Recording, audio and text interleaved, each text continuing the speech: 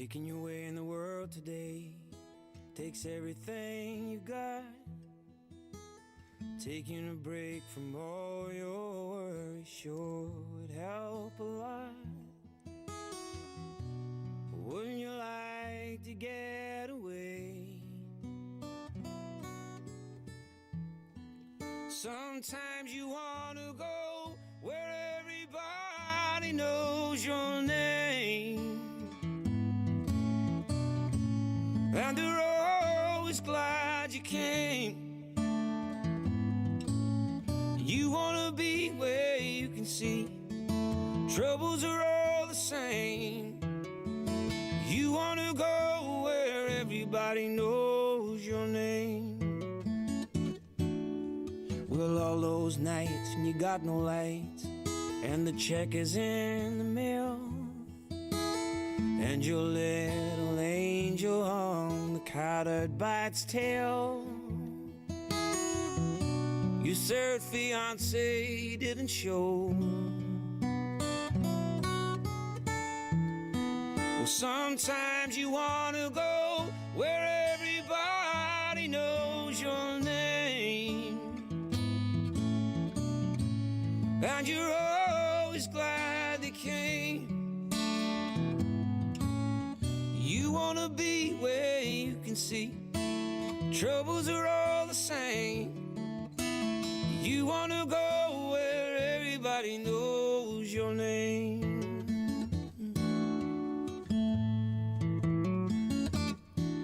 Well, you get out of bed and the coffee's dead. The morning isn't looking bright. You shrink right off to Europe and he doesn't even write. Your girlfriend says she's not a girl. Be glad there's one place in the world where everybody knows your name, and they're always glad you came.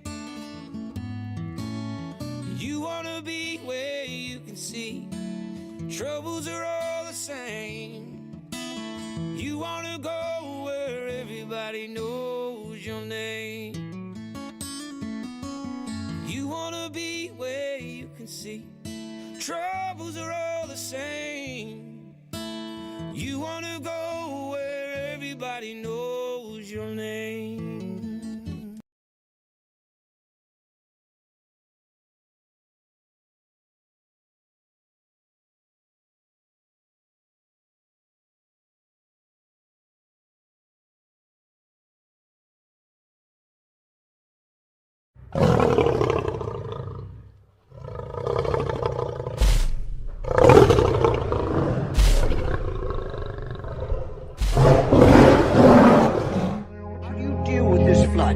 When fears come in and flood your mind, when you think you're going down, when you think you're not going to make it, when you think you're going to fail God, or you've not measured up.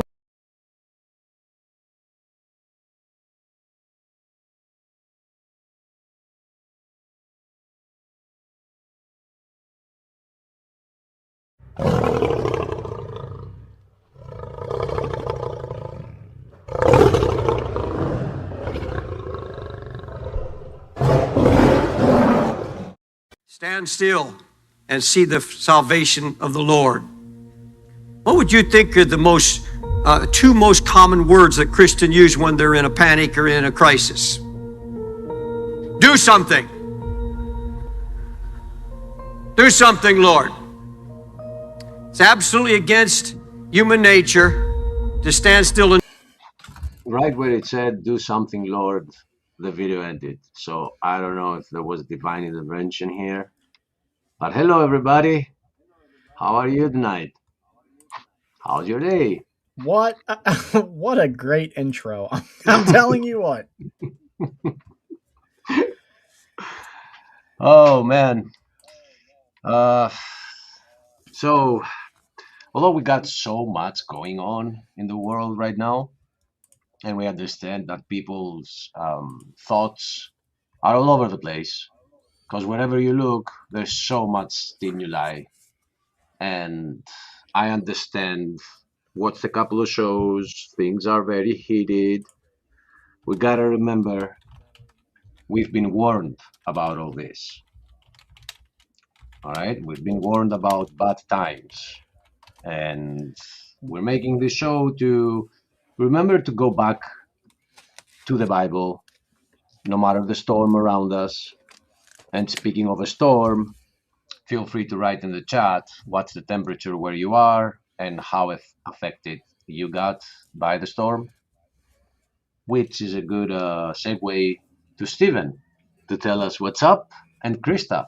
Hello, ladies and gentlemen. I mean, All right. So, welcome to Proverbs Guys Ministries. Hello, everybody. Just for your knowledge, we are not monetized, nor will we ever be monetized. So, if you're looking to help the ministry, which, by the way, is one of the only ecumenical ministries on YouTube that I have found, and you enjoy having this channel where people from different denominations can come together and exchange ideas and we can engage with atheists, you can support us through Cash App or PayPal.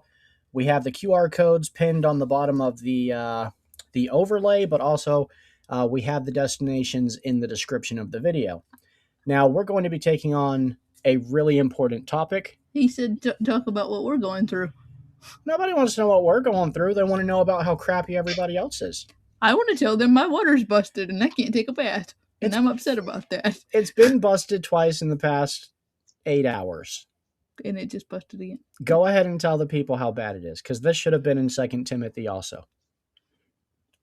It's just bad. That's all I got to say. It's just bad. I'm upset about it. You can't build them up like that. Like, so now you have to feed them. you said, Stephen, I think you minimized it. You said it's been busted twice in 8 hours, but you didn't say for how long it's been gone and then back and then out again. It literally just came back after, all night and all day. And 5 minutes after they turned it on, not enough time to catch the water in the bucket. If we knew we would have needed to, it busted again. Because people are laying internet wires down in the ground and they didn't know that that's where the water pipes were, and they busted the water pipes. They busted one on our road, they busted one in the main town, and they busted another thing, so now there's a gas leak. So, yay. So joy. And we cannot flush our toilet, and our son has a very small waste management facility, so he goes a lot. So it's just been lovely. But if you think that's bad, okay, you've got to see what's going on in 2 Timothy 3. It gets worse. What you guys went through reminds me of how easy it is to feel like the revelation is upon you. Like, it starts with a storm. Okay, we can go through a storm. Then the water runs out, stops. All you got is electricity.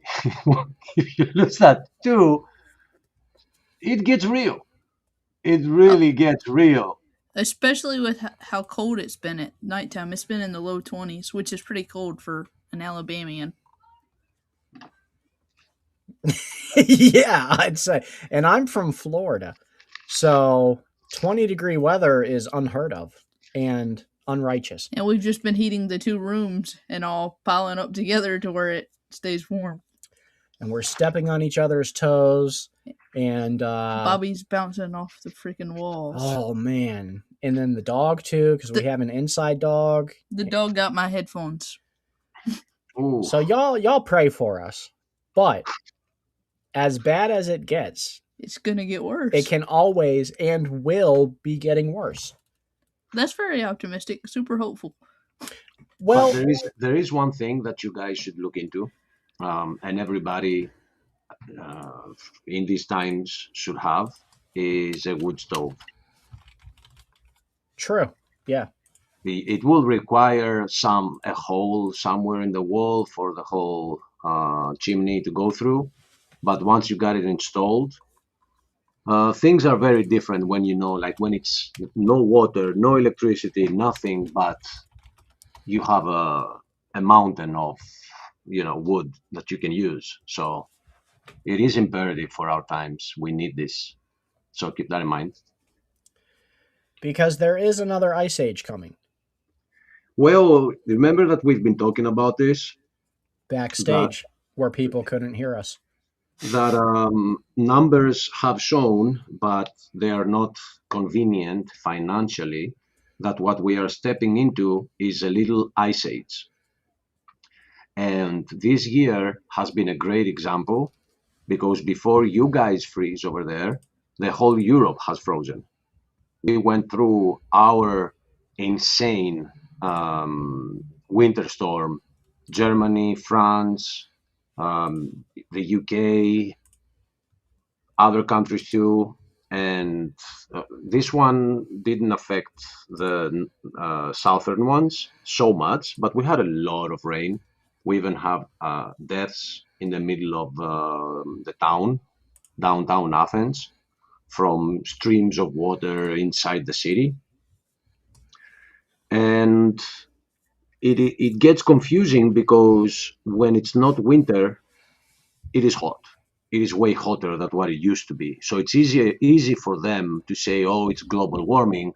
But the thing is that when the cold comes, it's way worse than what it used to.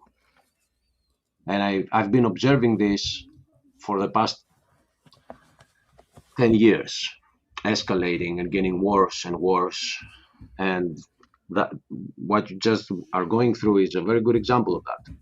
You have like 60% of the US like frozen.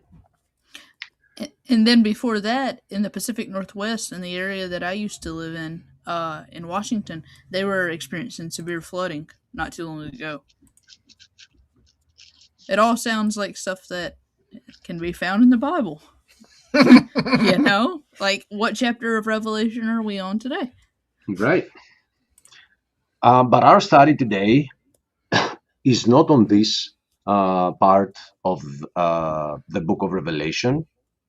Is more on the human heart condition, because this is what Paul is warning Timothy about how people would be like in the end times. And I got this ready to bring it up. I think we had a good segue to it. All right, let's do that.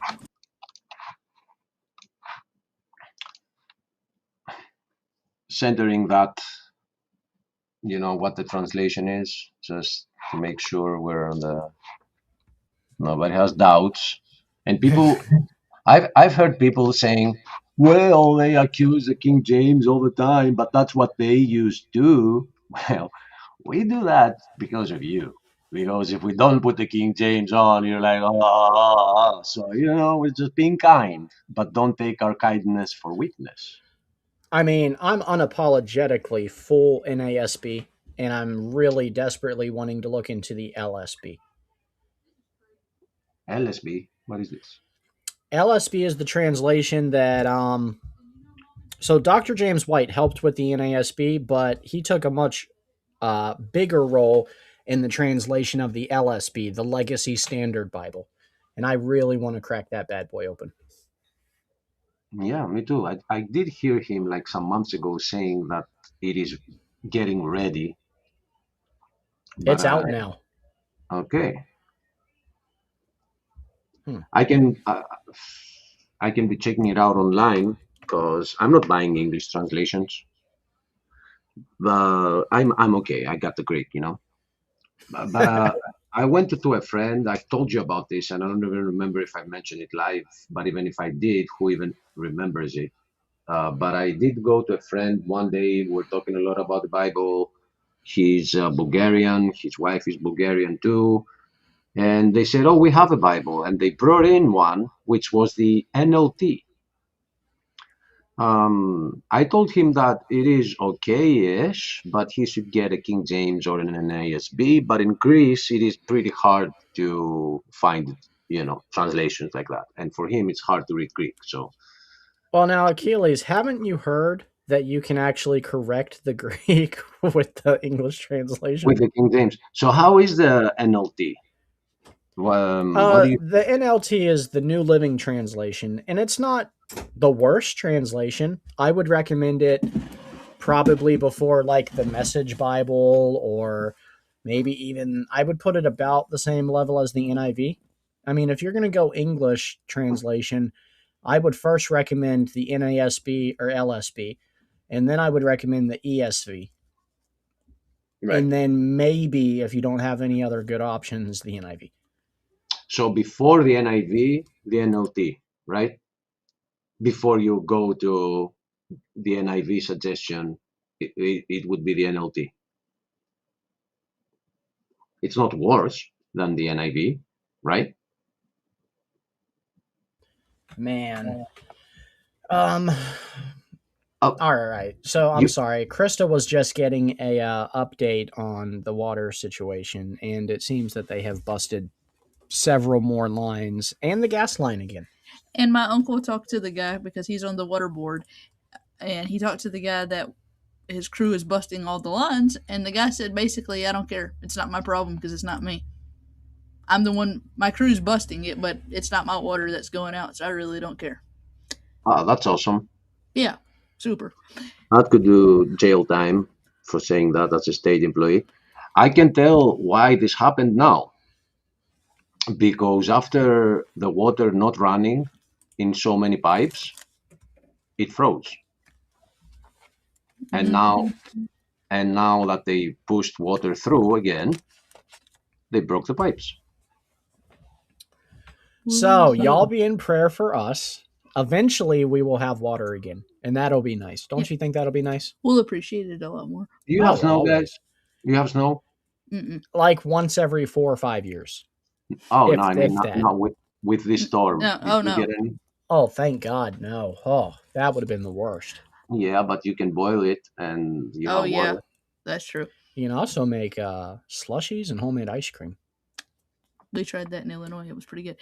So have we got into the chapter yet? Yeah, we've already finished it, and we were just waiting on you for the recap. Yep. What are your thoughts? It's some intense stuff. It's about to blow up. Okay. So Paul is telling his disciple Timothy, which I will point out again. I like doing this as of late. He's the only Greek in the Bible, Timothy, because he was an abomination to Jews, because his mother was Jewish but his father was Greek. So I'm very proud to have a Greek in the Bible, because other than that, it's all. There are others too. I think Demas was also Greek, but he returned to the world, so I'm not proud of that one. Well, we don't have a lot of Greeks in the Bible, but we have a ton of Romans who kind of hijacked your guys' culture and renamed it. Yeah, and the reason we have so many Romans is because the whole world was under the Roman occupation at the time, and Jerusalem too. So that's why you see them a lot, because they were there. They were occupying the place. Roman soldiers, Roman judges, like Pilate. Pilate, is that how you pronounce him?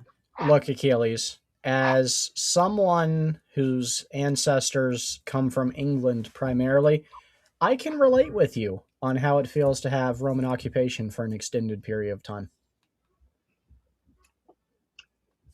Yeah, let's not get into that, because it's going to drive me through politics and start talking about, a new form of dictatorship that we're observing.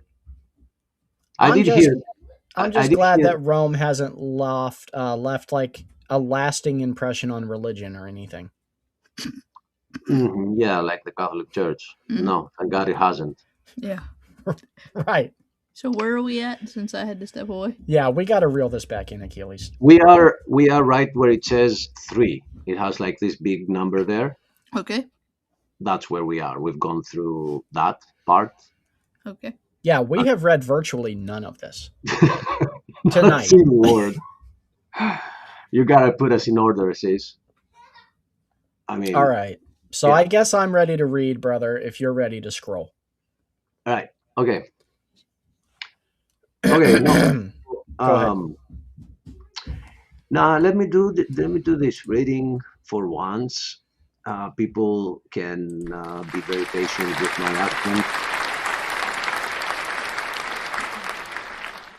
Just for the lady fans out there tonight, know that you're in for a special treat. The reason I want that is because I want to keep stopping on every word. So if you want to do that, you can go right ahead and give them the Southern accent. Otherwise, they're getting the Eastern accent. Tell them to go ahead.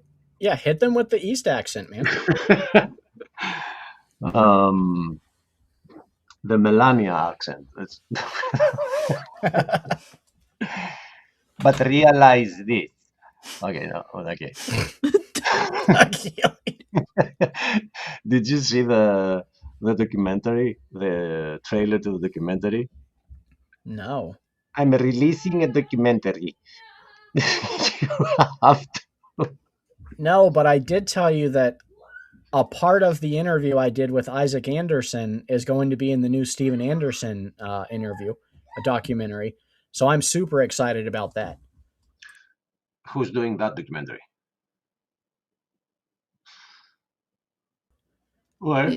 Did he say who's making the documentary? Yeah. Brother Paul Wittenberg.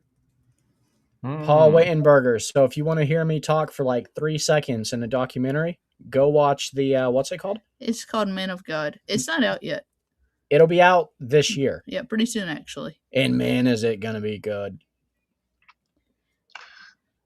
It's funny how before what happened with Stephen Anderson went down, one of the last things he did was go and have a King James discussion with James White, where he started accusing him of not being a believer if he's not a King James onlyist. Yes. And, that's in that's in his movie New World Order Bible Versions. Actually, what's funny about that is, so I didn't grow up listening to James White. So I had heard him. Tell them why. Well, he's like, apostate according to most people that I grew up listening to. But anyways, no, you said it right. According to some people I grew up listening to. That's exactly it. Yep. Yeah. So, I never really heard of him. I watched a movie one time that he talks in a clip of the show of one of Ray Comfort's episodes of Way of the Master, where he was talking about Jehovah's Witnesses and exposing the Jehovah's Witnesses. And then I didn't really hear anything else about him. And then I watched the New World Order Bible Versions, and he was on there.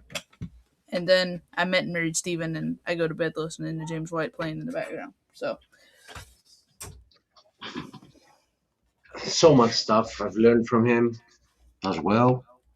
And now the reason they call him that is because he's the one that brings in the evidence of how we got our Bible, and he's focused so much on the manuscripts, which makes it very hard to continue the King James dogmatism. He's like the number one threat. It's exactly the same way why atheists hate Kent Hovind so much, and he's always there in their brain, rent free. Well, as you know, I read the King James Version, but the funny thing about that though is this: I went to a conference like 2 years ago, and the guy that I was, it's been more than 2 years, closer to 3 or 4, I guess. But anyway, the guy at the conference told me, the guy I was dating, he told me, he said the King James. I said, what do you do about the parts of the Bible where the Greek and the King James are not the same? He said the King James corrects the Greek. Mm-hmm. And I lost my ever-loving mind. Like, I was like, what? I was like, so you're telling me that something that is new and modern corrects the original language that it was written in? Like, are you serious? I was like, how do you trust that? He's like, it's off by faith. I believe it by faith. Right. And I'm like, no, you really drink the Kool-Aid.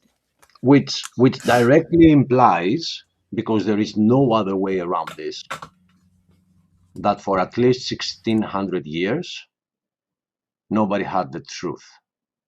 the first church didn't have the truth. It was, we had to wait 1600 years to get it right. Well, what I didn't know is that even the people that did the King James didn't believe that it was a perfect translation. I didn't know that. Like, I had never been told that. I never knew that. But, yeah, I didn't know that. Right, because the King James translators put in their introduction that even the crudest translation, if done earnestly, is a great English translation and a gift. They certainly were not King James onlyists. They're waiting to hear Achilles read, I think. I think he has a fan base that wants to hear him read. But that doesn't mean that we don't see issues in other translations too. We just understand that they are translations. And it's not that somebody was sinister while making them. There are a lot of idioms that somebody sees them differently. They want to put a better message out there, and that would happen after the 1600s. And if the King James is infallible, then why has it been revised how many times? 7? I know what they're saying. It's purified in a furnace 7 times. They're saying it got purified. Okay, so the first one was not infallible. The second one was not infallible. But the 7th is. It's dumb, guys. Whoever is listening to this, it's dumb, right? Look, Big Bad Mama is out here, and Big Bad Mama is saying that you're stalling and that you're milking it and that you just don't want to read. And if that's the truth, man, I'll read for you. But we're trying to get some donations for the ministry, and we have a much better chance of doing that if you talk more. Or if we keep stalling and make them like throw us some money so we can finally start reading, Pay us. We'll start soon as the check clears. 3 to 7 business days. So the reason I said that about old translations is because there is one part on 2 Timothy 3 that I think that the King James is translating more accurately. I knew this. I told Stephen this. I know what it is. Go ahead. And I'm bringing it up on another tab right here just to check out if it's the King James that does.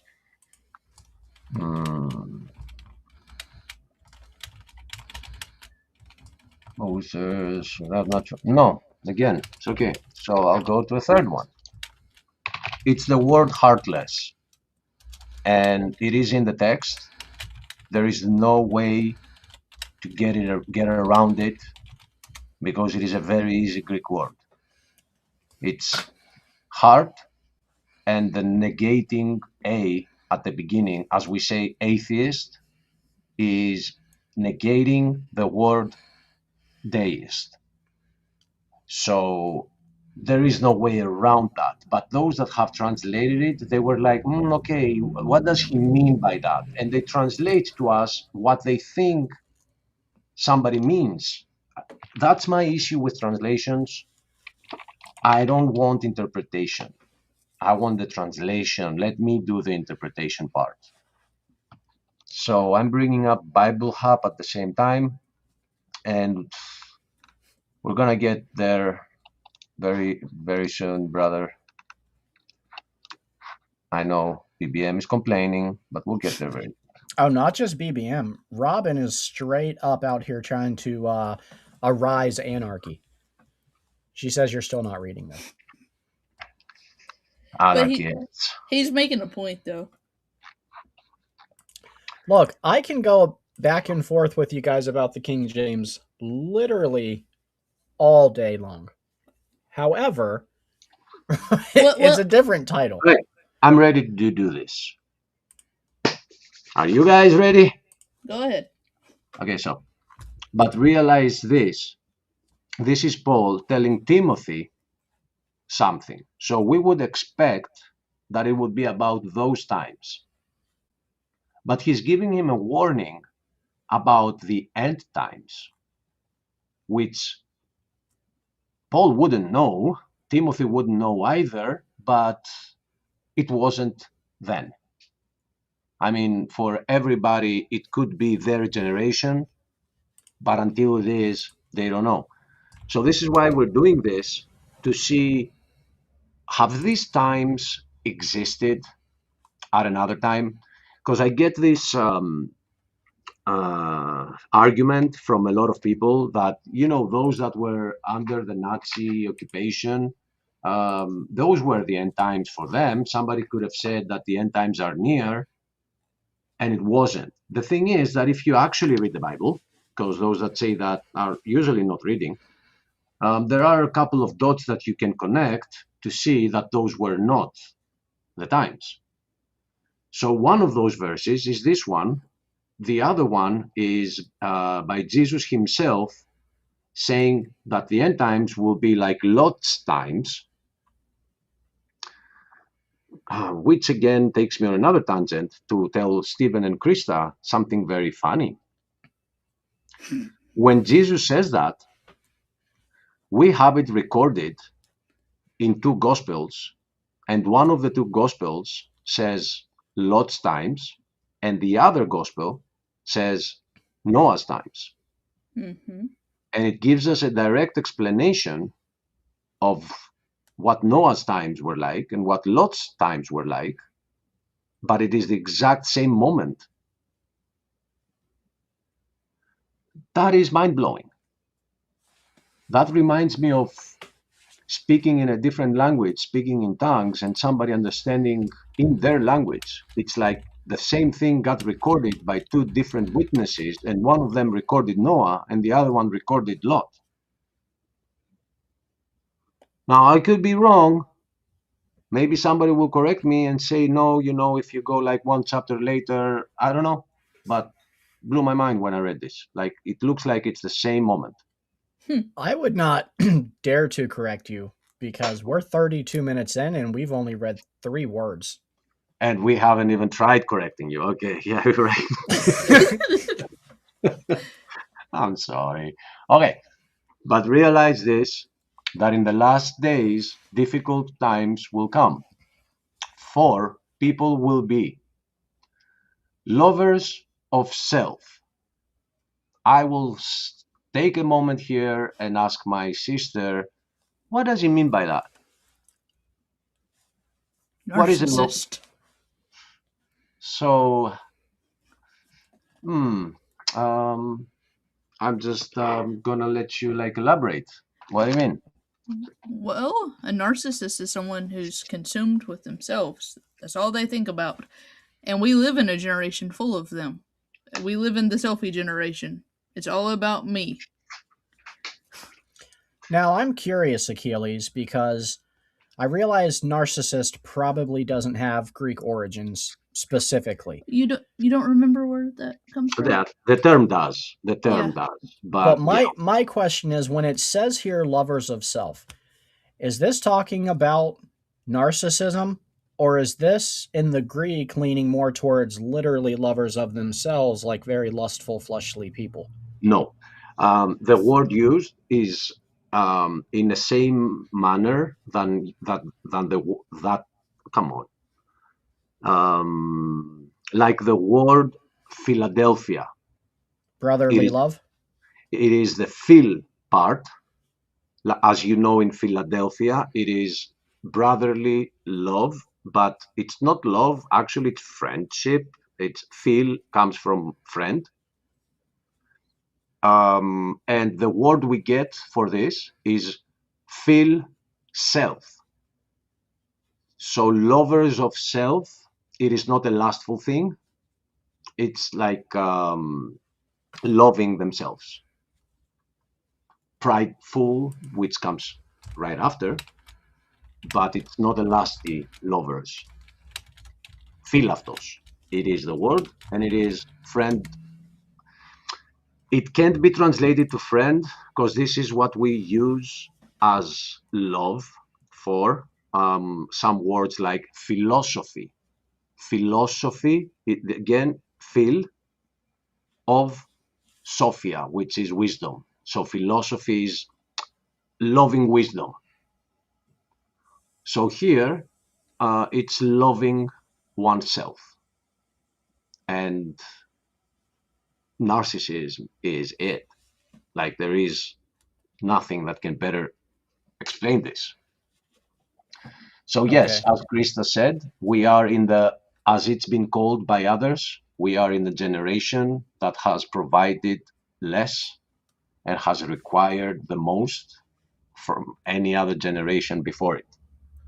It is the self-entitled brats. And you know, the next part is interesting too, because lovers of money let's and get to it. lovers of money, are we not there? And whether it's the government's fault because of inflation or what have you, but who do you know who is not saying right now that they need a better paying job, or they need to what? Make more money? Yeah, but it could be motivated for different interests though. Like, I understand someone who's struggling and they're making hamburgers at McDonald's wanting a better job to feed their family. That could be a good thing. But there are people that they're never satisfied. I know a gentleman and he has a very good job making very good money. And no matter what he says, he's always talking about how he can get more jobs, bigger jobs, better jobs to get more money. It's like, dude, like, you have the perfect setup right now.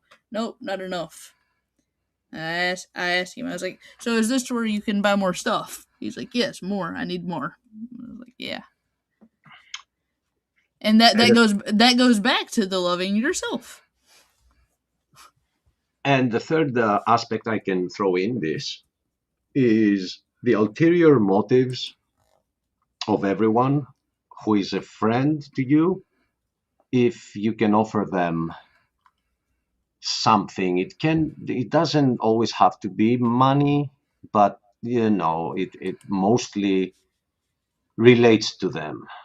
Like, I can bring 100 of different examples. Like, women these days look at men more in their wallet than in their eyes.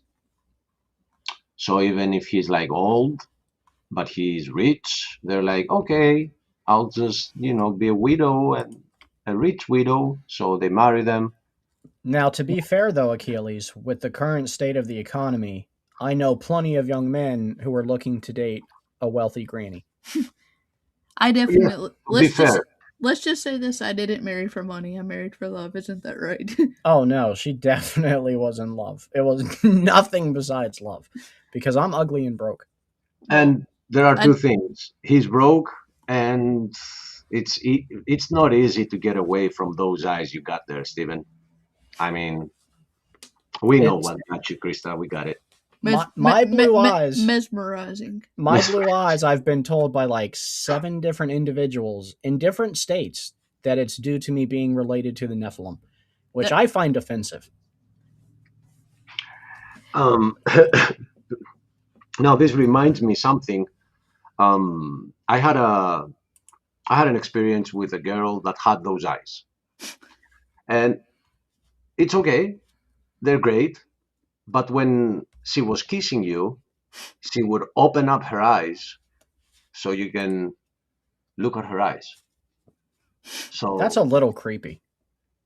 Exactly. So, there's a difference between being beautiful and knowing that you are beautiful. That's another struggle of our times. It goes back to the narcissism thing. Fall in love with themselves. And for people will be lovers of themselves. Narcissists that are obsessed with themselves, lovers of self, they don't care what they do to anybody else to get what they want because they love themselves that much. Like, lovers of yourself doesn't mean, oh, I just, I think I'm all right. It's literally, they don't care who they hurt if it accomplishes whatever they wish to achieve. That's what that verse is talking about. Achilles, Jamie actually makes a valid point. He says you can't know her eyes are open while kissing her unless you're guilty of having your eyes open too. To be fair, you can feel when someone is staring through you. Thank you. That would be my answer. You get it. You can see it through your slits there, and you open them up, and she's like looking at you like, okay, all right. You two are boastful and arrogant and slanderers. You're disobedient to parents. Hmm.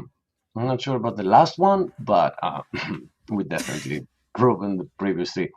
Okay, so let's get over the lovers of money again now. So you see that only for a couple of these words that are being given here, um, we see them around us in a way that you can argue, was it that much back in the day?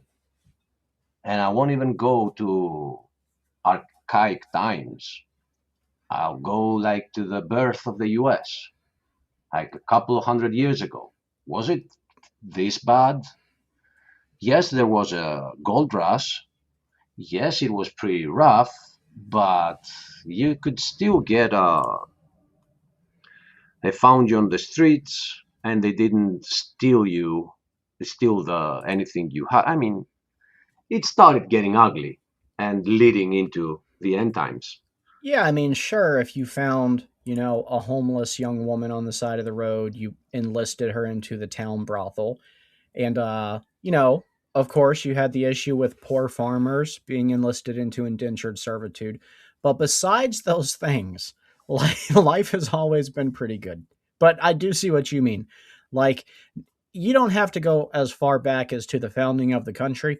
I can go back to when I was a kid in the early 90s and thinking, comparing that to now and how south we went that quickly.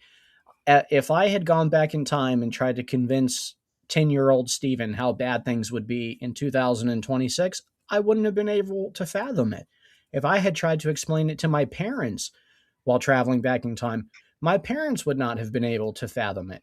My grandma says all the time, because I asked her, because I didn't get to meet my grandfather. He passed away before I was born. I asked her all the time, I say, what do you think that he would think about the way things are now? She goes, oh, he wouldn't be able to stand it because, like, he was a super, like, good Christian guy who tried to live really holy and righteous. She's like, I don't think he'd be able to live in the world that we have going today. So if anything, it just escalates and gets worse. But it didn't just happen overnight. Like if you go back in the 50s, things were so different all over the world. I think, though, that of course, obviously, it's a sign of the times, these things, but I feel like if Christians would have done what they were supposed to do and been Christians, then maybe it wouldn't have progressed as rapidly as it has. I mean, inevitably it will happen, but I just feel like maybe if Christians were Christians like they claim they are, we would have been loving our brother and loving our neighbor, and maybe it wouldn't have progressed quite this way, this fast. That's just one of my opinion. Although I could say to that although for us we don't know when the end times are, God does. I don't think God's plan can be altered, especially when it comes to the timing of the things. But that doesn't negate what you're saying, because Jesus tells us he wonders if there will be any faith on the world at Like the end times, right? like when Christians' lights are dim and they're not being the salt of the earth, and they're the good that's supposed to be in this world, like how do we, like, why are we shocked that it's so bad? Oh, yeah, and when salt loses its flavor, it's good for nothing. Yep. So I'm missing out on the comments, guys, even when Steven is popping them up. Not always. Yep, she's right. It all happened in 70 AD, guys. Yep, we agree, Jamie. We agree. And where we are in them, we can agree or disagree. You know, I think we're further in. Others think that it just begun. So, but there is no denying that these are unprecedented times where we wake up every day and we see things that we wish we didn't.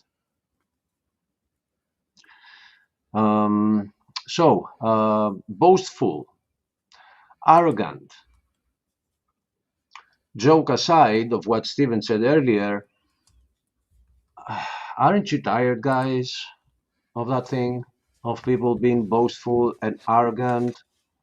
And I don't want you asking yourself concerning the community that we have been running around these 10 channels on YouTube, because this community tends to push those aside,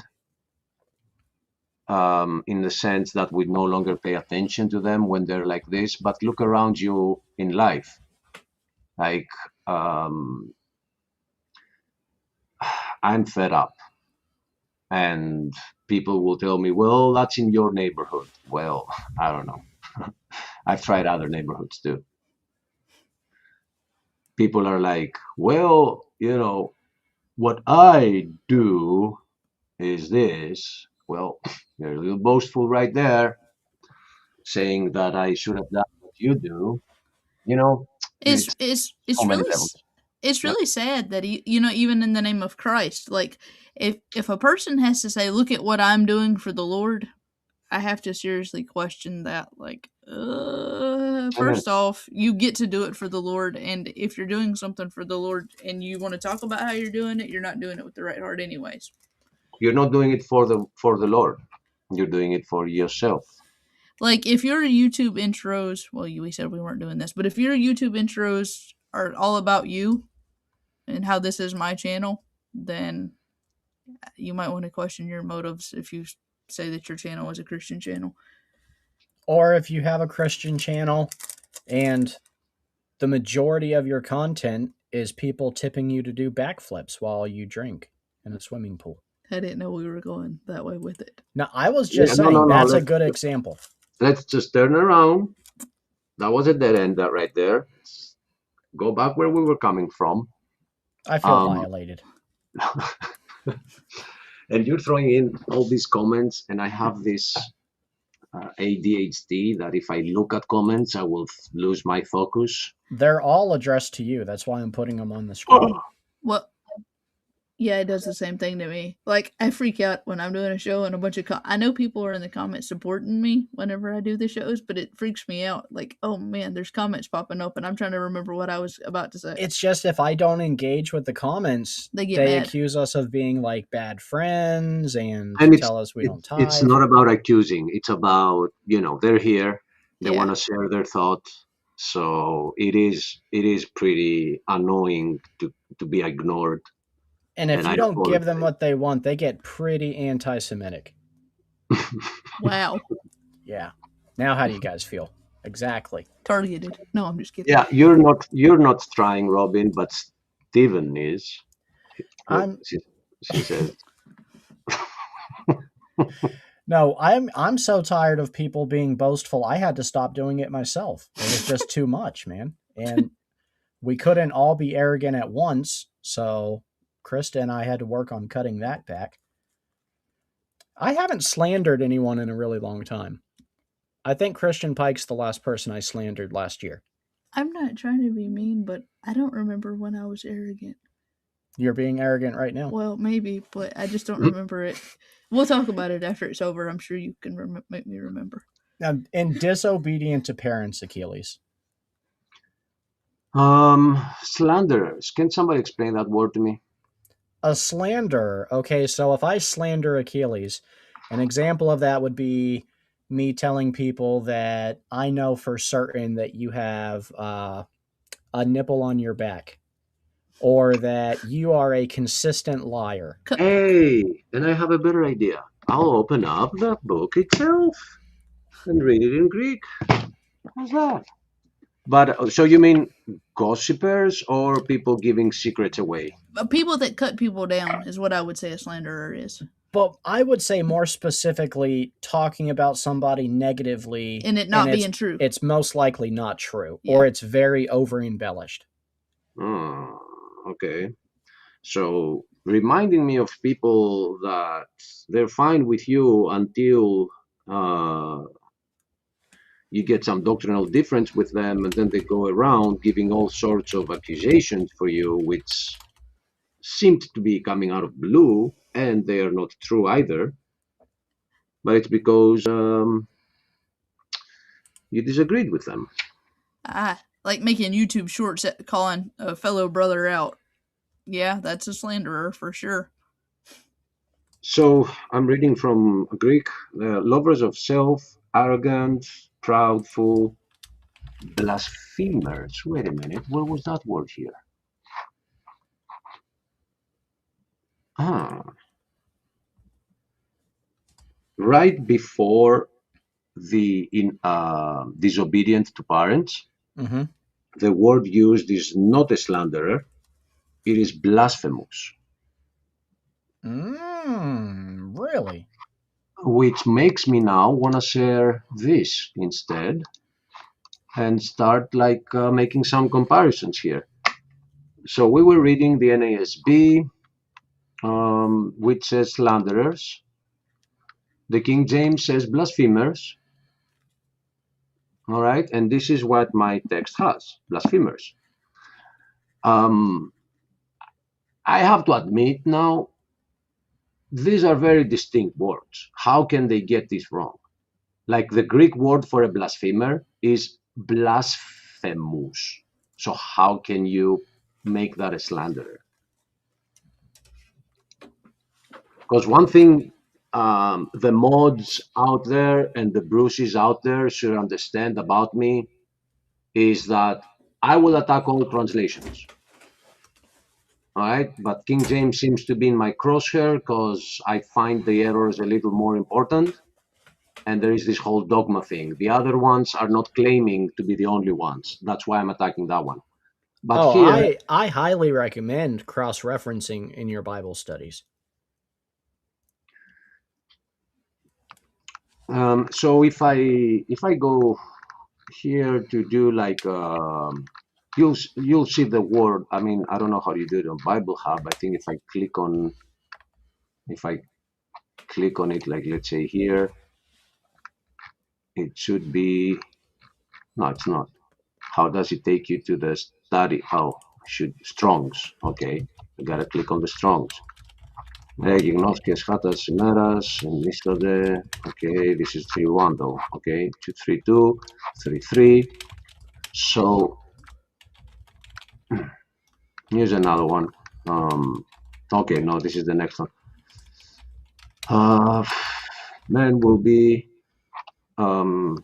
Here's the word as Daryl brought it up earlier. I didn't call it out, but Stephen brought it in the screen. This is the word, philafti.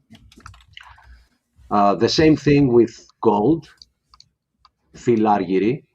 You see the phil part again. Argyros is silver. So what he's saying is lovers of silver, which means lovers of money. Boastful is alazones, it's exactly that. Arrogant is prideful, it's exactly that. But do you see what the Greek word is? Blasphemy. Yeah. And it turns it to abusive.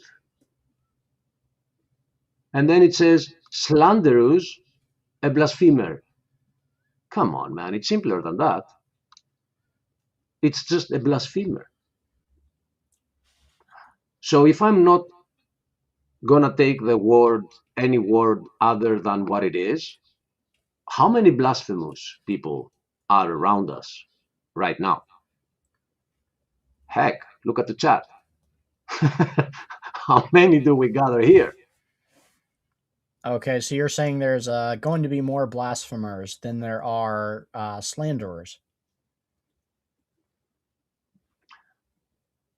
To be honest, I didn't catch the exact meaning of slanderer, but from what you understood, it is different because a blasphemer is against God, right? Slanderer would be against one another. More, yeah.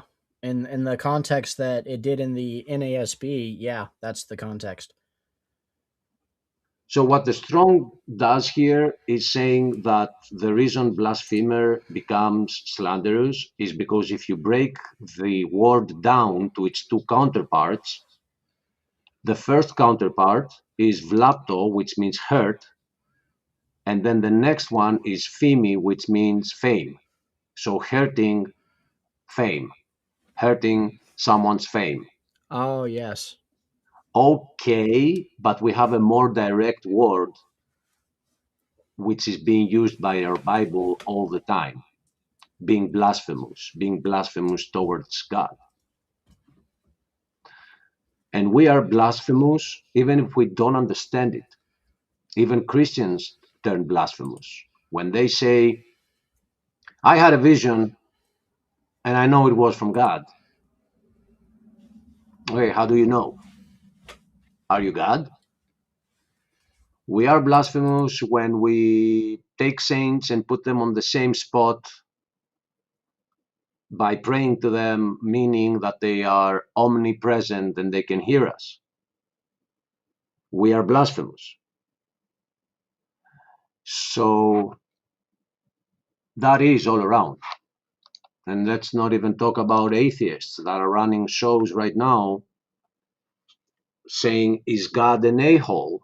And they're going through Genesis 1 to Genesis all the way until it's convenient to them to I prove wish that I God wish is, the enemy. Go ahead. I'm sorry. I wish I had more time to go on Mark's streams because I would love to crash one of his parties on one of those particular streams and give a Christian defense because they're always wielding the worst narrative out of it. Yeah, and I guess you wonder, like I am, is it even worth it? Like he's gonna get you into the whole word salad there. So anyway. So I just think that the word blasphemer should not be interpreted. It should remain as it is, and then maybe have a parenthesis or have an asterisk and saying this could also mean, if you break it down deeper linguistically, but don't give it to me as like a straight meaning. So here we are, and we were on the boasters part. Proud. Okay, wait. I'm not going to. Which translation are we reading now? You tell me. I don't know. That's why I usually stick to my New American Standard.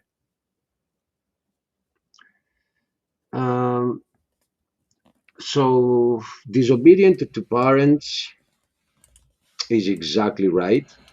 It is what I read here as well. Ungrateful,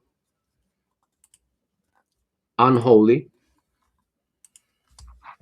without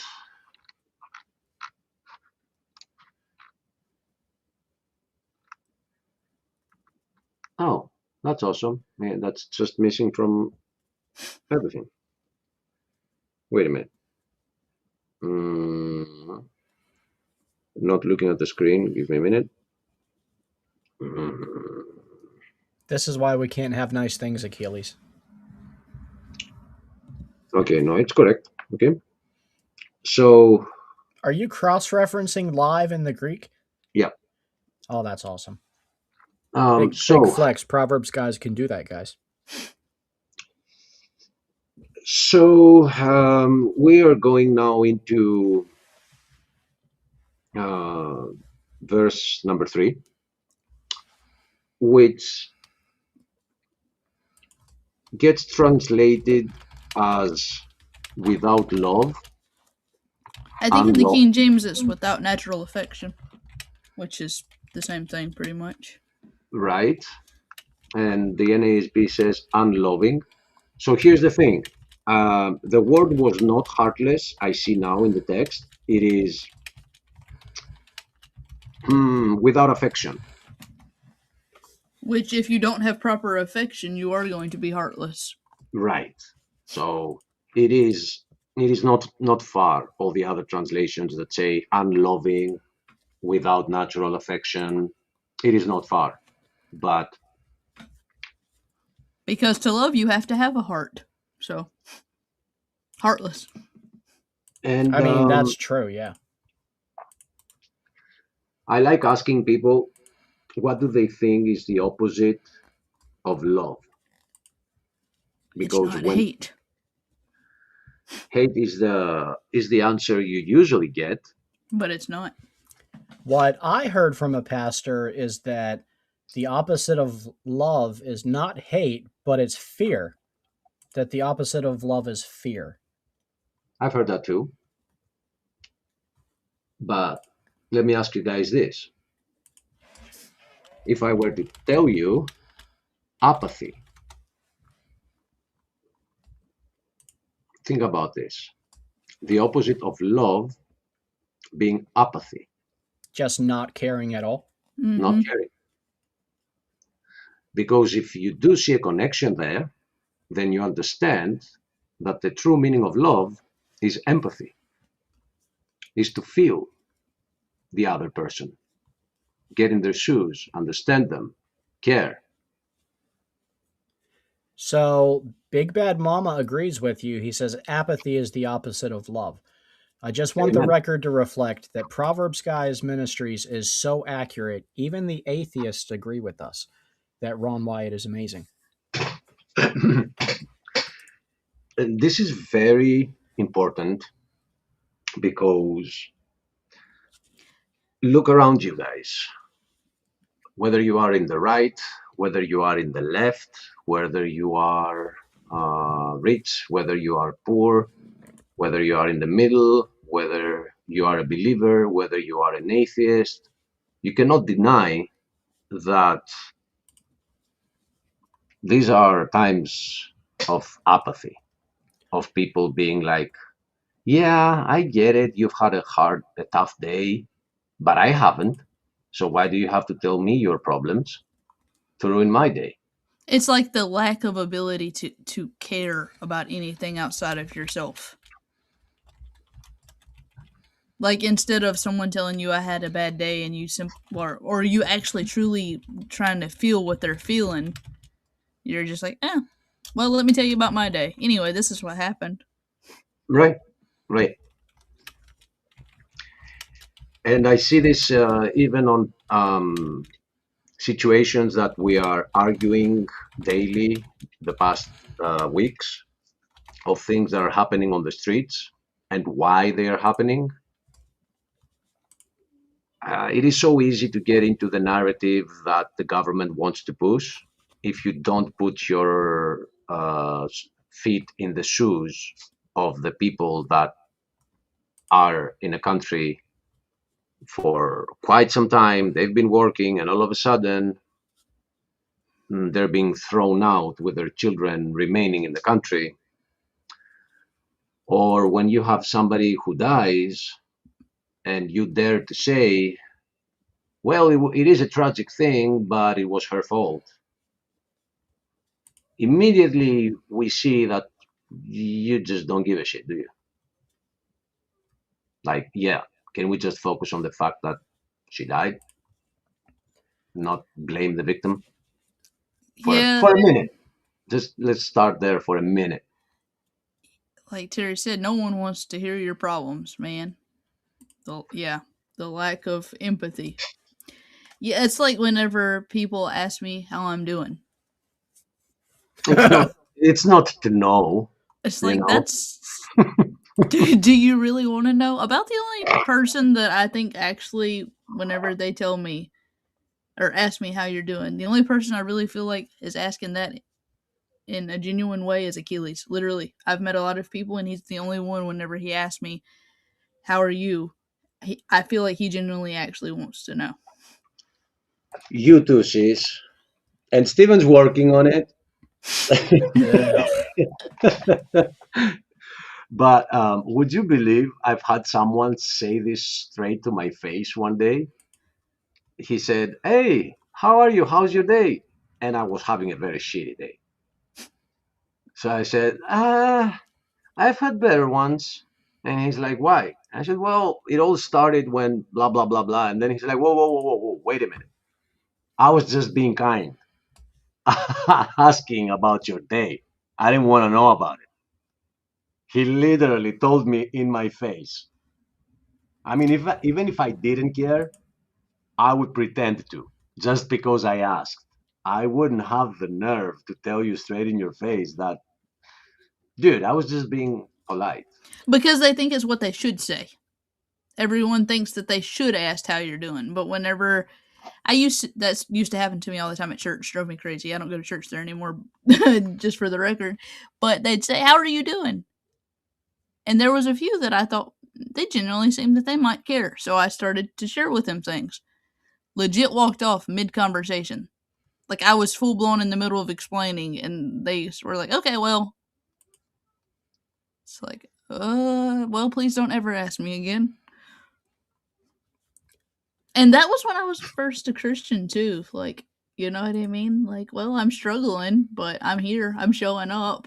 Well, the common denominator between all of these traits that we've already read and the ones that we're going to continue reading are all traits that we see exhibited flamboyantly in the common day narcissist. And it's almost like the scripture is telling you that in the end days, there's going to be this huge plague or outbreak of narcissism. And what do we see today? You don't know a single person in your friends list who won't tell you that they have dated a narcissist or are married to a narcissist or broke up with a narcissist. Everyone knows a narcissist. And if we're honest with ourselves, we know several narcissists. And if we say we don't know a single narcissist, there's a great chance that you are that narcissist that everyone else knows. I read there's a narcissist in every friend group. And, I don't know the one in mine.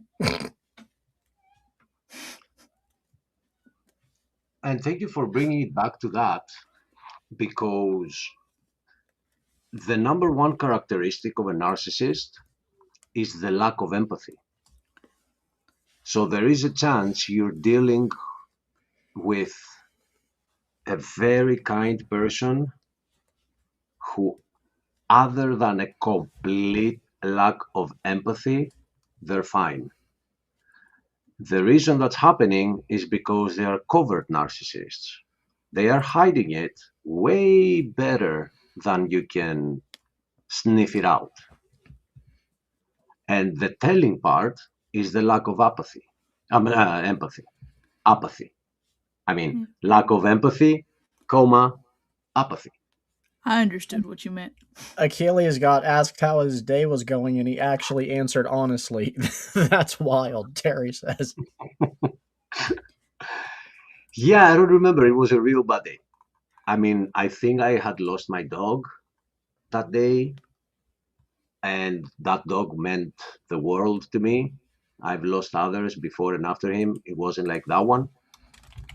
So I think that was the day I got asked. So, maybe there is a time in your life, dear Terry, who you can be a savage, but I like it. There are those days in your life where when somebody asks you, you want to tell them. You feel like grabbing that final moment, one moment of empathy from somebody and hanging on to it. And you're like, I'll tell you, because it's been like shit, and they fucking ruin it. I'm sorry. Oh, Achilles. I'm sorry. Go ahead. Look, Krista is just like that, Terry. Krista can be very cruel, but in the sweetest way. I'll give you an example. What the actual heck? If I'm in my feelings and I feel like I'm just being a total jerk, and I go in the living room and I'm like, honey, I'm just a total jerk. I'm a butthole. You're wanting your spouse to be like, no, honey, you have your days, but you're human. You have really good quality. Not Krista. Krista will just be like, a little bit, yeah. Be like, have you thought about working on it? Yeah, I do that. Mm-hmm. Well, she's not a liar.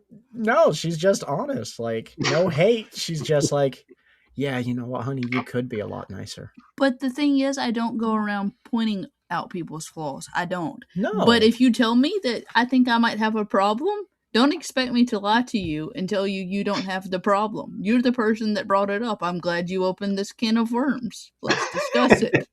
Does No, anybody in the chat know what Maud's problem is? Like, she's been dogging two people. I don't know if it's Krista and Steven or Steven and Achilles or Krista and Achilles. no, I think it's me and you, because the fact that we are trying to make some people a little more empathetic about some social issues makes her call us liberals. And they're like the gay agenda guys. I mean, I don't get that connection, but she's been going around about this a lot, and she's asking if I'm mad about it. I'm not mad. I'm just hoping at some point she will realize. Go ahead, Kristen. Let me ask you a question, Krista. Oh boy. Out of all the things in the Bible that people and groups accused Jesus of, and it's a lot, right? A lot. People accused him of a lot of things. Did anyone ever wager that he acted like a narcissist? Mm-mm. And that's because he wasn't. He wasn't a lover of self. He wasn't a truce breaker. I mean, he literally did the most sacrificial thing that anyone has ever done for anyone ever by laying down his life for people that didn't deserve it. So, and I say that to say this: we are supposed to act the way he did. So if he did not display any of these categories we're reading tonight that falls into the modern day narcissist, we shouldn't have that either. And we're all guilty of different aspects of this. I've been guilty of multiple aspects. Like, I can be the biggest jerk in the world, but that doesn't mean you shouldn't try to work on yourself. Yeah, I've been this way my whole life, this is just who I am. Those are just excuses. Yes. Or God made us this way. God did not make you to be a jerk. He didn't. You're lying to yourself if you think he purposefully designed you and put in all the artwork and effort that it took to design you so intricately. For you to turn out a butthole. For you to be a turd. Yeah. Jesus didn't make no turd. You made yourself a turd, or a hard life made you a turd. Well, they say, I am just the way that I am. That's who I am. Well, I mean, God can change who you is. That's the whole point. Let the gospel message reach you, touch your heart, make your heart a heart of flesh when it was once a heart of stone, and he helps these issues. Yes. There you go. The gospel. Bam. So let me get into a couple of comments, because you went on and that was great. So now it's my job to go back to the chat a little bit and just say that the issue is, I don't know if Maud is still here, even if we disagree on some views, the fact that what we've been doing here from the beginning of this show, it's been 1 hour and 13 minutes, is go word by word on the Bible, means that this is not the right time for you to accuse of something that is completely different and political and just say, I'm getting out of here, like telling others to do the same in a weird manner. And then I would get to this comment. I understand, Jamie, that you think they are naive, and I'm not insulted at all. If I had been insulted, you would not be seeing me around. But I come in Greece, from Greece. Aiden is in Canada. We're trying to help you guys to see that things are not always black and white. I heard one of our brothers in Christ, I don't want to name them, who said, we are meant to follow everything our government says. That's what the Bible tells us, because they're placed by God and all that, okay? And unless they make us worship an idol. So, quick thoughts from me, the liberal, right? So the guy that just got elected and he put a golden statue of himself, and whatever he does, he's right. Even if he starts killing people, it's fine. You don't see that that's a little bit of idolatry there. Second of all, is that where you draw your line?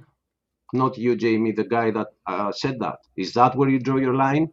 Like if the government starts shooting people, like bluntly, not what we're seeing right now, which is like debatable, quote unquote. All right, let's just start shooting people. You're still meant to obey them? Because Well, my Bible says that I am to obey them until they go against the word of God, not just an idol, the whole thing.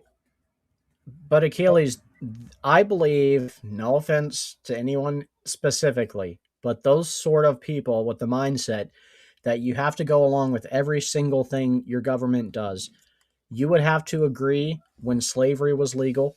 You would have to agree with so many wicked laws that we had against Native Americans. And in the end days, you'll have to agree with your government that forces you to get the mark of the beast. And you'll make the excuse that it's okay for you to take the mark because your government told you to, and the Bible tells you to listen to your government.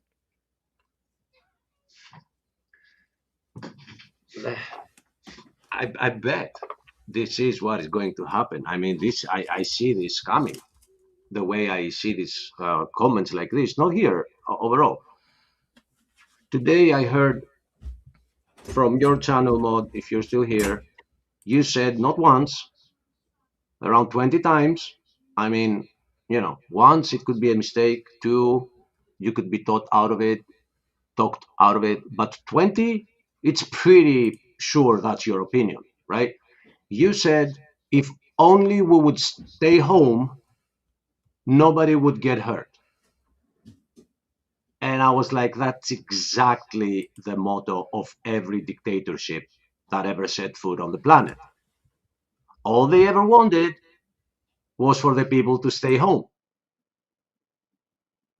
It's like the order. They go out in tanks in your city with megaphones saying, do not leave your house, stay in, you will be safe. So because I've had like a couple of dictatorships in my country and the Nazi occupation, I feel like it's a responsibility to warn you that you're not meant to say that. So anyway, I see that totally derailed this. But it can be led back to the word, to many words here. And look, I agree. And that's one reason I have got myself out of politics. And honestly, I want nothing to do with them. Like, I am a fourth generation conservative, and I'm so conservative. I have worked for the Make America Great Again committee. I have helped various governor races and congressional races, gubernatorial, raise funds and campaign. My dad was a campaign manager most of my life for various campaigns. So, like, I get the love of politics, and I don't think there are many Americans alive as conservative as I am. But the Republican Party has left me personally. It's become compassionateless. Like, I agree that sometimes there are some hard decisions that have to be made, but if you go back and look at the records, President Obama had deported more illegal aliens than President Trump has at this point, and we had zero casualties for American citizens, at least from ICE and law enforcement.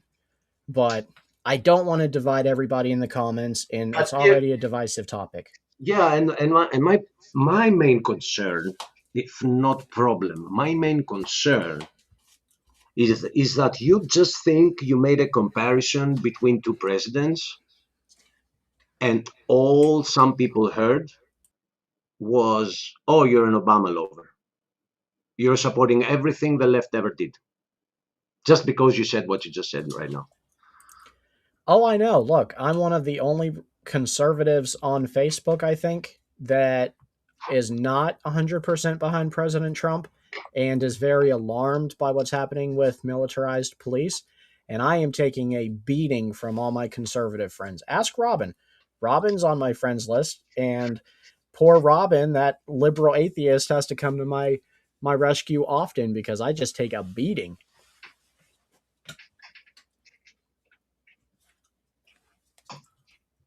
It's all right. Let's get going. Get back to the study, shall we? Yes, please. So where was I? Okay. So I'm going to go back here and share this so it makes it easier for the eyes because I'm getting a little confused with all the translations. I'll just be checking the Greek, and if I see something that's different, we're gonna jump to another one. Thank you, because with my ADHD, you almost made my brain melt. Yeah, even mine. So, unloving, irreconcilable. Wow. Oh, wow. What were we just talking about? I mean, why can't we just agree on some fundamental human rights? Because we're entering that place in history, that time in history where it's just irreconcilable. We cannot reconcile our differences to become one. And I feel like when somebody tells me, no, look, this is what's happening, and I tell them, oh no, what's really happening is this, I'm actually expecting that they're listening. But I'm wrong. They're not listening at all. So I don't understand why I've been wasting my breath. It's because their pride won't let them listen. And that's a great point, because being prideful is not just to have a big idea of yourself. It is also to just think that what you think is what is correct on everything, and not hearing other views about it, and to step out of the whole political thing that we just got into. I'll jump into the Bible. Somebody has a theory about, let's say, the end times, and you have a different theory. They are obligated to examine your facts, to change their theory if the facts of the Bible itself contradict the theory. But they're not. Maybe because that's what my church is preaching. So who am I to know better, even if I have a Bible? This generation is being raised to be a generation of drones. They can't think for themselves. And a lot of the churches are propagating that.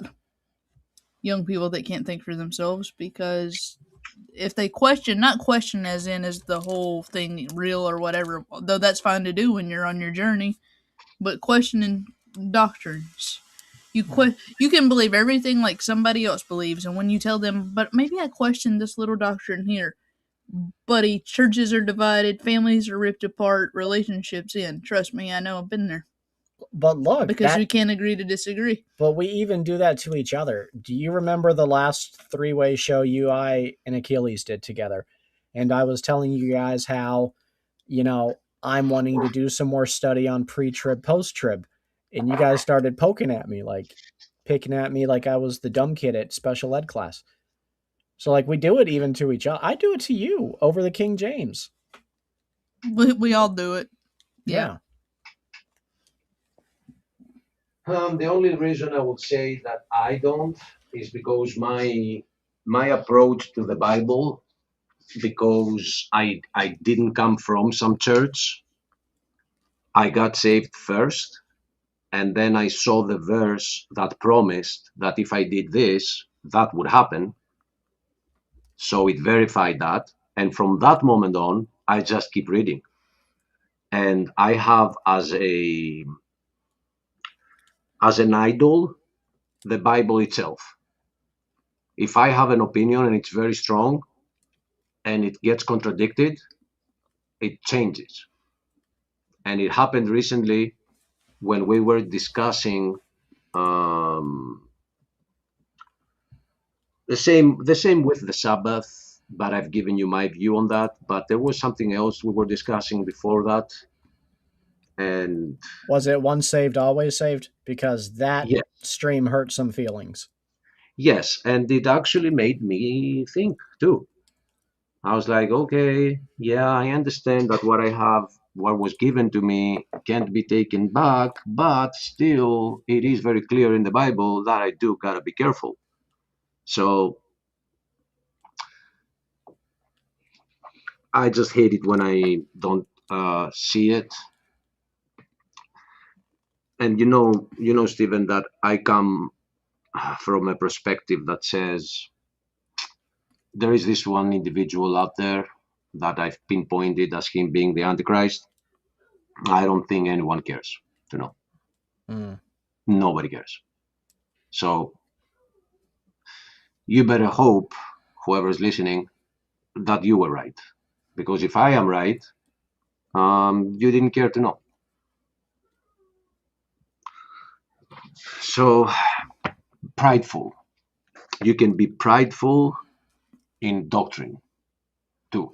Even whenever you think that the other person, in the back of your mind, you're going, "Ain't no way that this person is onto something." And what could it hurt to listen to them and give them the time of day to tell you their point?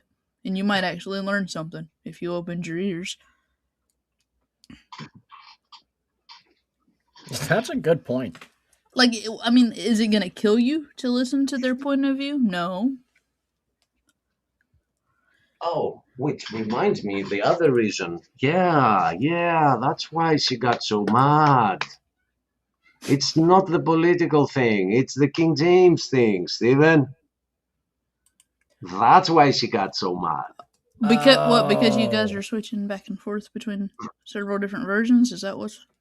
Yeah. No, because I think we took Achilles made some comments about correcting the King James, and I forgot that that was such a hot topic for her. But look, even then, if Krista starts treating me like I'm less than in any way because I don't read her King James, or flip that script, if I treat Krista negative or like she's lesser or dumber than me because she doesn't read my NASB, that's translational pride. You can have pride in anything, but the Lord hates pride, period. And it's pride in anywhere in your life. But like, see, it's a shame though that someone can listen to a show like this and the only takeaway they got from it was they bashed the King James. Like, there's so much good information. Like, Exactly. if that's your takeaway, then you're focused on the wrong thing. And that's not me being ugly. It's just true. But that's the wage of pride. And Loss of information. And if they weren't blinded by that pride, they would see that I actually attacked the NASB more later. And Because Achilles, when you did, what did I reply to that? we were thinking, that's what you replied. And that's so important sometimes, when you see something, to not rush to excuse it and say something, but use your ears instead of your mouth. And I would never presume that my NASB could correct your Greek. Like, that would be so childish and dumb of me. Yeah, it's not mine, guys. I mean, I've heard this. I'm sorry, Krista. I've heard this accusation so many times. Oh, Achilles, she thinks she's so much better because he knows Greek, and therefore, the thing is that God sent you somebody who can actually read it. Yeah, praise the Lord, you know? Amen. Don't make me feel bad for being born learning Greek. Yeah. Duh. I don't know. It's really like, I didn't used to be. I feel like it's something that God's helped me with, actually. Like, since I've been married, the fact of me thinking that, I don't know, being married has taught me how to agree to disagree, I think, more than any other thing ever has. And what's important to agree on and what's not so important. Like, you can get in an argument with your spouse and be mad all day long, and then when you really think about it, like, I don't even remember what were we mad at each other about? What was the argument about? And it doesn't even matter. Mm-mm. It's the same thing with our brothers and sisters in Christ. Like, we beat each other up and knock each other down, and we're like, wait, this really wasn't that important. What are we arguing about? Let's just agree to disagree. It doesn't really even matter anyway. I miss that we cannot agree to disagree anymore. I really do. And since we're on this level of a discussion, let me throw in a complaint, not with you guys, but around here. Although we gotta continue, keep trying, I have lost my mojo to keep going, arguing, because nobody changes their minds ever. I mean, I want that one person to say, I had actually never thought of that. Thank you for bringing that up. I'm gonna study it. I'll admit, Christian does that. Christian Pike does that.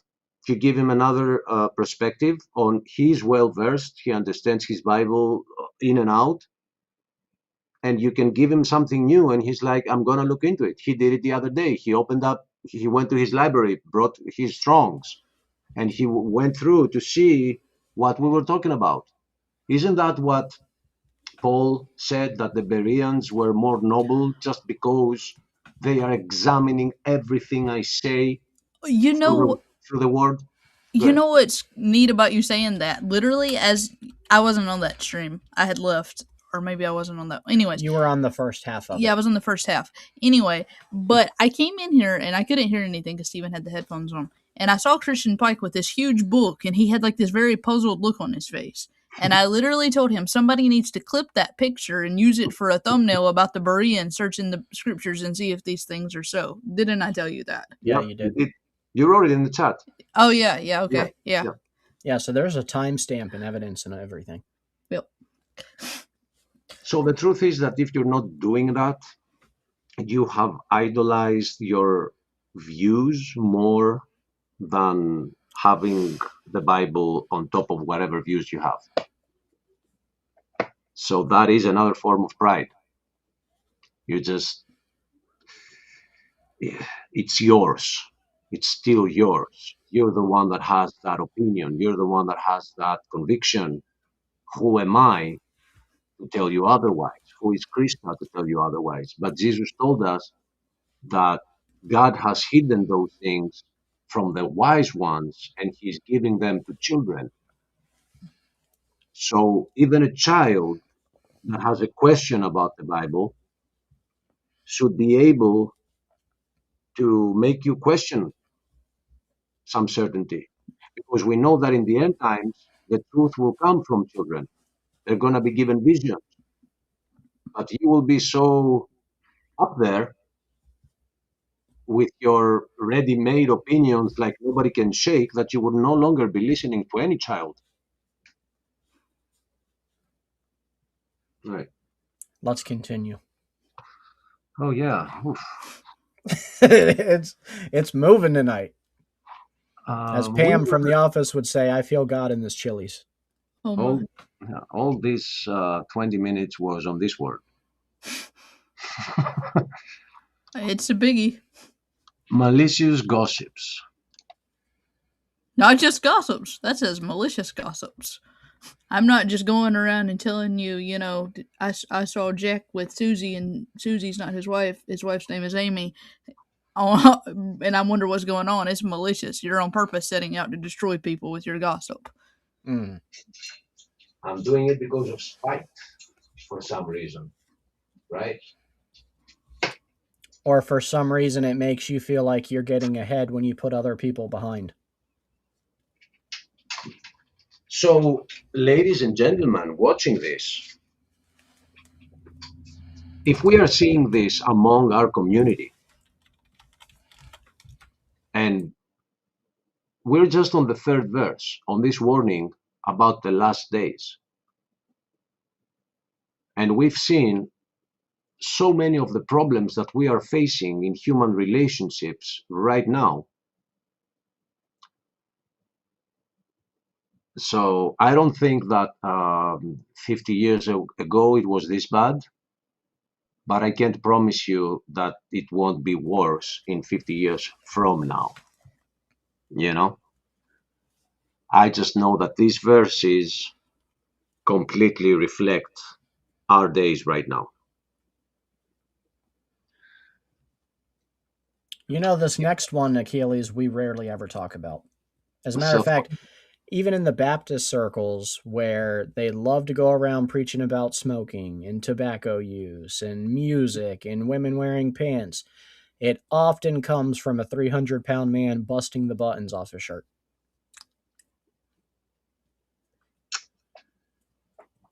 Let me add something here. If we go back to the previous verse that says unloving, I know that in the back of your head you just said, oh no, we made it to the fourth one. Now we have to go back. That's going to take us like another day. But no, it's going to be fast. Uh, Allegedly. I just want to throw in the words given by the text instead of irreconcilable and malicious gossips. The text says spineless. Dwell on that word, spineless. And the next one is devils. And then it is without self-control. Then the next one is unaware, like uneducated, unaware of their surroundings, and not friends of virtue. So whatever the translation is, we get whatever you want to pick. You can see it in society today. Even if it's this, even if it's the Greek, even if it's the other translation, all these words are reflecting what we see around us. Haters of good is the word that I saw here as not friends of virtue. So enemies or haters of good. Brutal is probably the devil's part. But they're probably analyzing this to what the word devil actually means. It means to distort. So that's why they're changing it to malicious gossips, right? Because this is the name that we also attribute to Satan, Diabolos, which means to distort, distorter of truth. If you have something to add, guys, I'm gonna read more. I'm gonna read further. We can continue. Treacherous, reckless, conceited, lovers of pleasure rather than lovers of God,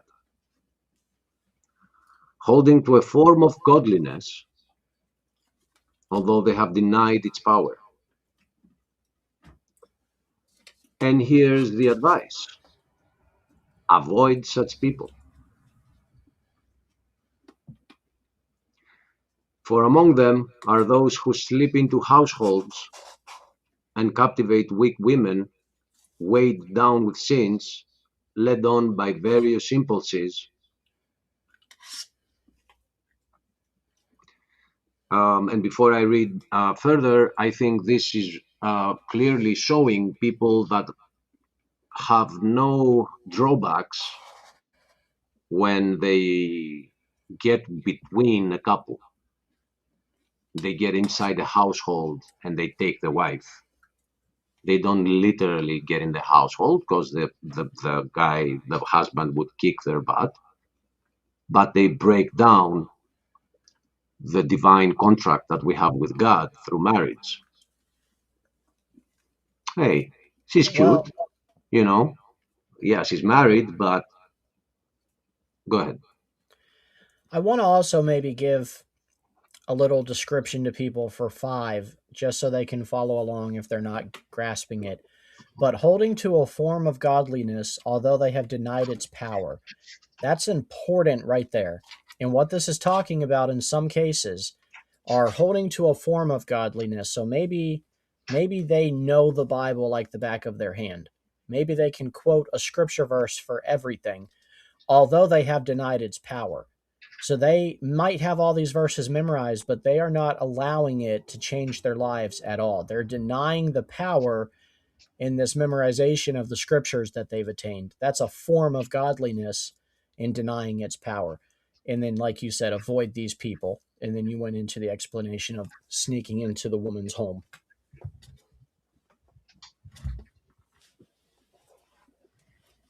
Yeah.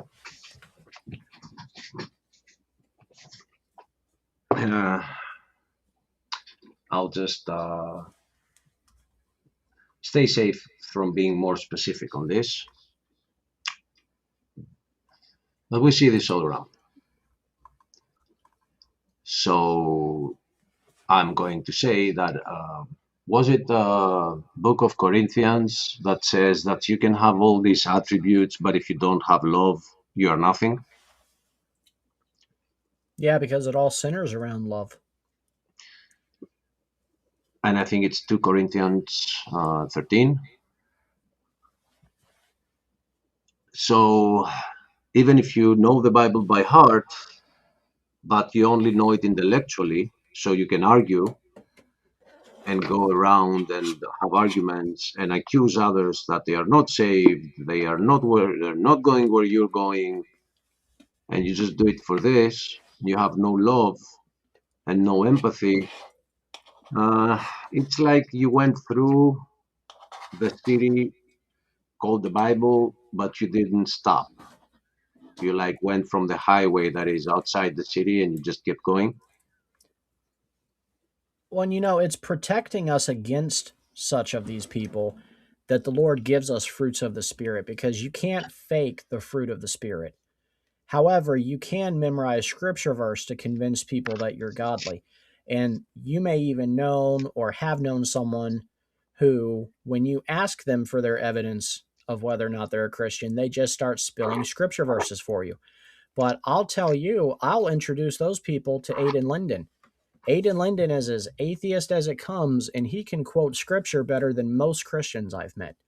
So just memorizing scripture is not the measure of godliness. No, definitely not. I mean, I grew up in a Christian household, and as a child, I had memorized books and books of the Bible because I went to a Christian school. And it wasn't anything about actually knowing the God that the scriptures were about. It was an impressive notch on my belt for the peers that I was around. It had nothing to do with God. I didn't even know the scripture that I was quoting what it meant, but I could sure quote it. But what is cool about that, though, is whenever I was in sin and not living for the Lord, those same scriptures, though, flashed through my mind. Like, I couldn't get away from those scriptures that I had memorized, though. That is the really neat part about that. But yeah, don't get me wrong. I mean, there's no question that the Lord can't use that. Just like the situation you described, and even with Aiden, the Lord can use that to work on Aiden. No question. I'm not saying that's always a bad thing. What I'm saying specifically, though, is don't let that be someone's evidence of being saved, that they know a bunch of scripture. Or their exterior, what they look like on the outside. That's something that a lot of people like to prop up. And I dress right, I comb my hair right, I smell nice, I got all the exterior things just right, and I can pass off like I'm a Christian, but my heart's just as wicked as sin. That's a form of godliness. I mean, it doesn't matter how long your skirts are. If you're a lady trying to dress modestly, if you have a heart that's wicked, it doesn't matter. That's a form of godliness, but denying the power thereof too. Yeah, so on the outside, he's charming and attractive and wears a three-piece suit and drives a Mercedes, but inwardly, he's got some sexually transmitted demons. Yep. And I don't know if you weren't here, Krista. On the next verse, I saw, and I'm just telling you because you're a woman, and I think it is it's much easier for a woman to feel what this verse is talking about, where it says that people like this are slipping into households and captivate weak women And does it mean by weak women? It doesn't mean that a man physically picks up a woman because she's weaker. It says weighed down with sins. A weak woman that is weighed down with sins, and they lead her on various impulses, or who is led by various impulses. And to me, this is showing clearly that people no longer care if a woman or a man are married. I mean, some do, but I've seen this around so much that, Dude, yeah, go ahead. I'm telling you, I was just having this conversation with Krista a couple weeks ago. So, okay, I have my dad's wedding band. You know, he passed away a few years ago, and my mom sent it to me, and I used that as my wedding band for this marriage because they had a long marriage, and I want to have a long marriage also. Um, so I have a very nice wedding band from my dad, but I don't like to wear it. Really, the only times I wear it is to special occasions and to church. I'll wear it because I mean, call me a hypocrite or whatever you want, but I try to abstain from anything I know with pagan origins possible, and wedding bands is one of them. Krista hates that. This is one of those things that we don't. Yeah. She absolutely hates that trait about me. Yep. And she'll tell me, I wish you would wear your wedding band so the girls, you know, at that hotel you work for would know you're married. And I told her, I'm like, honey, you can't go by that anymore, because we're at a time in history now where society is so wicked that seeing and knowing someone's married is a challenge. You know, if they think you're just a lonely loser, they'll leave you alone. Nowadays, if you see a wedding band, you're like, ooh, competition. Yeah, for me, it's I wear my wedding ring because I am married and I'm happy to be married and I want everybody to know it. And I don't know, but no, that doesn't make you pagan. But I'm not. I'm not asking. I'm not asking if it does. Right. Exactly how you phrased it. Women seemed, not all of them. I'm not putting every woman under this, but I've been out there. I've been flirting. I've been seeing stuff, and I see that a woman will look at you if you are with another woman, but will not look at you if you're on your own. So my understanding of that is that they're saying what you said, Stephen, that if you are alone, you're probably a loser. That's why you're not with a woman. Therefore, when they see you with a woman, they're like, I want what she has. And they don't know my flaws. You know, so they'll see me at work, they'll see my wedding band, and they'll be like, oh, he's married, so he's at least good enough for his wife. I want that. Where they don't know about my sleep apnea. They don't know that I pass gas under the covers and try to trap Krista under there. They don't know that I'm a monster.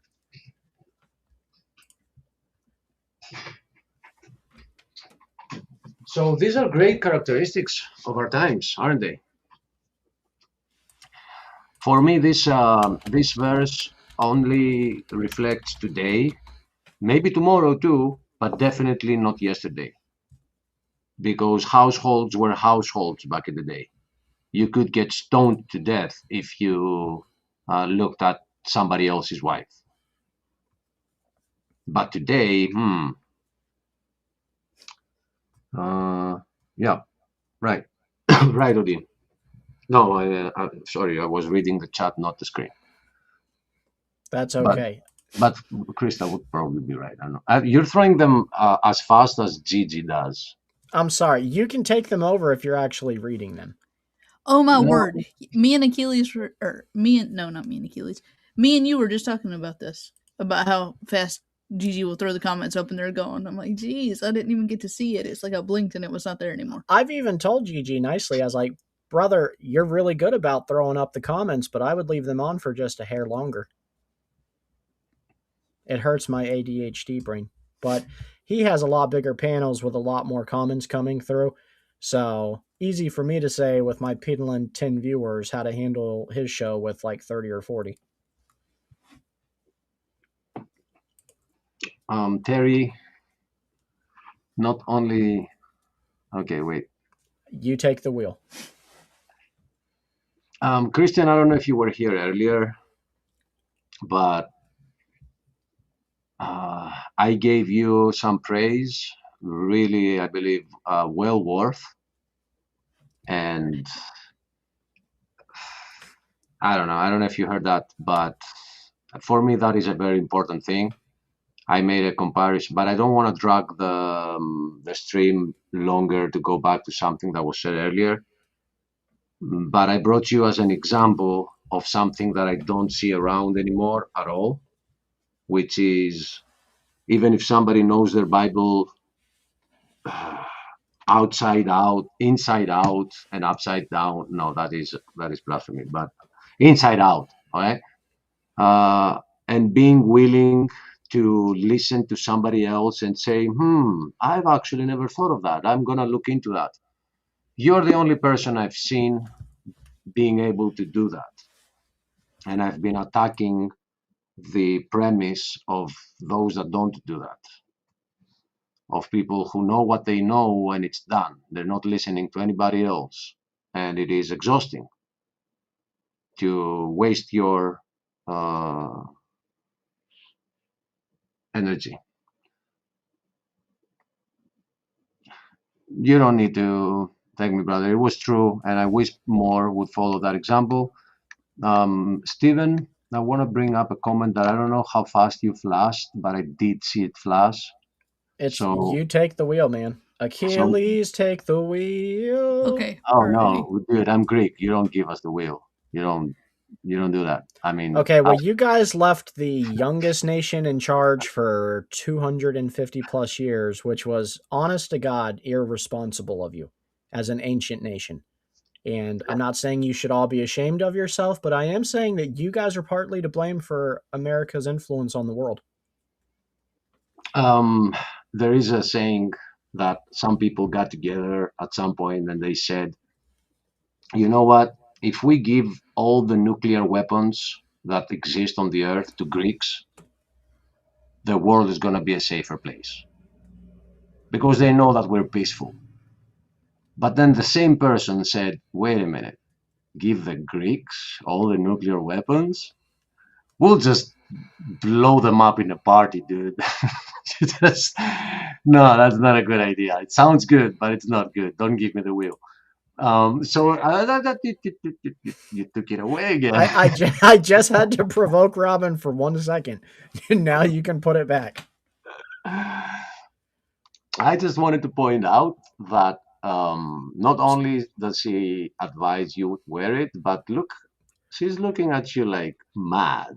I don't know if you see that. She's angry. It looks like she's calling me a pig, but she got one flaw in her little comment. And I'll tell you what it is, Terry. I don't have brown eyes. So try again. See, it's deflecting. He has the nose, but not the eyes. You know what? So far, we have not read a single thing in this chapter about deflecting being negative. So, you guys are just harshing my vibe. I mean, I can Deflector. It does not say deflector. You're a Greek liar. Greek. I can tell you it's in the Greek, and you go. Oh yeah. Well, I can't challenge that. I can. Yeah, man. Got him. All right. Okay, so for me, this was very important, and I'm glad that chat and panel can see how people are doing this today, how they don't care if somebody's married, if they are hot, if they are wealthy. They say, well, survival of the fittest. If I can win your husband because you just turned 50 and I'm like 20, sorry, they don't have that ethics. We can analyze why. It starts with the family and the ethical difference that families have today because they're not based on the Bible. But let's not. Go ahead. I would say, about the trying to attract somebody else's spouse, like if somebody's trying to lure you and they know you're still married, what makes you think they're not going to do that with you when they get you? Oh yeah, because as soon as you get promoted to wifey or girlfriend, his side chick position is now open. Yep. Like you left a vacancy Yep. that he's going to fill. Yep. Yeah. Right? Great point. Because the eyes of man are never satisfied. Yeah. I mean, ask Tammy. Christian is not the type of man who can just have one great love. He needs like 6 or 7 or 8. They call them children, Stephen. You did get it. Did you notice Christian has read the second Greek? You have that Yes. book, right? It's in the Book of Hesitations or Second Opinions. And that's what it says there, but I kept it for later. Okay, so always learning and never able to come to the knowledge of the truth. Just as Janes and Jambres, wait a minute, and I just closed the Bible. What is this? Yanis and Yambres, what is this? I'm going back again. Dude, if you don't know what that Greek word means, how are you going to ask me what that Greek word means? I mean, I'm going to tell you it means feta cheese. Opposed Moses. So they are not Greek names. They are probably Hebrew names, and it has to do with the story in the desert that probably those were the two. Oh, well, they were guilty of rebellion. Is that where the rebellion comes from? And he makes the connection that Moses was the truth and he was being led by the truth. So these men opposed the truth. Likewise, today, these men also oppose the truth. Men of depraved mind, worthless in regards to the faith. But they will not make further progress, for their foolishness will be obvious to all, just as was that also of Jannes and Jambres. So we're going to stop this study here, mostly because this is the shocking part that we wanted to get through, that we see a clear window that Paul had into what we see around us today. Of course, there will be more if we read further, but we did this to look at all those words. And what do you guys want? Do you want to open up the panel, have some other thoughts of others in? So I threw the link out into the comment section. I don't want to go like a really long period of time, but 15, 20 minutes, we can open the panel up for people to come share their opinions with us, as long as they agree with us, that is. Well, it sounds like I got an army in the chat that's for you wearing a wedding ring. So, well, those people are obviously living in sin, and we weren't going to let them on here. I'm kidding. Everyone's welcome. This is where Krista hijacked Stephen's stream. And Christian, that is the number one excuse that men are giving. So I don't know, man. No, I actually believe Christian, because I do that too. If I'm wearing my wedding band, I will twist it and play with it and take it off and, slide it between fingers, and I drop it all the time. That's why we don't do bands here. We do rings, because then you grow up, or you grow, like your body grows, your finger grows, and then you can't get it off. You need a surgery to get it off. I don't like that, Achilles. That sounds a lot like I'm going to lose a finger. I remember times of my parents where the wedding ring had left like a mark on the finger because it just never moves. And well, yeah, that's supposed to be the case. Yeah, right? Hard to find these times. And I don't think we're finding them. So until the panel gets any visitors, and as this study is actually the study that we tried doing the other day, that we actually ended up doing a test. It had to do with whether we are in the end times. So even if you exclude the whole book of Revelation, which is very confusing, which if you connect it with Daniel, chapter 7, 8, 9, even Daniel 2, and you start making to figure out where we are we in, are we out, it can get very confusing. Only using, hello Terry, 1 second to finish the statement, only using this verse and the verse that Jesus gave us about the end times being like Lot's and like Noah's. So if you go back in the Bible, the tricky thing here is that he says as the times of Noah, and then he continues saying people were getting married and were going about their day, and then the flood hit. But that doesn't reveal anything about the times. So if you go back to Genesis 6 and you look at the reasons why God decided to flood the world, then you have these three connections. This one that says the end times, and the other two that say that the end times will be like this. So you had times of Noah first, who people's hearts was filled with evil. And then you also get the times of Lot, where it was the times of Sodom and Gomorrah. So if you put those three together, it is like we have an overlaps and we see the point that those three intersect. So wherever you think we are in the end times, if you are honest with the Bible, you cannot deny that these are the end times. Hello, Terry. Bye-bye, Stephen and Krista. Hi, there's a song playing. I don't understand. I'm sorry, what? You're cutting out. And now you're muted. Hello, Robin. Hello. Hello, welcome. I'm fighting with my avatar. Yeah, here it is. So let me get rid of the screen. That's a very big me right there. Okay.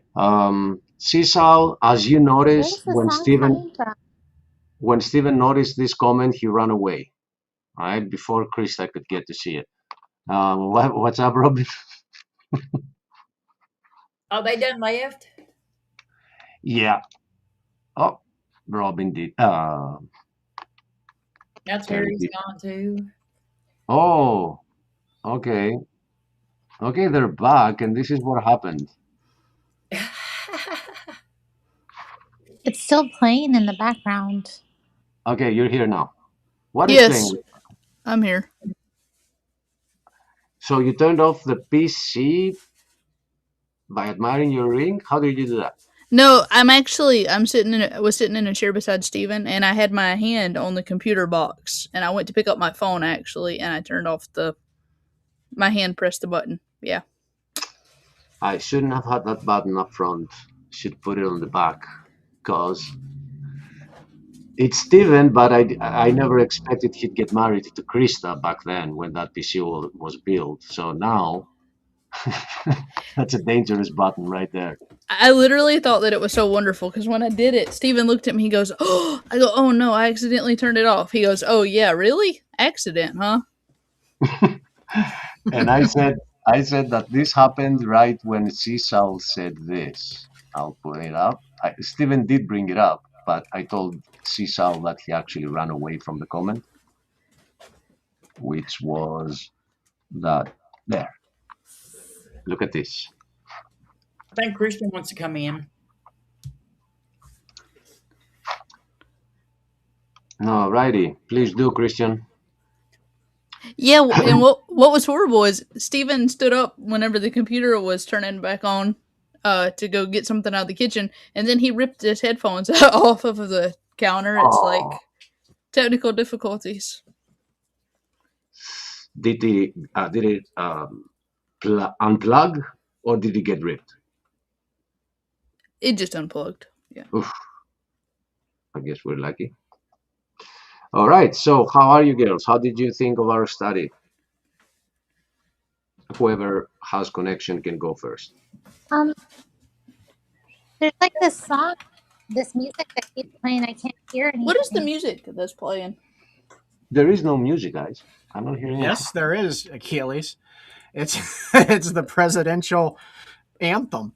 I wondered about that. Before that, I heard Linkin Park. I didn't know what was happening. Where is that? I'm not hearing it. You were the only one, Achilles. Wait, what? It ain't me. I don't have that Strange. song. Yeah. No, Wait a it was minute. playing from EV Mux. It was the presidential anthem that we use for when Dan comes in the room. I was gonna say maybe dance. Oh, okay. So when did that start playing? Tell me it wasn't playing through, like the whole playlist was playing through when we were doing the study. I think it just started doing that. I don't know. Hope. That would be bad. That would be bad, and it should teach Robin that demons are real. Yeah. Yeah, because she let us go the whole show with music and didn't tell us. I did not hear nothing. Like Yeah, I didn't hear anything when I was in the chat. It's just when I came back here. We want you guys to know how important you are to Proverbs Guys Ministries. Okay, so Terry, let us know of what you think of Stephen for not wearing his wedding ring. Oh my gosh.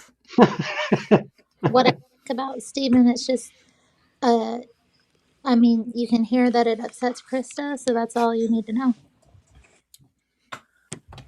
Very well said. Like, But he did have a I good ask you to reason. wear it. He did have a good reason. Yeah, your reasons ain't good enough. Okay. Let the record reflect that Terry just came onto the stream, kicked me between the legs, and told me I had ugly children. Because she's a savage. That Never was said nothing about Bobby. I mean, I've came up with an ulterior answer. You could just wear the ball and change leg shackles. okay. It's not just the pagan thing. I also hate jewelry. Like, don't give me an expensive gold necklace. Do not give me a nice bracelet. You know, don't buy me a watch. but Like, it feels like I'm wearing handcuffs. But you know what's awfully weird about this whole thing? What's weird about this whole thing is I didn't know until very, very recently, actually, whenever I was very curious about why he didn't wear it, that it was a whole thing. What's also weird about this is if it's the pagan thing, you gave me one. Mm-hmm. So it's okay. So it's okay for me to be a heathen.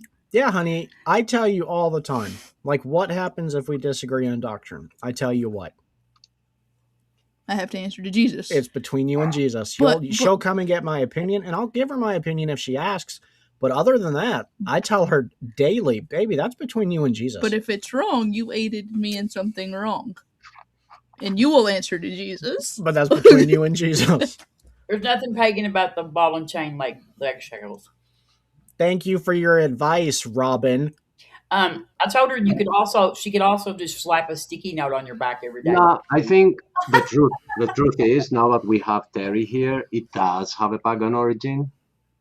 Terry can elaborate what it is. Actually, that's how this whole conversation got brought up in the first place, because Stephen told me one night, he's like, you know, Terry and them agree with me about rings being pagan. And I was like, really?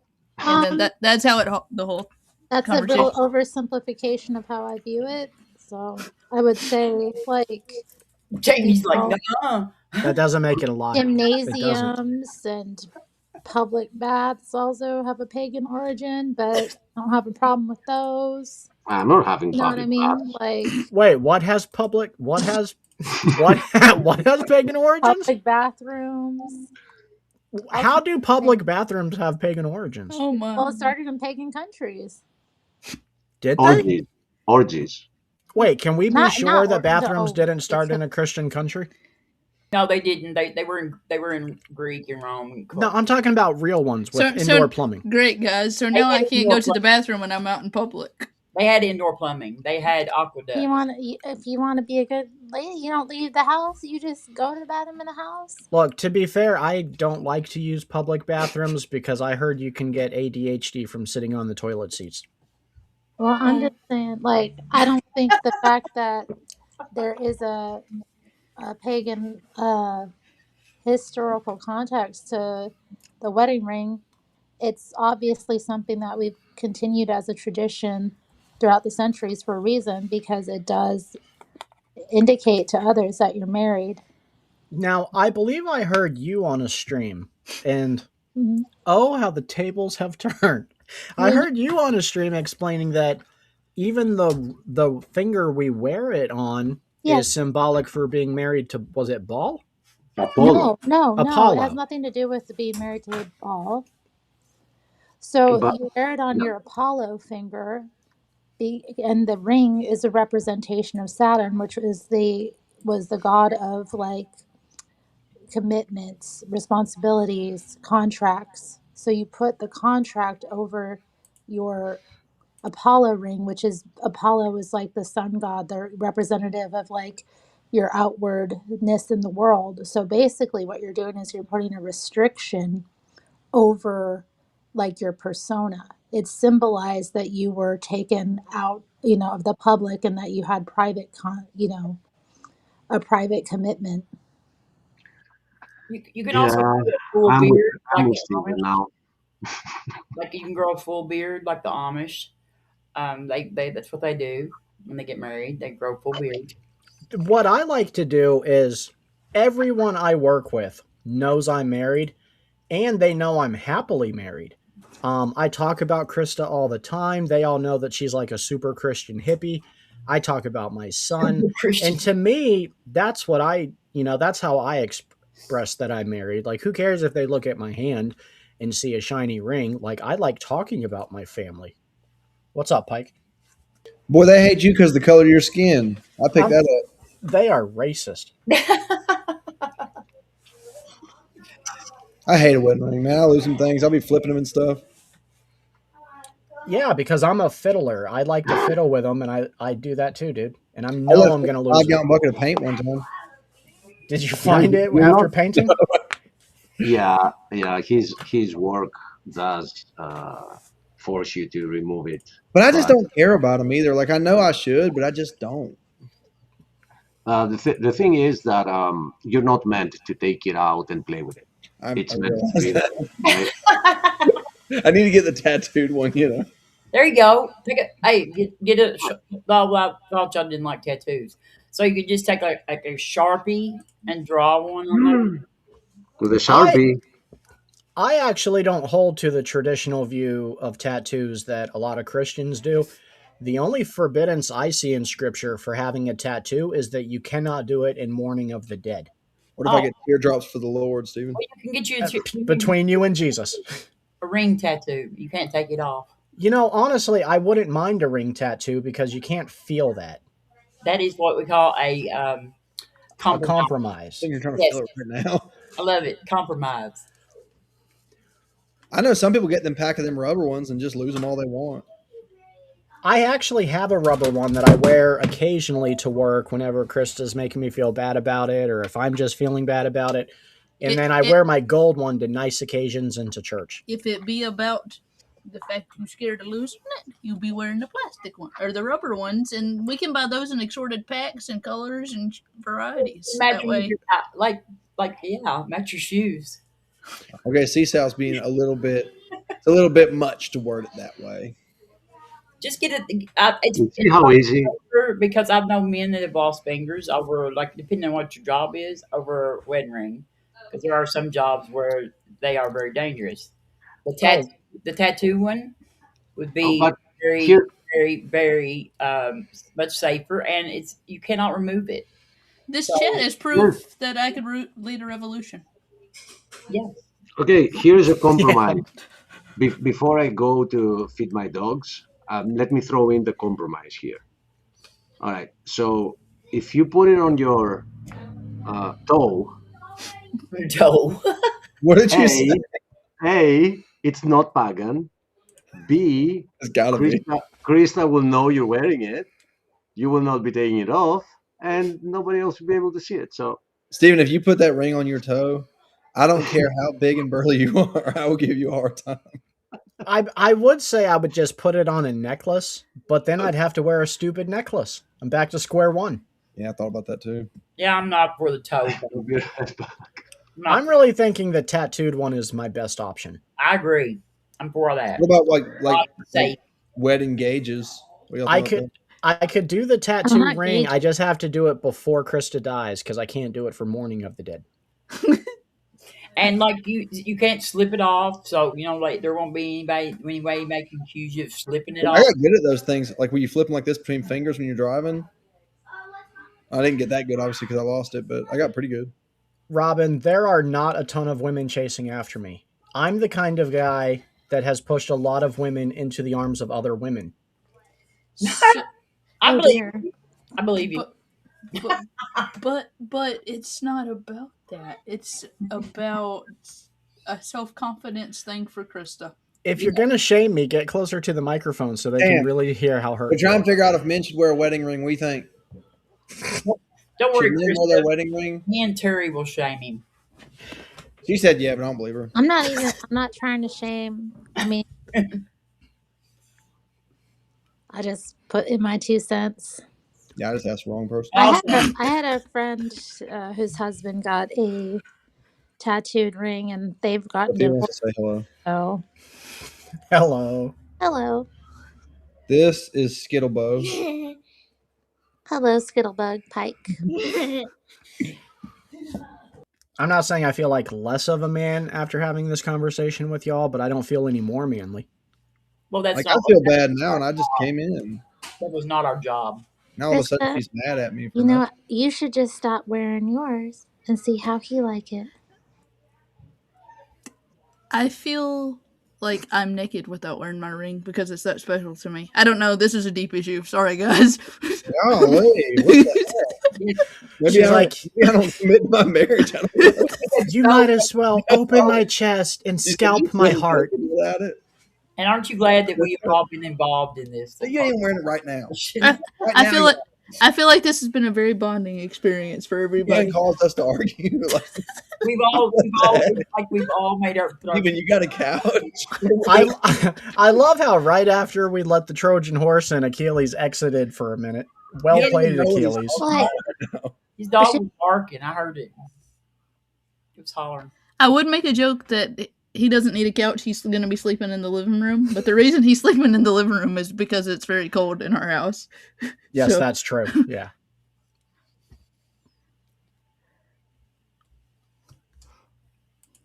Everyone's trauma bonded now. They're like, hey, you go to the store and get eggs. I'm like, no. Yeah. I have eggs y'all could borrow. Yeah, okay. I keep leaving them. Dad's wife has chickens and has the good brown ones or whatever, and they set them out for me. Hey, get these eggs, and I'll leave them every time I leave them.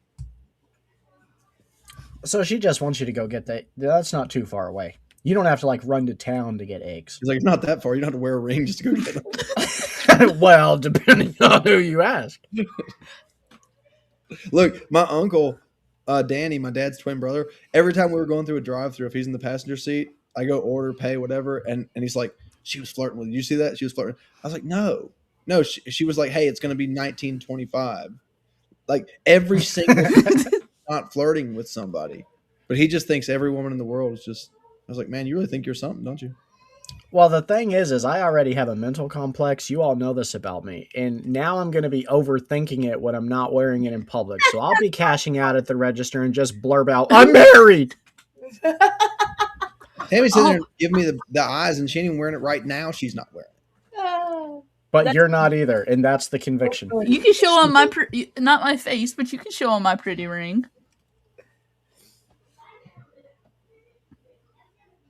Yep. Tammy's got a beautiful ring, actually. I just had one of them little gold ones from Walmart because I just lose them all the time. Now, maybe if she made a compromise and got me some kind of office, the office themed ring, I would wear that, like a Michael Scott ring. Are you freaking serious? The only thing it takes is for Michael Scott's face to be on your ring. Let's go get it. I'll find one. Look, All right, at hold on. Noah wants to say hello. Oh, hello. This is Joel Boel Toel. Excuse me. Big on. How many of them kids do you got? I had to count them sometimes, Robin. That would look just almost like the other one. And sometimes they'll have other kids stay over, and I'm like, I know I ain't got this many. The reason the other one looked like the other one, Robin, is because they're a really old-fashioned couple, and they had all their kids with the same spouses. Oh my. That's a good boy. I love it. All the future ones are most likely going to look identical too. Yeah, like my one of my daughters is like 5'9", and the other one's like 5 foot. You know, that used to bug me growing up when people asked how many siblings I had, and I'd be like, I have 6 siblings. And they'd be like, wow, how many different parents? What do you mean? That's offensive. I just had one mom and one dad, 7 kids. It used to be normal to have 6, 7 kids. They used to be very normal. Yeah. Yes, Not anymore. And y'all talking about how much worse it is. I'm like, no. Back in the good old days. You really don't think that society has deteriorated since, like, say, 2000? You don't think it's gone down? I didn't have to give birth to 7 kids. I know that. Fair point. Terry agrees.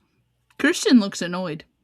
I don't know. That's the reason I'm annoyed. That's the reason. I have I haven't mixed one yet, feelings though. about She don't it. really know. Wait, Terry, you said you have mixed feelings? Yeah, about it. I don't know.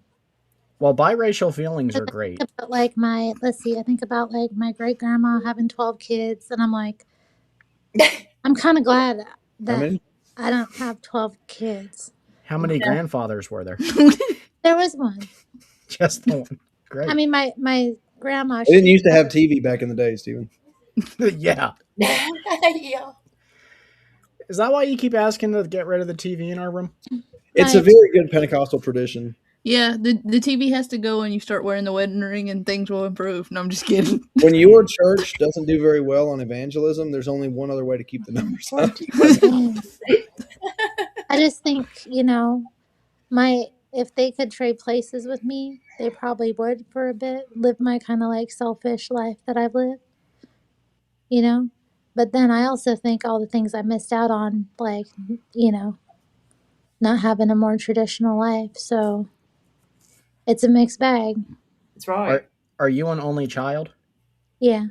Yeah. I mean, my mom, I have siblings, but like I grew up by myself, so pretty much.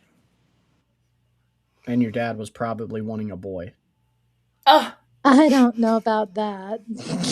my dad probably was, but he didn't. He got 2 girls, so I think my dad wanted a big family, but he never could keep a woman to make that happen. So he had me. Christian, are you from a big family? There was 4 of us coming up, and then my dad got remarried and had 2 more small children later on. But it was 4 of us coming up. Yeah, same. I'm the oldest of 4. I'm the second youngest, actually. sorry, Jamie. Rich is in the house. What's going on, Rich? It's working this time. Last time I couldn't hear anything. Switched internet over. Hello, Rich. How y'all doing? Are you enjoying this conversation about why I'm a bad person for not wearing the wedding ring? Well, actually, it got me thinking. I'm thinking about putting on a fake wedding ring just so I can meet women. You will find potential women out there within a matter of weeks. I'm not lying. Yeah, I mean, none of them would be trustworthy, to be honest with you. But well, no, they're not trustworthy. They're going after you because you're wearing a wedding ring. That's regardless. Right. Yeah, What that's a twisted, backwards world we live in, huh? I'm not chasing any men, regardless of whether they got rings on their fingers or not. That's because you've had enough of us to know that we're all terrible, Robin. No, men are not terrible. No, I don't hate men at all. At all. Good. I think we invented air conditioning. You're welcome. Thank you, yeah. but you only invented it because we wouldn't stop complaining. Yeah, because you have somebody pay somebody to fan us. And even after we invented it and got it to work, you still won't shut up and keep complaining about it. It's too cold. Well, dang. I'm not going that far. I'm not brave. I have nobody here to listen. I'm single. That's probably why. I can blame my cats. That's it. That's all I can do. My cats. Yeah, I got a little fluffy dog will chase women for me. Oh yeah, those are good women Yeah. catchers. Yeah, just go to the dog park, and then the single ladies will be walking their dogs, and it'll be like 101 Dalmatians. Your dog lots of you to each Give other. me Cruella de Vil. I'm gonna get out of there real quick.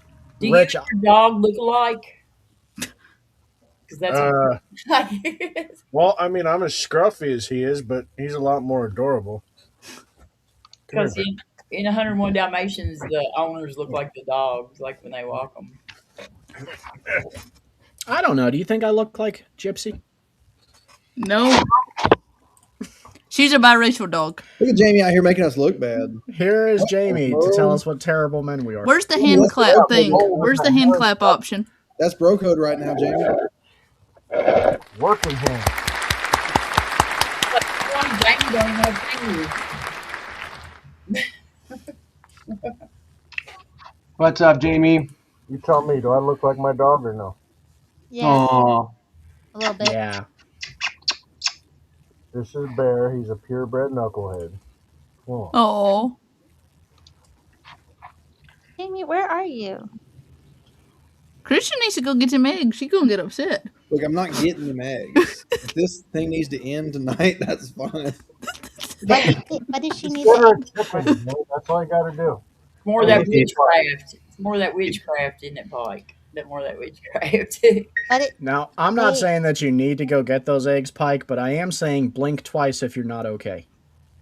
Well, what's the point of having kids if you can't make them go do the chores for you? Well, mine can't drive yet, but then again, we haven't tried, you know.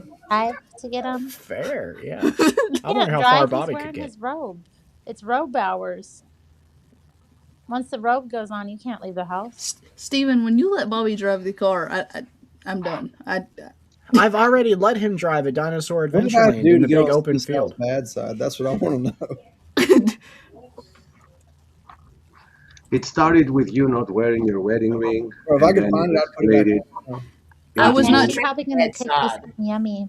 Look, here's the thing, Pike. You're in a lose-lose situation because if you go get the eggs, Sal is not going to she'll stop dogging you, but she won't if you don't get the eggs. But if you go get the eggs, then Jamie's going to call you a beta. So you're damned if you do and damned if you don't. No, Yeah, get that's meetings all the true. time. And I'll be a beta. He has no problems with that. He'll be a beta comfortable in his house robe and he can sleep well at night. Wait, it's probably snowing there. I wouldn't want to get out if it was snowing either. In Alabama or Georgia, I mean, like snowing. Is it snowing? Well, I believe he's in like central to northern Georgia Oh, because it felt like I had to travel 3 years by horseback to get there. oh wow! I thought Alabama. That's first.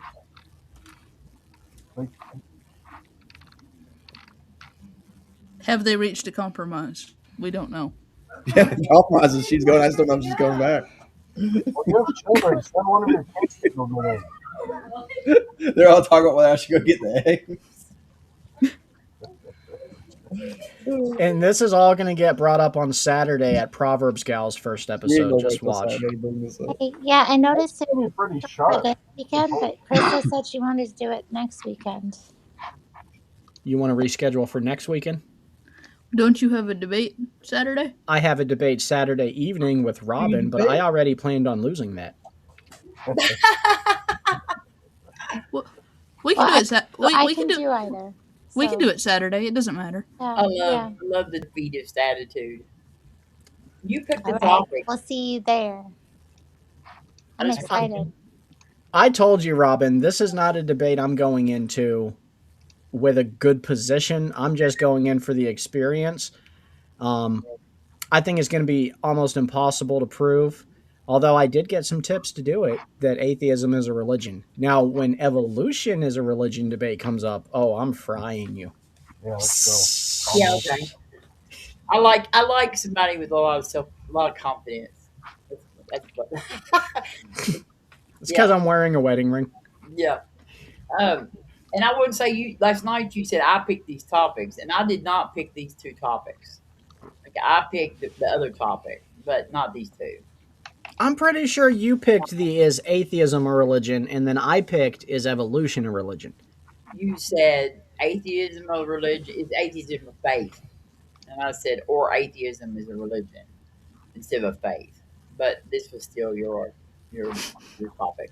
Okay. And then Okay. you said evolution of a religion, and I said, okay, we'll keep digging until we find one you can win. Remember? Look, the other debate we have scheduled is going to be just as fun. The should a Christian support the Second Amendment? Yes. Yes. I'm Dang, actually when's that one? I'm looking forward to that one. That one's going to be. I don't know when I have it scheduled, Robin. I think you have it scheduled for the 6th, I'm gonna- February the 6th. You better research for that one because I've already researched for that one. I'm going to put my heart into that one. And It's then February. Jamie and Patrick Urish have a debate coming up on Once Saved, Always Saved. And when is mine and Bruce's debate? If Bruce would agree to debate you, I would jump right in and do that. Oh gosh. It would be like a screaming thing where Christian is looking at him like, "Why are you yelling, man?" It'd be good television. Mute button. You gotta have a mute button. Like there has to be a mute button. Yeah. Sorry, Bruce, but you have to be muted. The only debate I want to do with Bruce is like, is once gay, always gay for real? That's the debate I want to have with Bruce. What do Oh, we have? he just got back from church, probably. Yeah. Hey, how's it going? Oh, hello. Hello, brother Daniel. Please don't ask everyone on the panel what they think of me, Daniel. Okay. Hey, Just assume they like me. Are you well, married, Daniel? am I married? No, I'm single. Okay. For now, but ladies, he is looking. I am looking. I would love to have a wife and kids. Well, And- I was just gonna see if you wore your wedding ring. That's all I was gonna do. Well, Daniel, if you're trying to find an Orthodox wife, you could go visit Achilles for the weekend and come back with Oh. probably a lovely one. Oh, Immigration never thought isn't as easy as it used to be. I don't know. but I never thought of that. Any woman here is actually Orthodox, brother. You don't have that in the U.S. Right. True. It's true. Like you don't even have to look for. Well, we have to get through the atheists. Those are always around. But we can find you one. That's for sure. Or You a just nice gotta make Ukrainian sure that woman. you know? they don't No, get I their wouldn't. hair removal No, treatment. Ukrainian Hey, I'll women. set you up No. with my sister. How about that? Terry, that was harsh. What did Terry say? Oh my gosh. Repeat that, Terry. Should I, or should I just let it be still? You want to hurt Stand still and see the salvation my, of wanna the hurt Lord. my feelings, Terry? No, it's just a joke about the Greeks. It's nothing Oh, about okay. to do with you. I said you had to save money up for laser hair removal treatment Oh, okay. Yeah, that's not that to bad. deal with her beard and See, I'm mustache. glad I knew about it because now that it takes the guesswork out of it. It's just like, was it actually really mean? That wasn't mean. Or just become It's just a joke. Yeah. I So was laughing Greek because I women. actually didn't hear it, but I wasn't here Greek for women like on stage anyway that I know of, so like we shouldn't get too mad. yeah, I wasn't here for the main discussion, so I don't know exactly what you guys said, but I did take a look at 2 Timothy chapter 3, and oh boy, isn't that pretty indicting when he says lovers of pleasure, and it's like talking about these people that will be easily deceived because they know everything but they can't know anything about God. It's like, man, he's talking about our generation, and he's talking about me. So- You look at the lives of the saints and that they're willing to suffer so much. Like Saint Ignatius of Antioch, we were celebrating his relics being translated today, being moved from Rome to Antioch, and he said to the people, when the animals chew me up, I'll become bread for Christ. And like he knew that the suffering was going to happen, and he willingly went to it deliberately, and like we had to abstain from pleasure. Like that's most of our battle in this world is like abstaining from good things, or not good things, but just pleasurable things that our flesh wants. Like whether it be greed or anger or any of the other gluttony, all these vices are about like just wanting pleasure and wanting to be our own masters. And it's like that seems to be so much who we are right now. We're just such a weak generation. You I guys don't ever think feel that way? I don't think anger is a feeling of pleasure. You're right. You're right. Maybe that was a wrong one to throw in there, but I'm sure I could figure out a way that it ties in. I Yeah, we think might I be can help you bulletin with that, our own. Daniel, because last year when I was Brother Pike. struggling really bad with anger and, lashing out on streams, I did get a rush from it. And it did give me a dopamine hit. Like being a savage Indian and being really rude to people, it brought me an unhealthy demonic level of joy at times. So I think that could apply. Nice. Guys, before we continue this, which I wanna continue, I've been spending my last 20 minutes to do something, so I just wanna show it off. Brother Pike, can you do me a favor? Yeah. Can you sit back on your chair as you were like 5 minutes ago? Don't move the screen. Oh, okay. Okay. This? Yeah, that's good enough. So Okay. I hope you like this. Oh. There Bum, we go. bum, bum, bum, ba-da-da. Dun, dun, dun, dun, dun. Dun, dun, dun, dun, dun, It took me a minute to find the transparent hat and mustache, and then find the font, and then give it some color.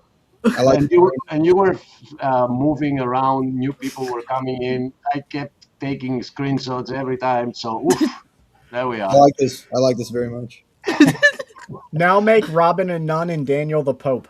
No. No, make them Goombas. What are you talking about? I don't want to be no nun. I don't want to be a pope. Make Daniel Luigi. I'm already a Yeah. nun. But taking us back to the discussion with now we have the serious Brother Pike next to us. You you nailed it on the head, Daniel. This is what this study has been. We went through word by word, and we were seeing how it reflects our times Yeah. when it comes to all those feelings and all those not I'll be right feelings. back. Wrong word. Who's leaving? We almost okay. made it through two I words. just swap my laundry out. I'll be right back. Okay, brother. Oh, yeah, What? you see now. You see what happens. Okay, at least. Okay, go back. All right, Do look, that I gotta again. get out of that position because my neck killed me. I'll try. Lovers of self, lovers of money, boastful, arrogant, blasphemers, disobedient to parents, ungrateful, and unholy. They're unforgiving, slanderous, without self control, brutal, no lovers of good, treacherous, stubborn, self important, lovers of pleasure rather than lovers of God, having an appearance of godliness, but having rejected its inner meaning. Judgment. And captivating gullible women who are burdened with sins, led away by various lusts. I mean, this is like the dating scene too, isn't it? Like, people just want to, have sex these days. They don't even want to do it for the right reasons. And it's not just that. I loved how your Bible translates it. It is people that go into a household and they steal a woman that is easy to fall for sin. She's weak like that. And we were talking a lot about how we see this in these times. Like it doesn't matter if you're married or if you're not married. You actually have more chances if you are married, man or woman, because there are people out there that they just see more virtue in somebody, more value in somebody if they are married already, and they just destroy households. And we were just saying how that was not the case 50 years ago. Yeah. That was not the Wait case a minute. 70 years ago. Wait a minute. People have been cheating on their spouses for thousands of years. Not Yeah, this, I agree. yeah, but not this way, There's guys. nothing new under the sun. Everything they're talking about here has always been But it's Yeah. the magnified. struggle. It's been amplified because there's like websites for this now. I mean, I'd say right now that actually you have a better chance of being married to somebody that you actually are compatible with and in love with than you ever have in human history, because they used to like make you marry somebody that they hooked you up with when you were like 3 months old and said, "Oh, when you get grown, you're gonna marry this person," or and But Like arranged marriages? yes, Well, it's probably been quite a while since we've had those. well, no, there's still arranged marriages actually. They're still arranged marriages. States. But like in Yeah, India, they're right? still around, but they're not as much of the norm as they used to. Well, I mean, that's a good thing though. They're not very. I'm not saying it's not, I mean, but I think that your parents argument is do. not, standing. because I think these times, these 50 years, the past 50 years, or maybe 70, do not compare with the households of the 50s. I don't. If I don't. you, I don't if think. you stole somebody's wife, the people around you would hate you. Your friends, your own friends. People have had different ethics concerning Yeah. breaking a household down. Yeah, there's like That's some not shame, you know. Yeah, I think our culture has really degraded the meaning of family right. and the importance of having a father in the home as well. I don't. I don't think there's any more cheating. I That's why think. I didn't go get the eggs, Terry, so I can be here in the home. I think that people But talked that's about it a good less, point. probably, but or they couldn't get a divorce. But I think it was still going on just as much anywhere. Your argument doesn't stand with me, Achilles. I'm sorry, but Well, the Well, family structure has been broken down in America, at least. You had to admit that. I mean, like like I don't think that it's a family structure like that is necessarily good if you've got people who are unhappy with each other, and so I just to me that's not as important. Like family is who To you're. be fair, though, Robin, my cousin Tabitha, she went through a long time where her the father of her children, her ex-husband, wasn't helping, and she had to get on Section 8 housing. And Section 8 housing is full of women in that same scenario. And even with the assistance and being alone and single, they did not seem happy either. Yeah, I mean, well, no, nobody's really. Most people aren't happy alone and single. I'm probably one of the very few that is happy with that situation. But like that doesn't like there's not that only two options. Like uh, I'm just saying, you know, what I mean, I don't think I think people um, should wait. Like Terry and Jamie, you know, what I mean, they waited till they found the person they wanted to be with to get married, and I think that's a good ideal. Yeah, but I also think we're both, of the mindset to want to be married too, which has a lot to do with it. And most of my life, I've not met anyone that wanted to get married. Yeah, and They aren't you want to glad? date or take me out or like, show me off or something, but they didn't want to like actually have, a marriage. And aren't you glad they didn't? I mean, like, Yeah, yeah, I think it worked out. But yeah. I also like wish I wasn't like 40 looking at trying to have kids. I wish that I had my I could youngest have. when he was 38, so you could. It's I know I can, but I'm also not in great health. It's like a lot to deal with. And then I also think about like how old am I going to be seeing my kids grow up. yeah. It's a trade-off, you know. Now you're But, making me you know, feel all these real feelings. what? Now I'm like feeling all these real feelings because all that stuff you just said. I'm like thinking about Oh, the kids and how old I am and stuff. Christian will probably loan you a kid. Just add 20 yeah. years to your Oh, current yeah. age. My dad used to say that. You want a kid? You might have a Nope. spare one or two. So the reason, let me just pretend to be some form of a host, and I'm just trying to keep us to the subject. Um, the reason for bringing that up is because the difference we see today is, of course, there were broken marriages in the past, but it looks like the ethical barriers are no longer there of those people who break the families. We're not focusing on the fact that yes, people fought and broke their marriage. We're focusing on the fact that people did not intervene in a marriage so much as it's happening in our times. Well, I And that mean, is and that is only one aspect of all the warnings that we get in that specific chapter about complete lack of emotion, blasphemers, narcissists, apathetic, heartless, slanderers, So we were just, and because you weren't here, Daniel and Brother Pike, I think he heard it in the chat. If you take that verse that says in the end times and you completely ignore the book of Revelation, which is complicated, and the book of Daniel, which is also complicated, and you just stick to this verse and the warnings that we got from Jesus that said the end times will be like the times of Lot and the end times would be like the times of Noah. If we go back to those specific chapters and we see what those times were like, Lot was Sodom and Gomorrah. Noah's times were about wickedness in the heart that was not making any good thoughts, only evil thoughts all the time.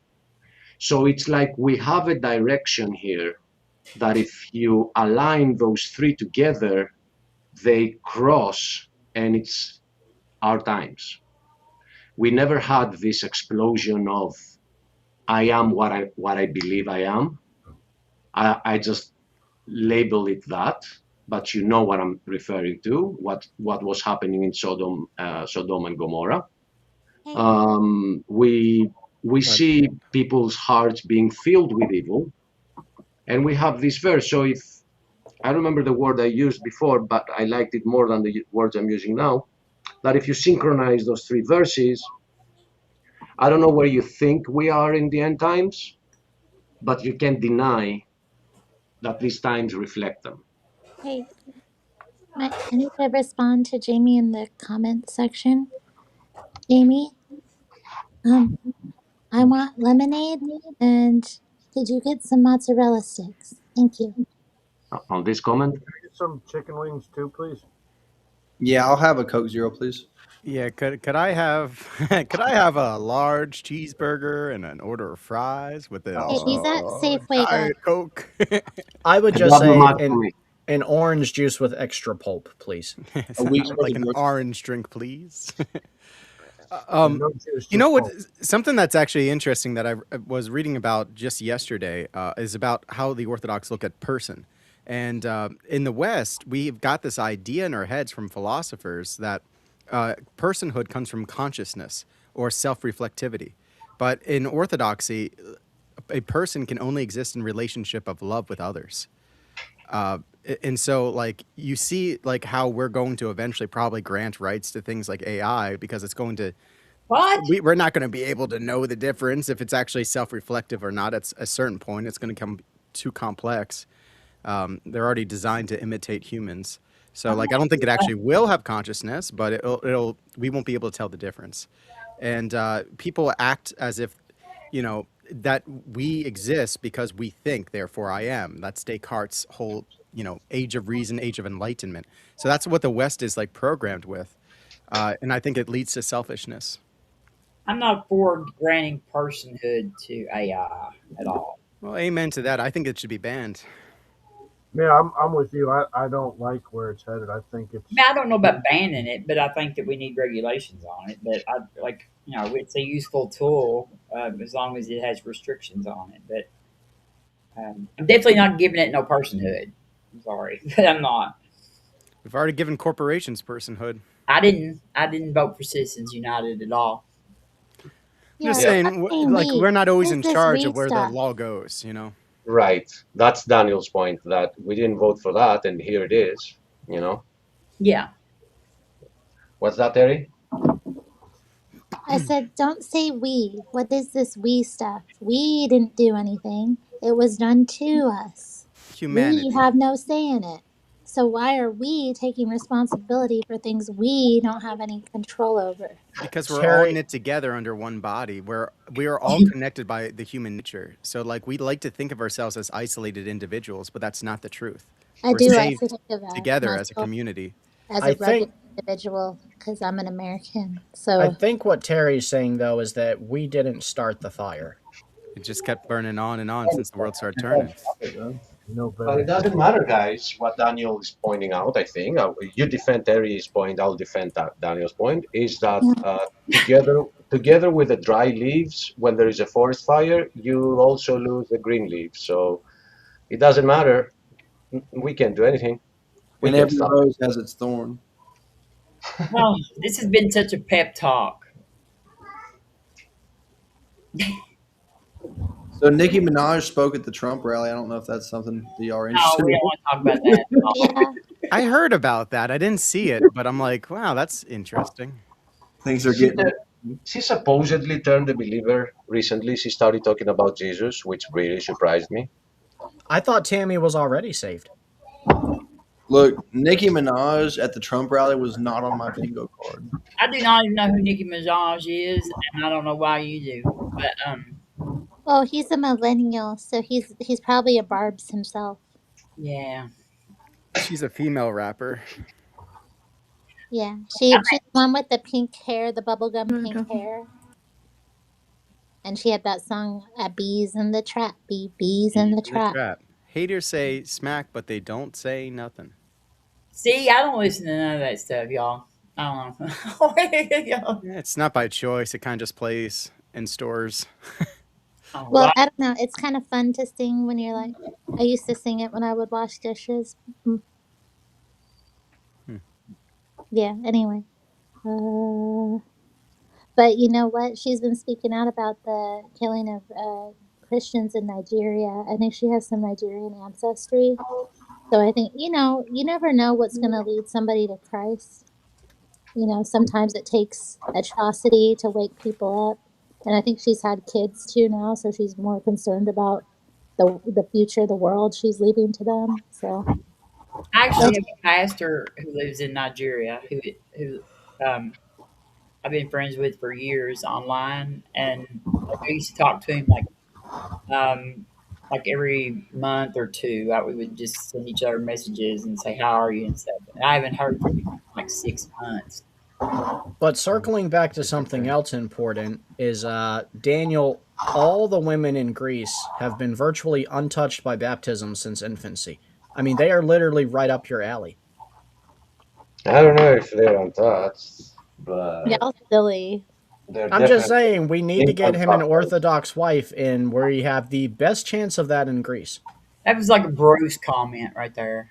No, Daniel, because I also- wasn't digging at his faith. I was pointing out that they are all baptized the way he believes. Can I set Daniel up with my sister?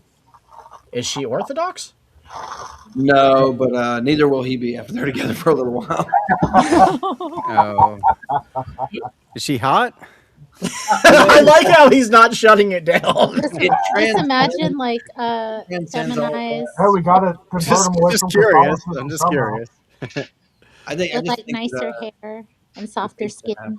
Does she look like a female version of you, Christian Pike? she's an attractive, but it's I mean, I'm not changing. I'm not changing my denomination, but is she hot? Look, here's the thing, Daniel. The Bible says some men's sins go before the judgment and some go after. And you really want to be one of those ones that go before. You know what I mean? And so this is a way to ensure that you can pay for your sins on this side. That's all I'm saying. Hmm. It sounds like you want to find her a nice man to settle her down. Yeah. And I'd be the one to do it. That's right. I'd get her into an Orthodox church. You could tame her. Train her right up. Detain But- her, putting it. Tame Say the hello, wild man. If- 14. Somebody. Where are you, If we Mike? could just circle back for 1 second, and I'm sorry I have to do this, but Daniel, did you say if she looked like Pike, that would be okay? No, I didn't say that. I just asked, does she look like a female version of you? Hey, you know, I was waiting for his answer before I made some kind of joke based off of that, but it never happened. Damn, I you am trying to say your Batman, brother I'm sorry. Pike ugly?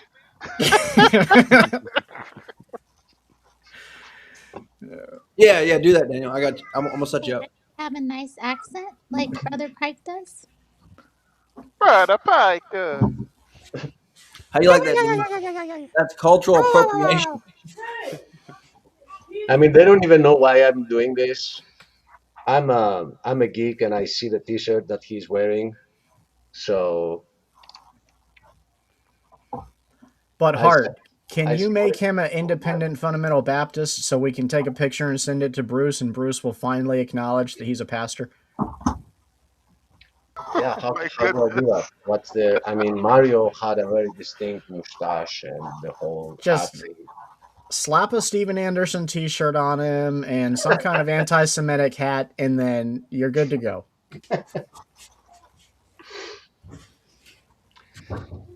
Alrighty. I No. hear music in the background. Is it only me? What Yeah. music Man, are you hearing? I hope it's not our Dang, was playlist. the That would music be back? embarrassing. No, Oh, there's no music dang. going on. I C- do c- hear music in the background. Terry No. no. heard it. Terry Hearing heard it it too. too earlier, but then it stopped. Okay, let me ask you. I've Let heard me ask you I've heard this. Linkin Park. I've heard the presidential campaign kind of music, and I don't hear any music Look, now. But let me ask. I'm going to list off like 6 songs that we have on our EV Mux playlist, and you tell me if it's one of these songs you hear, where everybody knows your name, the theme song from Cheers. Cheers, rules. Linkin Park, The Emptiness Machine, the Jurassic Park theme song, Zombie from Bad Wolves, Tones and I, Dance Monkey, or the Goo Goo Dolls version of I Won't Back Down. Is it any of those? Rudolph that I won't back down. Wait, what? I don't know any of these songs. Now. That sounds horrible. It's actually great, Mike. It really is. Hey, we were talking about empathy earlier. Can we circle back to that? Yes, I please. like Allie Beth Stuckey. She had that book about toxic empathy, and she's talking about how our empathy is being weaponized against us to get us to be all illogical and to go along with emotion over fact. And once you're in an emotional state, you don't think clearly. That is a very good point. I do think it is being exploited, but that doesn't make empathy wrong. It makes those that exploit it evil. But Yeah. but we touched upon how the exact word in Greek is. Okay. I'm hearing a song saying no, he won't back down. That's the one. Like Tom Petty. I don't know what this new bug is, guys, but It stopped now. All right, now I hear it. It's Tom Petty. Watch this. Won't back down. That baby He's can gonna stand dance. his ground. I'm sorry, that is a dancing baby. It's a stand your ground kind of baby. Look how Yeah. big. Look how big he is. Oh. That sounds like a horrible idea for a cover, to be honest with you. Oh yeah, back to Terry's idea. I think originally we became extremely rational, and then we became super I guess emotional, which I would say is our heart. We're letting our mind do the thinking, then our heart do the thinking. But really, we need to be spiritual. That's the issue. And we found out that it's a dead end to use rationality, because everybody figures out without God, there's no meaning to anything. What is the first cause? Well, I disagree with that. I don't I'm an atheist, and I have plenty of meaning to things in my life. But no one will remember you. I'll remember you. No, you'll die. Everybody dies. And look, after a number of generations, maybe if you're Alexander the Great, people remember you a little longer, but they don't even know who you really were. They just have history. They have a story about you. That doesn't And matter. eventually they'll forget that too. No That one will doesn't- remember you in the grand scheme of things if there's no God. That doesn't matter to me. If anybody remembers me, the people that I care about here now, Hello. they remember me. Do you derive meaning from the idea that people will remember you? You derive existence from continuity. So God keeps us all in memory, eternal. He sees everything. That's how even the universe can exist. We know that with wave particle duality, somebody has to look at something for it to become coherent. Who's looking at the whole universe? It's not us. I don't care if anybody remembers me or not. If they knew me, they probably remember me good or bad. So, and then after those people are gone, I don't know that I care. But who's to say that you actually did anything then? It's it might as well be that you never existed. I didn't really do much. I think that's a very sad way to look at life.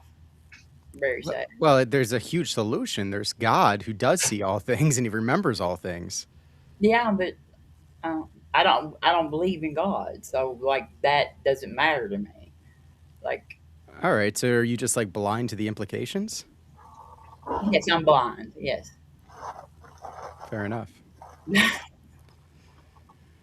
yeah, but is there something, Robin, that would ever convince you? Like, are you legitimately looking to find whether he is or not? Or have you made up your mind that he doesn't exist and therefore everything that comes needs to be explained rationally, like whatever it is? I was a Christian for like almost 50 years. So I kind of, you know, um, to be told that I don't understand or I don't see what's going on, like No, is I'm not saying that, and you know that we agree on so many stuff, me and you, yes. right? And I'm a fallible person. So yes, I can be wrong about things. And if I am shown evidence that is sufficient to warrant to believe in something, then I will believe it. What Um, kind of evidence So do you want? I this don't makes me get this. that I was wrong about something. Like that's something that I'm pretty used to doing is being wrong in my life, and so I'm first one to step up and say I was wrong when I do something wrong, and so I'm not like my atheism is not a position that I've got like a dug hole in around me, but Okay, that's good. but Well, I have not like I hang out with all y'all, and I like y'all. I have other Christian friends too, but I have not seen anything in any of the evidence that have ever been shown to me that convinced me that I was in the wrong about this. what kind of evidence do you want? You know that's my ministry, right? Well, I mean, I don't know. I don't know. God would know what kind of evidence it would take to convince me. I think if he Hey, So for 50 years, you had the evidence. What was it? no, for 50 years I didn't have the evidence. That's why I let go of that because for For 50 50 years, years? It's a yeah, long time to not have evidence. And all hey, of a sudden, you just kind of woke up and you're like, I need evidence for this. That but doesn't make any I sense. wasn't convinced by evidence. I was born into it as a child and told that when I was, um, from the time I was born. But Like how long does it take you to decide that you need evidence for something you believe for 50 years? I realized that I believed it without evidence. I believed it After because I was 50 told. years? Yeah, after I was just told that this was the way it was. Like I never did come to that position through evidence. Well, something happened. I don't know if you're willing to share it right now, if you're comfortable with that, but something happened to make you change your mind. not really anything she has to share though, is it? No, I mean, like I'm not church hurt or nothing. I was not nothing like that. Hey, I just started looking. I started learning different things than I knew before, and I just kind of. Always had issues. It's just a long journey, but like it's not as obvious to everyone as someone who's in that. You're in that faith system, so to you it's obvious. But once you step out of that faith system and you look at it from a different point of view, it's not that obvious. Yeah, Well, but you I, I have would, you have a presumption here. You have yeah, an assumption. You have the I've been an assumption. atheist before, so I know what it feels like to I be an mean, atheist. I think that I don't have an assumption. I No, have a I'm saying what Daniel said is the assumption that I'm pointing out is that you're saying that he's into something that he hasn't questioned, and when he does, he might end up like you. The assumption is that you think that because you were raised in that environment, you think that all the other believers were raised in a similar environment, and that's why they believe. well. Why are you saying I believe that? Because I didn't say that. That's not what I said. Because you said that if you were to step outside of what you believe, and that for me that means that you think that he was there because he No, was I just said it's taught not as that. obvious as he thinks it is what I said. I'm sorry, come again. I just said it's not as obvious. Like he said that I was blind because I didn't see it. And I just said it's not as obvious as like he's assuming that it is. Well, that's not you what I know talked what? about the blindness about. I was saying that are you blind to the implications of there being no God?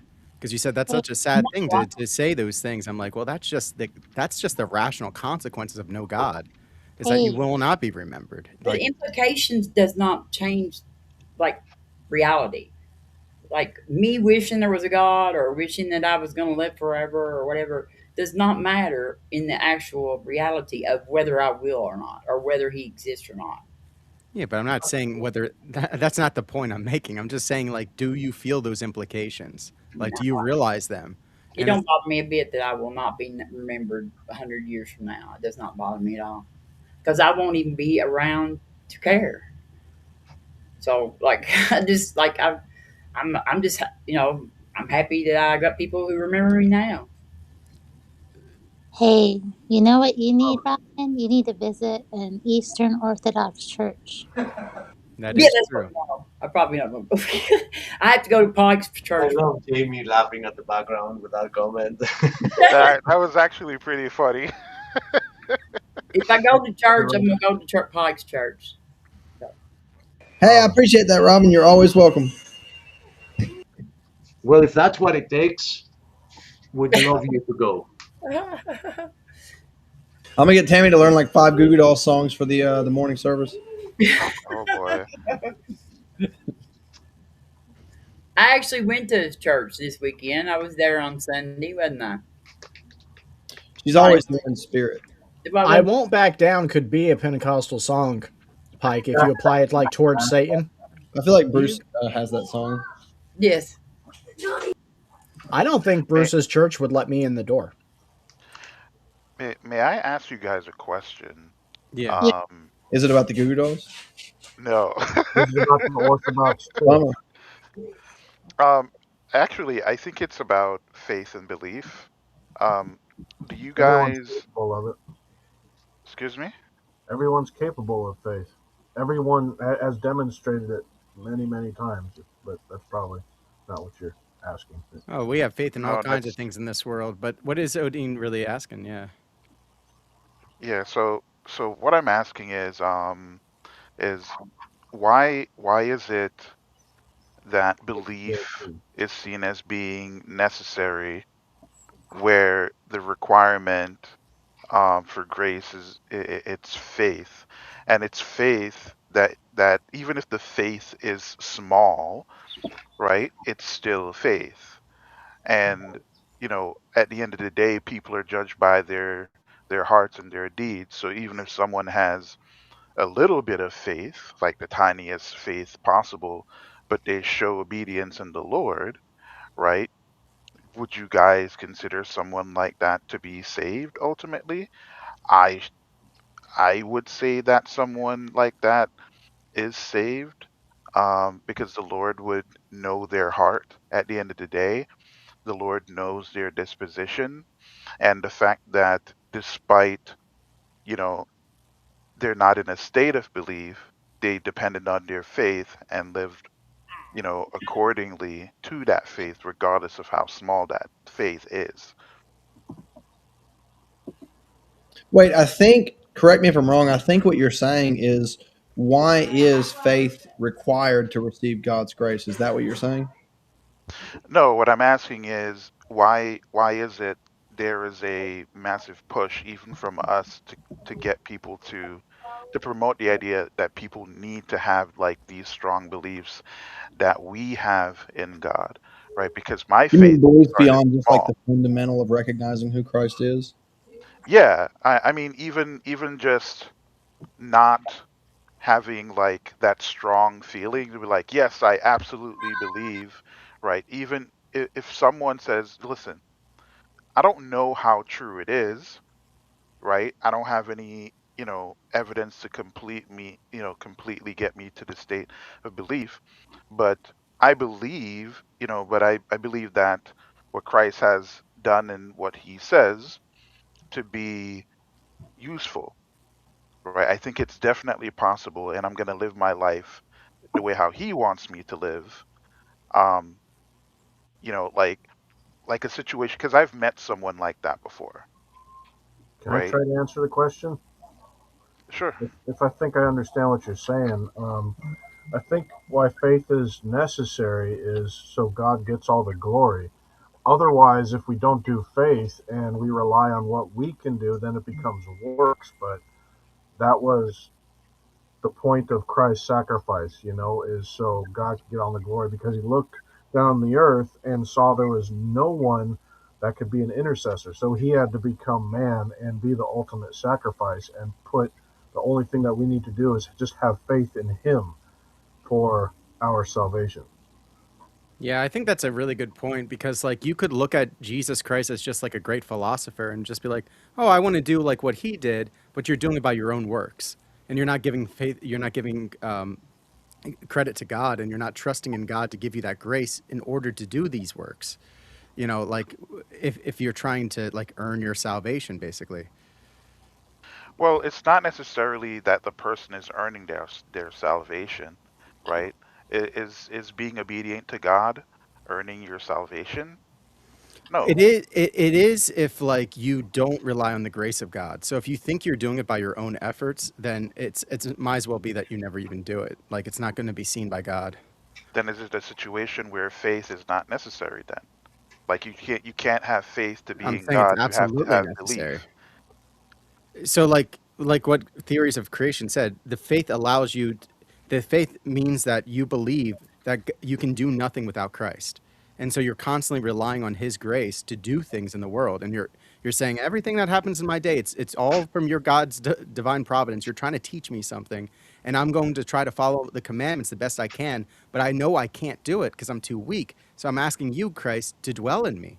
But if you're just looking at Christ as some kind of, guru or some kind of philosopher, then you're going by your own efforts and you're like, well, Jesus said to do this, so I'm going to try my best to do this. But you're not relying on Christ to actually work through you.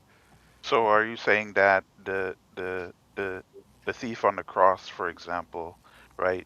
He would have to believe that Christ is God or Christ is the Messiah in order for him to be saved, or was it a situation where he just had faith? Kind So of what is the difference between those two options? Well, the difference between, let's say, Peter and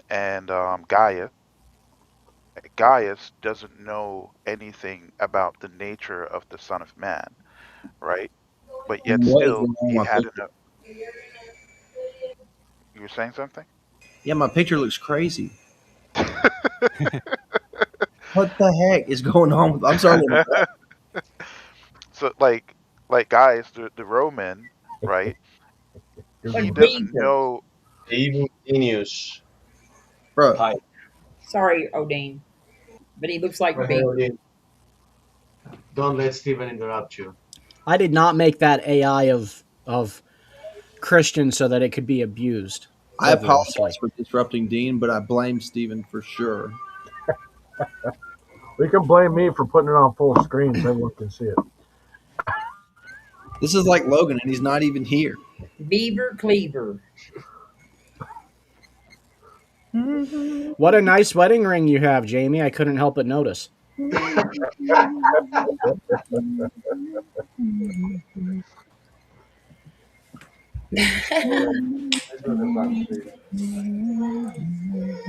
So I just was curious if Daniel and Lamb Batman think Steven's beta for not wearing his wedding Wouldn't it ring. be Lamb Atman? Wouldn't it be Lamb Atman at that point? I'm Yeah. just teasing. That's a Buddhist thing, Atman. So I think Steven has to wear his wedding ring. What do you guys think? I mean, I'm actually with him because I don't like to wear any kind of jewelry. If listen, if my wedding, Oh, but you didn't see that one coming, Jamie, did you? Well, well, well. You guys hear what listen, Batman has to if say? listen, if I can change my wedding ring to like sneakers, right? I'll wear it all day. Bro, but The hero have his much wife deserved. wants him to wear it. Yeah, Huh? like if it was a wedding jersey, I would wear it. It says on the back married, it says on the front team Krista. I Case, would do no, that. Crystal wants him to wear it, and so case closed. I rest my case. That's true, Batman. Although you bring a great argument to the floor, you cannot birth me offspring. You wait, Steven. I'm gonna get one of those orange vests that you wear like for high res, and have that all that letters put on it there, and send it to you so you can wear that every day. Yeah, because I'm pretty excited about introducing Krista as the bearer of my seed, and I don't really want to blow that. The bearer of my seed. My goodness. Oh my goodness, the language. I'm going to get off here, y'all. Y'all done, yeah, all this barren seed stuff is about enough for me. Yeah, well, I think I'm gonna go with you. Yeah, the Uh, innuendos are getting a little too high here. but y'all Well, come, we're married. yeah, It's come all on. Thank you kosher. for dropping by. That's true. Robin, Hmm. before you go, I Yes, wanna I wanna point out something that Terry brought up, yes, and I think it is something worth considering. yes. Although I too am on the side that says Oh yeah, that Terry said come to see an Eastern Orthodox church. I agreed with what Terry said. Yeah. um, that too, but you know that we have there is this whole issue these days, which is more political than religious, which has to do with our rights and all that. And you know where I stand on this. Yes, we share a lot of values. And they call me liberal, which I'm okay with. I call myself just a Greek, so Yeah, we don't even have the whole division here. But the thing is that she's pointing out something very important, that although the left side is accusing the right side of having lack of empathy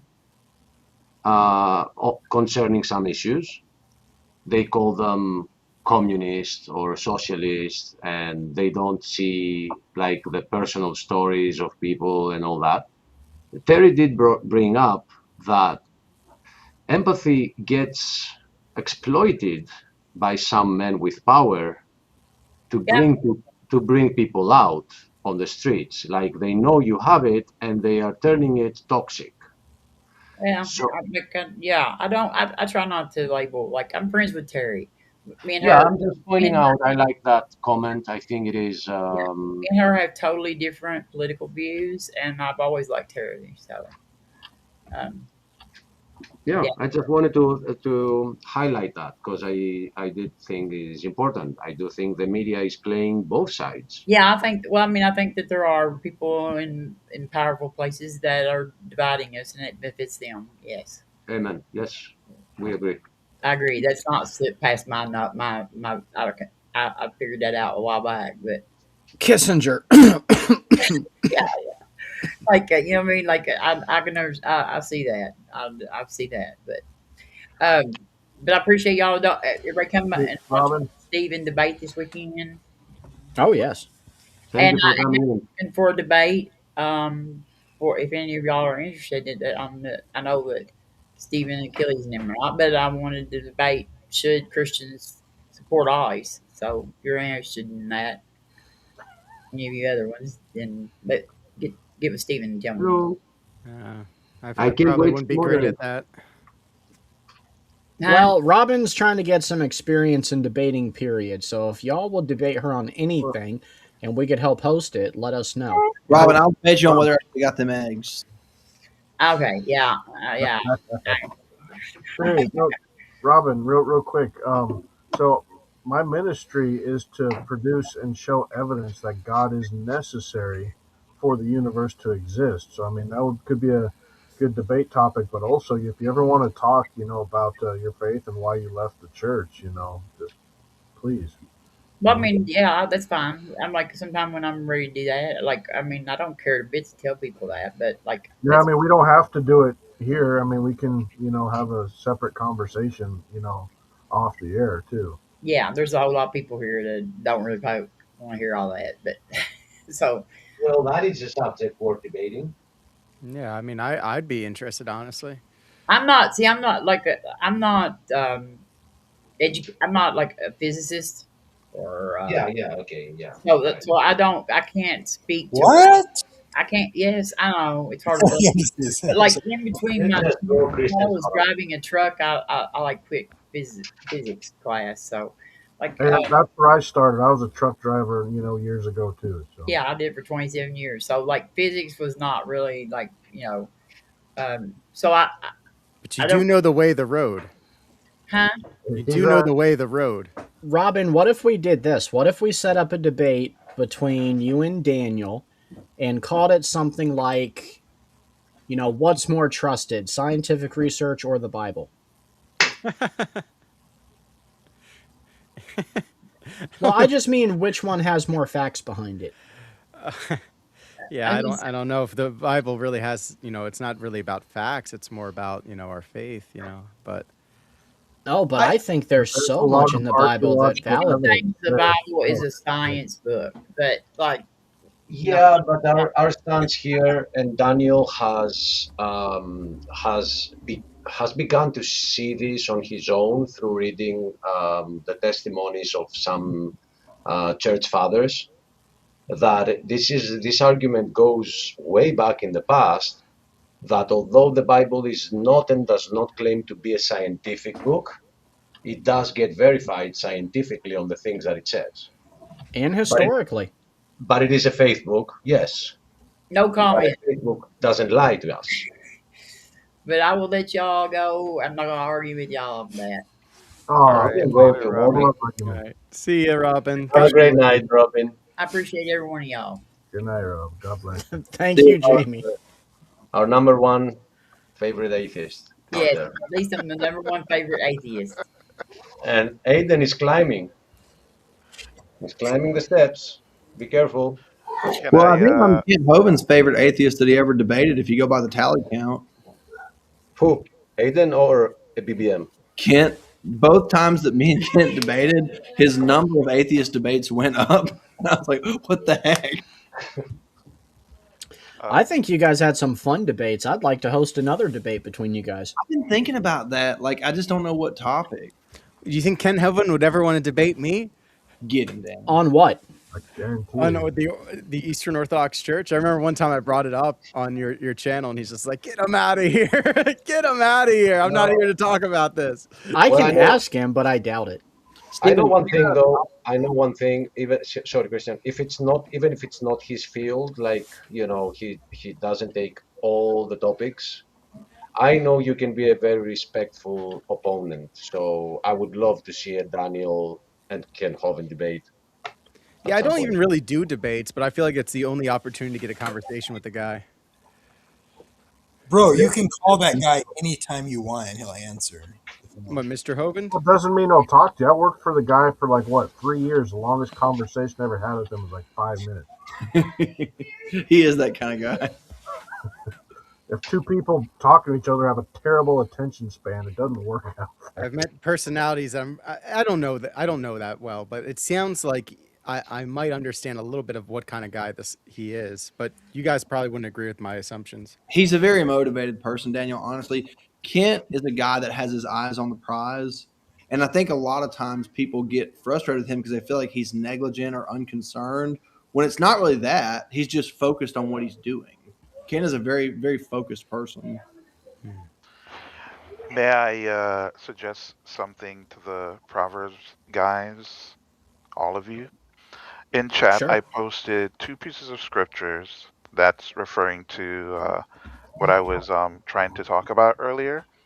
It's Matthew 8, verses 5 to 13, the centurion and his faith, and Romans chapter 14 to 15.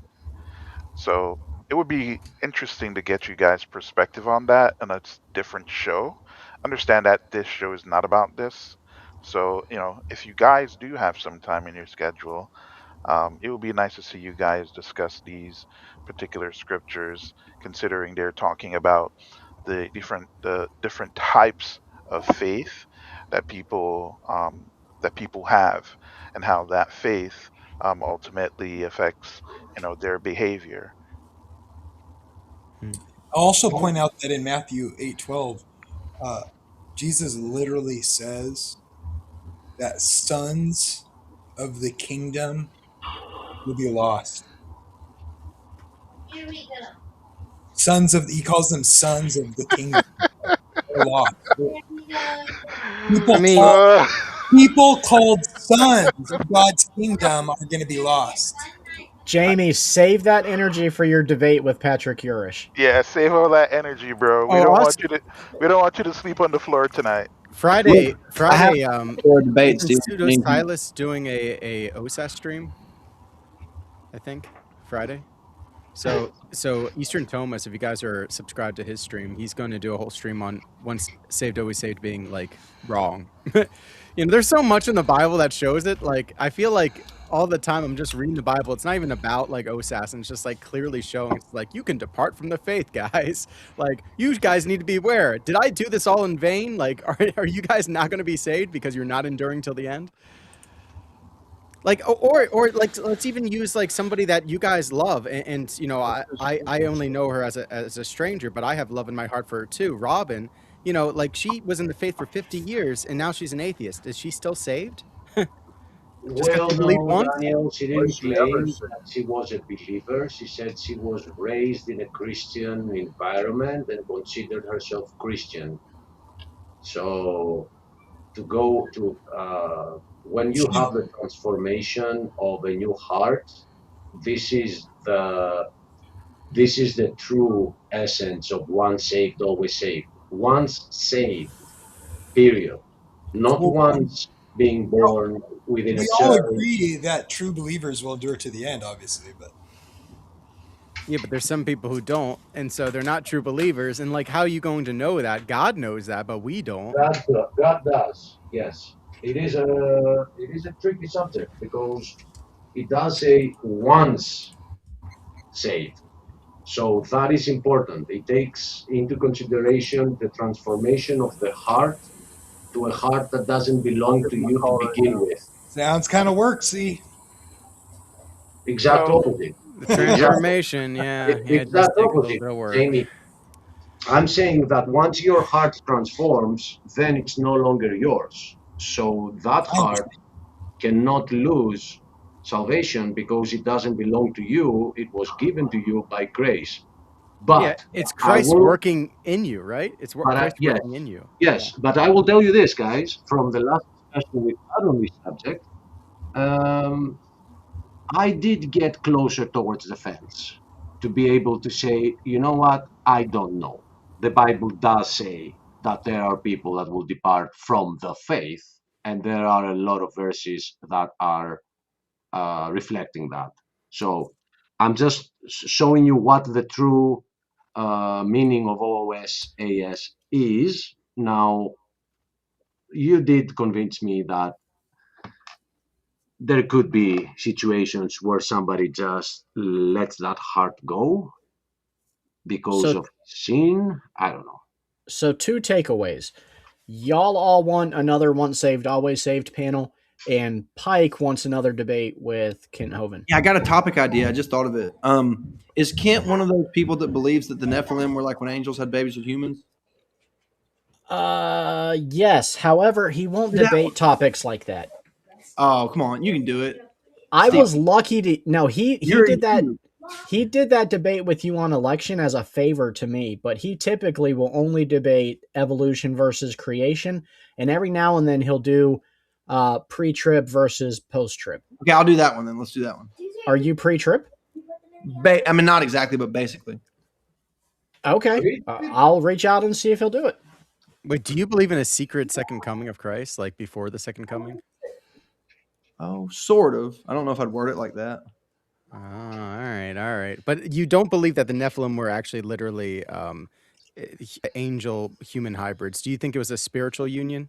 No, I just think that it was a reference to the genealogy of Seth and the genealogy of Cain having You children. told me that before. Okay. Yeah. Yeah, he did tell you that, Daniel. Pay attention in class. I have so much words swimming around in this brain. wait. Does Pike believe that angels made half Nephilim babies with humans or no? No, I don't believe No. that. He Yeah, believes the opposite. I'm kind of on the fence, but it seems like it sure seems like in Genesis 6 he's dissing on men, not angels. But Let's do a well, panel. I kind of think it's both, but I don't know, man. All right, so a panel on once saved, always saved, and another panel on the angels coming and mating with the daughters of men versus Seth v. Cain. Cousin Take Lovin. notes. Wait a second. Wait a second here. Right? Okay. Whose palms do I have to grease in order to get the Proverbs guys to talk about faith? Oh Of yeah, the he's Yeah, I right. hear He's you. right. What aspect of faith are you talking about? these Faith proofs alone? right here. I mean, Preach 'em. we can also set up a faith alone panel. That's fine. What does pistis mean? Is it No, but faithfulness? he's right. We should get into the notes of Sode the fide, Pistis is a sola fide. translation of imuna, which is faithfulness, which is faith and obedience, not a mental assent only. Yeah, If you want to belief. go back to the Hebrew, Belief and faith. A lot of people don't know this in the English translation, but believe and faith are the same word in the Greek. I believe a lot of times. Is that right? Mm. It is. yeah, So that gets really confused, I think, for a lot of people.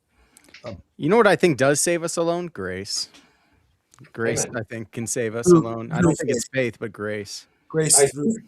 I think the difference Yeah, that's between how you those get two there. words concerning our Bible is an initial faith of beginning to believe that there is a God. The next step to that is understanding that the Bible is true and the Son of God or God Himself gave His life for me. And then the other part, faithfulness, is next, is a deeper form of faith. But as Daniel said at some point very early in the stream, he said, people believe in a lot of things today and they don't realize it. That is the same word. They have faith in a lot of different things because they're Yeah. not looking into them like the Big Bang. Right, exactly. We have faith in scientific theories. We have faith that our technology is going to keep working. We have faith in our politicians. We have so much faith. Like You don't we are all have worshiping Con- we are worshiping context, creatures and we just worship context, the wrong thing all the time. context determines meaning. Like obviously, yeah.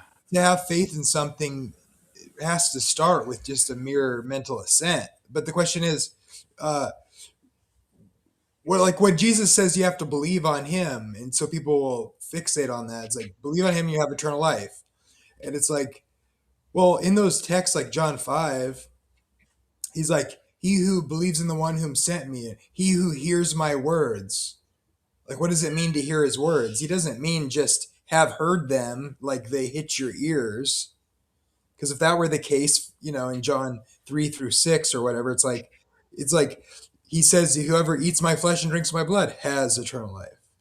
What's he saying there? He who believes in the one whom sent me.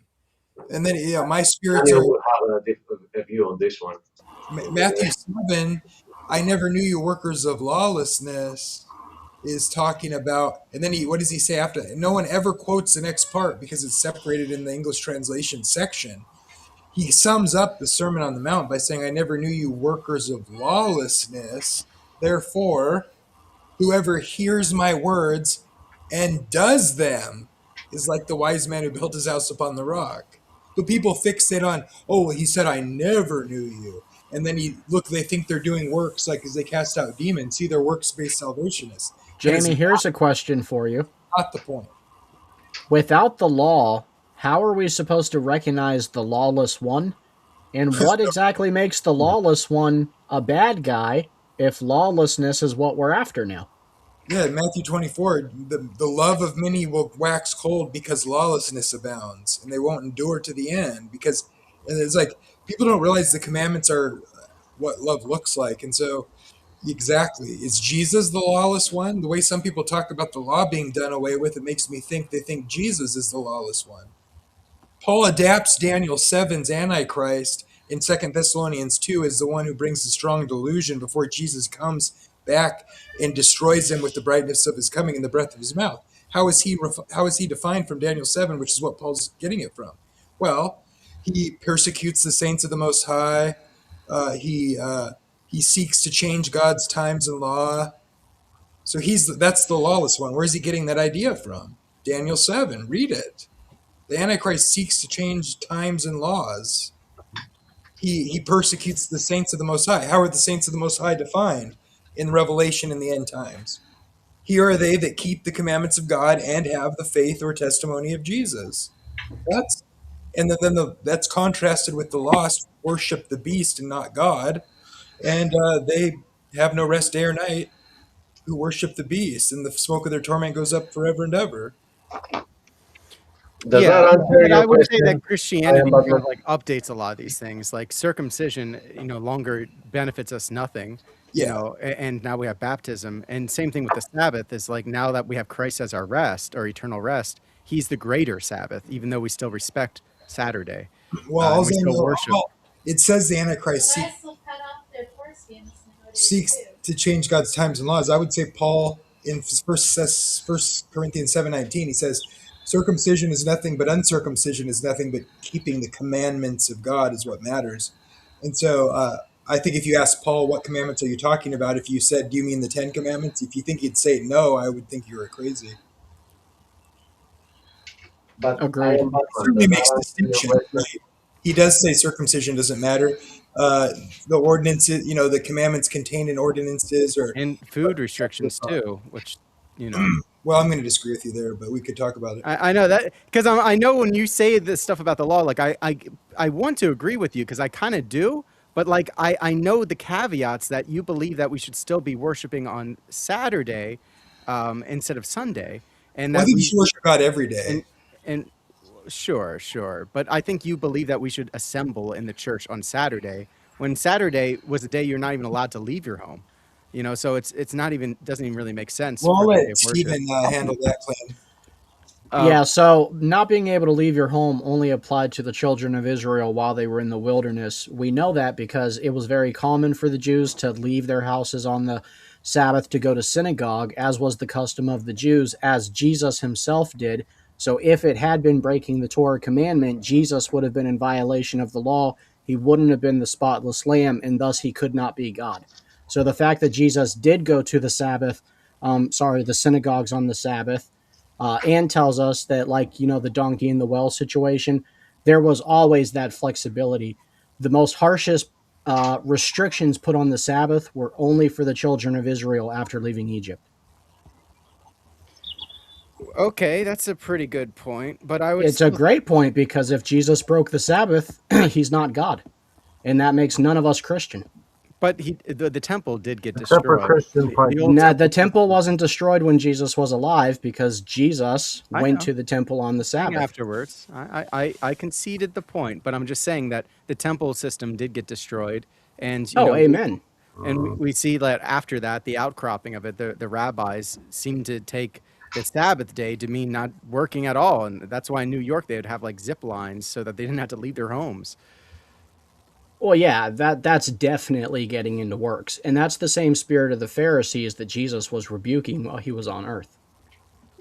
Yeah, so I think that man wasn't made for the Sabbath. Sabbath was made for the man, and we still go to church on Saturday, and we especially celebrate Holy Saturday because it's when Christ went to hell for us. But Sunday is now the Lord's day, and that's what's like been shown throughout the Bible after a certain amount of time in Acts. Like very early Christians did celebrate on Sabbath. But eventually they started changing to Sunday, and we see this reflected in the scriptures. I don't know, because in scriptures I see that all the apostles were still going to the synagogues on the Sabbath, and then they started also meeting on the first day of the week, the resurrection day. Well, It never says that they changed, it added a day. yeah, and there's a lot of church fathers. I can't think off exactly which ones. It might be Ignatius or Polycarp, but they said they gave up worshiping on the Sabbath on the Saturday, and it also says in the Bible, don't let people try to tell you like you're not righteous because you're not worshiping their Sabbaths. Or Actually, what it says is don't let anybody criticize you for how you keep the Sabbath. Not don't let anybody not criticize you for not keeping the Sabbath. People always misquote Paul, unintentionally, of course, but Paul is telling people don't be judged for your level of obedience in your heart. He's never telling people don't be judged for not obeying. I mean, that would be silliness. Well, so like he also in those same words was talking about fasting, whether or not you eat or you don't eat these things. And it's like Mm-hmm. whether you are observing the Sabbath the way you guys do versus the way that we do, I think that would be judgmental. Yeah, I'll concede Because to like the that. Orthodox definitely go to church on Saturday, like I do every week. I don't think I ever criticize you for how you guys celebrate. Well, the SDAs think that the Orthodox are wrong. Oh, I'm not SDA. I never have been SDA. I have several SDA friends, but I'm a Sabbath keeper, but I was raised Pentecostal and Hebrew. Yeah, so this would be more directed to Jamie if he was still in the panel, but he left already. But that's like originally what I was addressing the questions to, because he was saying like these things about the law, but I'm like in the caveat of a 7-day Adventist, I had to keep in mind that like he also doesn't believe in eating pork, where it says Peter had this vision that don't call any of these things unclean, what God has made clean. That's true. And although I don't think Christians have to keep the dietary laws, I think if you want to, you should. And I think it's Yeah, it's wise okay if you because, want to. that's the diet God thought was healthiest for us. But You just shouldn't that judge people dream for. that dream did not give people, the go ahead to start eating things that God did not consider food. Peter actually interprets the dream for us so that it's clear and we don't have to guess in this way. And it was absolutely about preaching to Gentiles and fellowshipping with Gentiles.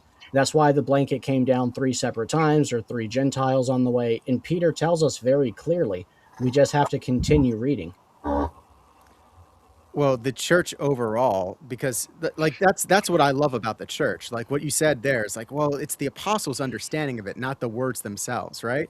So the way that the church and the Holy Spirit has guided the church is to interpret this as meaning that we actually can eat bacon now.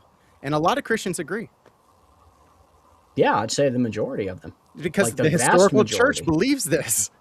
That's where you guys get the Trinity from. And the canon of the Bible is from the original church. So like you guys trust us for some things. Can you show me a verse in the canon of scripture that we have where the apostles ate pork or shrimp? Like No. one verse. I'll take one verse. No, but like I said, I wouldn't need to. It's about the interpretation of the church. Well, from your perspective, sure. From Yeah, mine, sola scriptura. I want to see a chapter and verse. I know, but But that leads to gentlemen, chaos. um, Leads to uh, like a million denominations. sure, and we can have a panel about it. But I think Dan is over that topic in the Sabbath, especially. So I may have to cool it for a little bit. But I have to go, or rather, I want to go. We're 3 hours and 40 minutes in. But Achilles and Rich, are you guys wanting to close it down, or are you wanting to continue? Nah, when this time of the day comes, don't ask me if I want to continue. It's 4:37, so I'm just hearing you guys while at the same time, instead of like dropping out and going to bed, I'm just hearing you and building a computer that I'm building here. So yes, I could go to bed. Rich, what about you? Are you wanting to continue? You have privileges. Well, I've been sitting here just listening in, playing Kerbal Space Program. So either or, I don't really know. My mind's slightly distracted. I'm gonna hit the old dusty trail. It sounds like the conversation's pretty much come to a conclusion, but it was a Who won? great Who time. won? It's okay. I am Batman. Did you get your answer? That's what I want to know. I in regards to what the discussion on It's a faith. joke because you asked one thing and it escalated into a whole Sabbath discussion. I'm pretty sure you didn't. So Yeah, but I would really like to discuss that because I think one of the problems that believers are having in talking to non-believers is because there's a conflation between faith and having belief. And I think that if you can if you can demonstrate that that it's really faith and obedience that God really cares about versus having this strong knowledge or strong belief, right? I think you most likely win, more people over that way. You can't look at someone and say in one mouth and say, "Hey, it's my faith, right? It's my faith, it's my faith."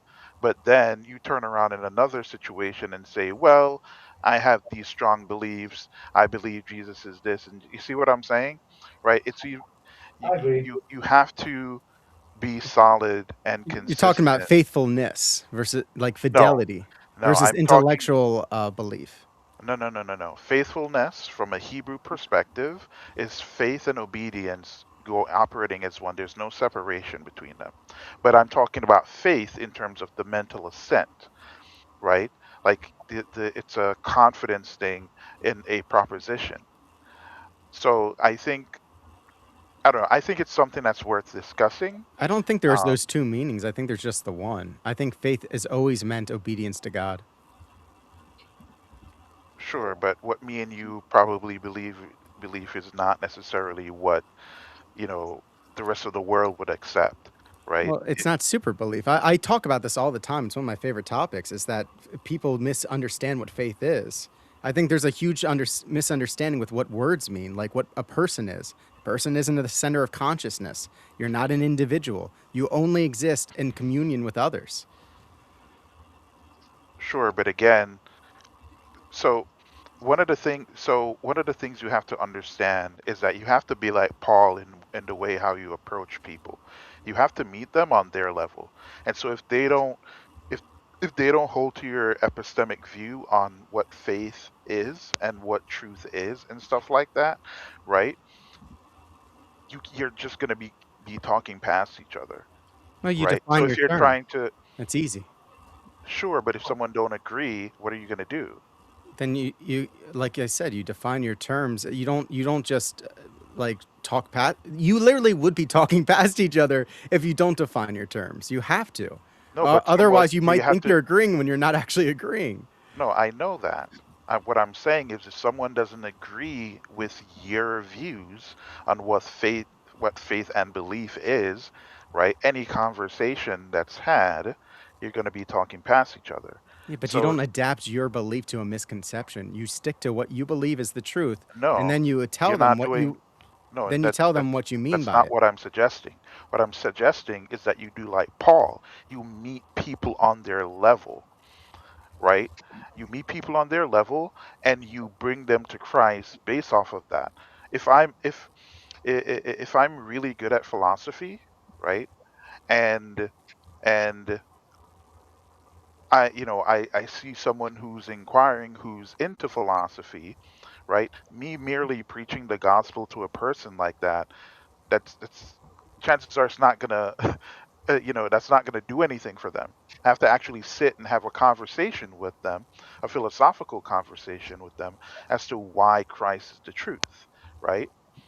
If it's a pragmatic person, I have to sit and have a pragmatic conversation as to why being in Christ is going to lead to a better life, right? Like that's what I'm saying. You have to meet people on your level, and my issue is that as Christians, sometimes we don't want to do that, and I'm not saying all Christians do this, but a lot of the times it's because we feel like we're above being on their level from a spiritual and intellectual perspective. And that's why I love Paul so much because he went into a pagan temple that mentions an unknown God, right? And his understanding and history of that particular unknown God that they dedicate that um that And thing he talked to, to them on that level. and he Like, spoke to them on that level. yeah, yeah, I agree with what you're saying. I don't understand so much how that relates to the difference between faith and faithfulness, but on this part that you're saying right now, I think it's 100%. And maybe the connection is what we said about the word earlier, that people that don't see a God because they have had so much of the whole scientific approach to how the world was created. We need to get to their level because here's where the world is gonna get tricky. They think that we believe what we believe by lack of research, aka faith, because somebody told us so when we believed them. Yeah, So but you use that as an opportunity to surprise them, right? If someone is having, a presupposition or preconception about what it means to be a Christian in terms of holding right, other beliefs, right? which You can take advantage of that you know me, and and you bring them. know that this is my approach most of the times. That I was in the scientific field as well, and I believe different stuff. I was a Carl Sagan fan for at least 20 years before some atheists today say, oh, Carl Sagan was a genius. I had all his documentaries, and when I mean documentaries, I mean at the time where we didn't have an internet, and when we were vacating with my friends and we were going for on an island for summer vacation, they were taking what they need to flirt, and I was taking a laptop so I can play to them The Backbone of Night, the seventh documentary of Carl Sagan. And, you know, that happened like 20 to 25 years ago. So I was on that level. And I agree. Some people we need to go there. Others, we've had panels here who are philosophizing everything. We're trying to do it with them to show them how it makes philosophical sense that there is a God. I mean, Yeah, it's like not even like just proving that there is a God. It's bringing them to Christ, right? Some people wouldn't believe it or not. A lot of people believe there is a God, right? It's another question as to whom that God is. How can that God, you know, how do they exist in relationship to that God? And that matters a lot because if you just have the son, the father, and you don't have the son, you actually don't have the father. You yeah, have some God. Go I ahead. feel like what I'm getting out of this is like you want to have this preset playbook that will work with like any atheist or non-believer, and I just don't think that's possible. You just have to talk with people, figure out what will work, what won't work, and really just trust in the spirit. Like in my case, I was an atheist before, and also I've got a minor in philosophy. And so, like, I've read so much of Western philosophy and how it's a dead end to not believe in God.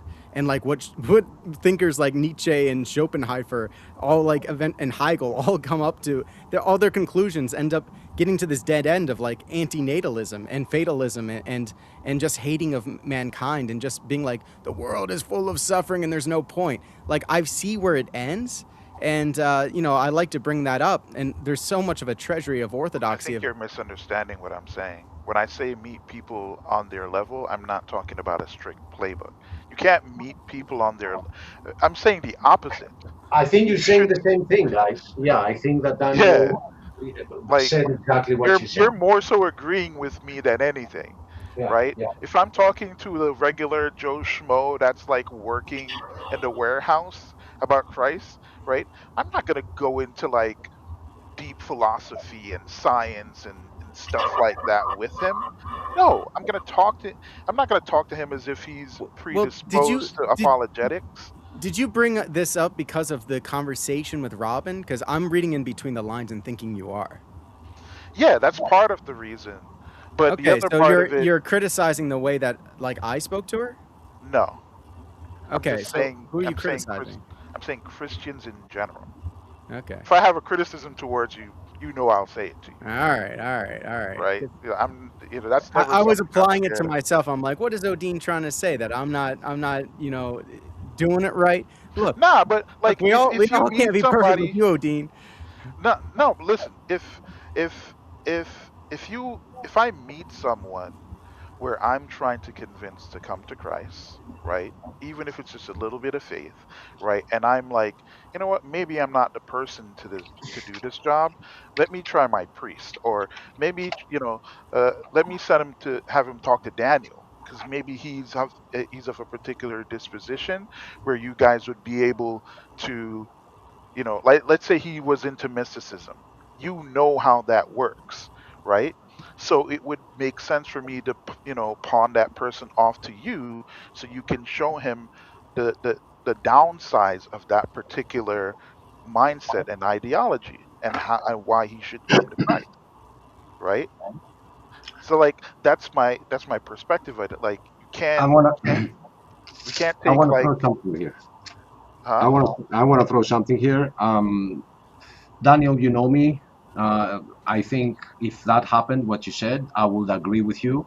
I don't think that Odin did that for this. I think it's something that has been in his mind about discussing it here because we've been very specific on some subjects, and we keep changing and having more subjects because we've discussed other stuff in the past. So it's time to go back to them. And that was Odin's way of saying, I want to hear the Proverbs guys get into faith a little bit. Maybe because he also has some things to say and he wants to see our view. So it wasn't criticism. It didn't feel to me like criticism towards you or us. But I want to point something out because there are people that do that. When Daniel gets approached by an atheist, he will do what it feels good to him at that moment, and then it's very easy for others to say, yeah, if I were you, I would have said this, I would have said that. So when people do that, I remember this quote, and I want to bring it up on the screen. I'm sorry, my brain just fell off my brain right now. It's the time. So I want one of the two to read this. This is Theodore Roosevelt. Who wants to do the reading? It is not the critic who counts, not the man who points out how the strong man stumbles or where the doer of deeds could have done them better. The credit belongs to the man who's actually in the arena, whose face is marred by dust and sweat and blood, who strives valiantly, who errs, who comes short again and again. Because there is. Can you scroll Sorry. to the left a little bit? Yeah, it doesn't Because do there it. is no effort without error and shortcoming. But who does actually strive to do the deeds? Who knows great enthusiasms, the great devotions, who spends himself in a worthy cause, who at the best knows in the end the triumph of high achievement, and who at the worst, if he fails, at least fails while daring greatly, so that his place shall never be with those cold and timid souls who neither know victory nor defeat. Theodore Roosevelt. I just want you to have that in your head every time you hear criticism for how you approached someone. Remember, they're not in the arena. They weren't where you were at that moment. And all credit goes to the man who is in there and takes the shots and give the shots. So felt like Yeah, sharing I that. mean, I've been criticized before, mostly in private, as to why am I talking to this person? Like, hanging around these atheists or these particular people in a certain denomination. And I'm like, Christ, I love them. I People want love them to doing come to that. Christ. Oh, I'm sorry. I was looking away and I didn't see that my screen was here. People love doing that. They love to criticize, but they don't run their own channels to, take up some of the fight and go to the front. No. Um, Daniel, I want you to do me a favor. Yeah. When we end the stream, tomorrow or the day after, I want you to take this stream from the beginning. Don't. What is going on, dude? I said stop sharing. Get out of here. Um, This is a 4 hour long stream. I'm not talking about the 4 hours. I'm talking about the first 2 hours that we were focused word by word. I would love it if you guys, and you too, I am Batman, if you weren't here, if you want to check out the things that we discussed about this dire warning that we get from Paul about the end times. Yeah, Um, I was listening. I think it's a very shocking realization that maybe that too can trigger an atheist. Like, wait a minute, that is shocking. That is like a window to today. So I want you to check it out. And if you disagree with something we've said, let us know. But Daniel, I'm saying is to you specifically because I know that there are so many things that we align in the way we see some stuff. And I would love your ears to check that stream out. Check that part. Okay. Yeah, I'll try my best to listen to it. Um, so All it right, we'll is let you end it and go to bed. it is a bit So, late, but it's not 5 a.m. If there's something in your heart that you want to share, I still have 6 minutes. Five. It just turned to 5. yes, there's one more thing in my heart that I want to share. Go ahead. Daniel's mustache is not saved. It will not go up with the rapture. Nah, I'm kidding. It's Love you not a guys. moustache, it's a beard. I can't grow a beard, so I'm just being jealous. I'll get it all shaved off again in no time. I've stopped shaving with a blade um, since the army, because the army in Greece is mandatory, and I had to shave every day, every day. And I was young.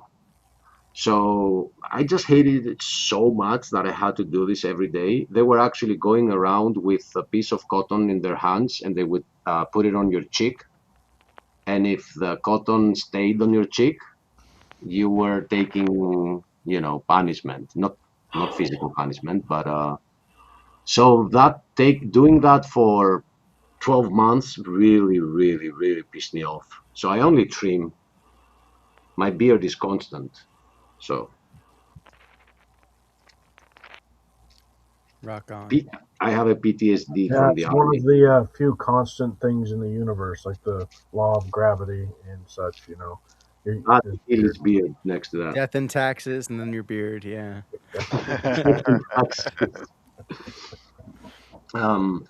But Daniel, I don't know if I've ever said this to you. One thing that shocked me when I discovered it in Greek philosophy, it was that there is this there was this philosopher Parmenides who is called the father of idealism, and he Hey guys, was. I'm gonna hop out. God bless y'all. Love y'all. Hi, I'm COD. Batman. Thank you for being here, and we're shutting it down anyway. Have a great night, brother. Thanks for being around. God bless.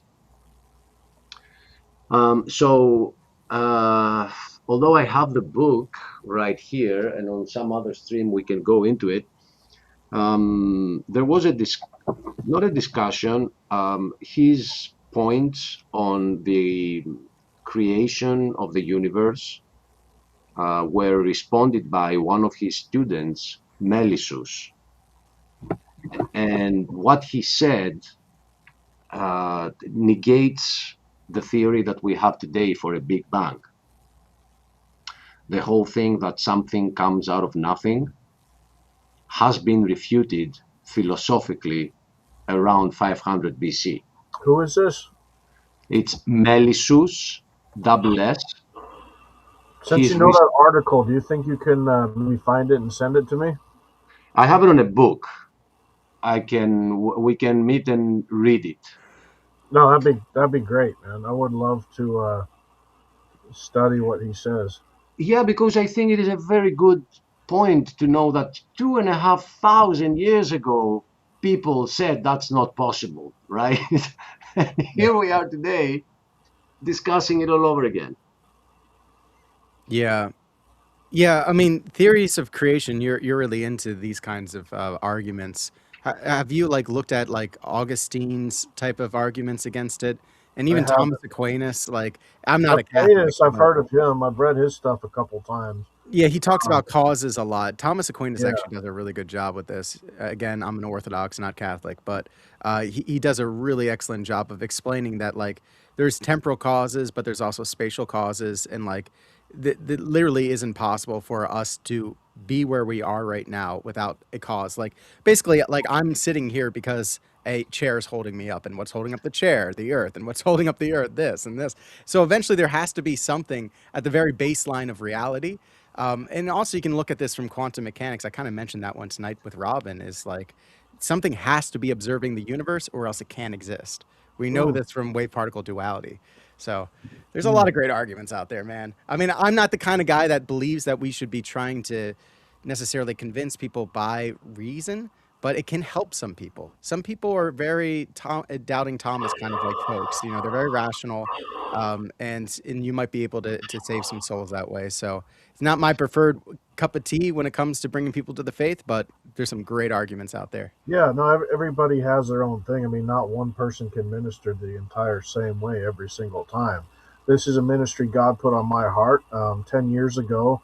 I was planning a different path for my life that I wanted to do, and I thought it was the best thing. But at that same time, God did something behind the scenes to make it so I couldn't start school that day.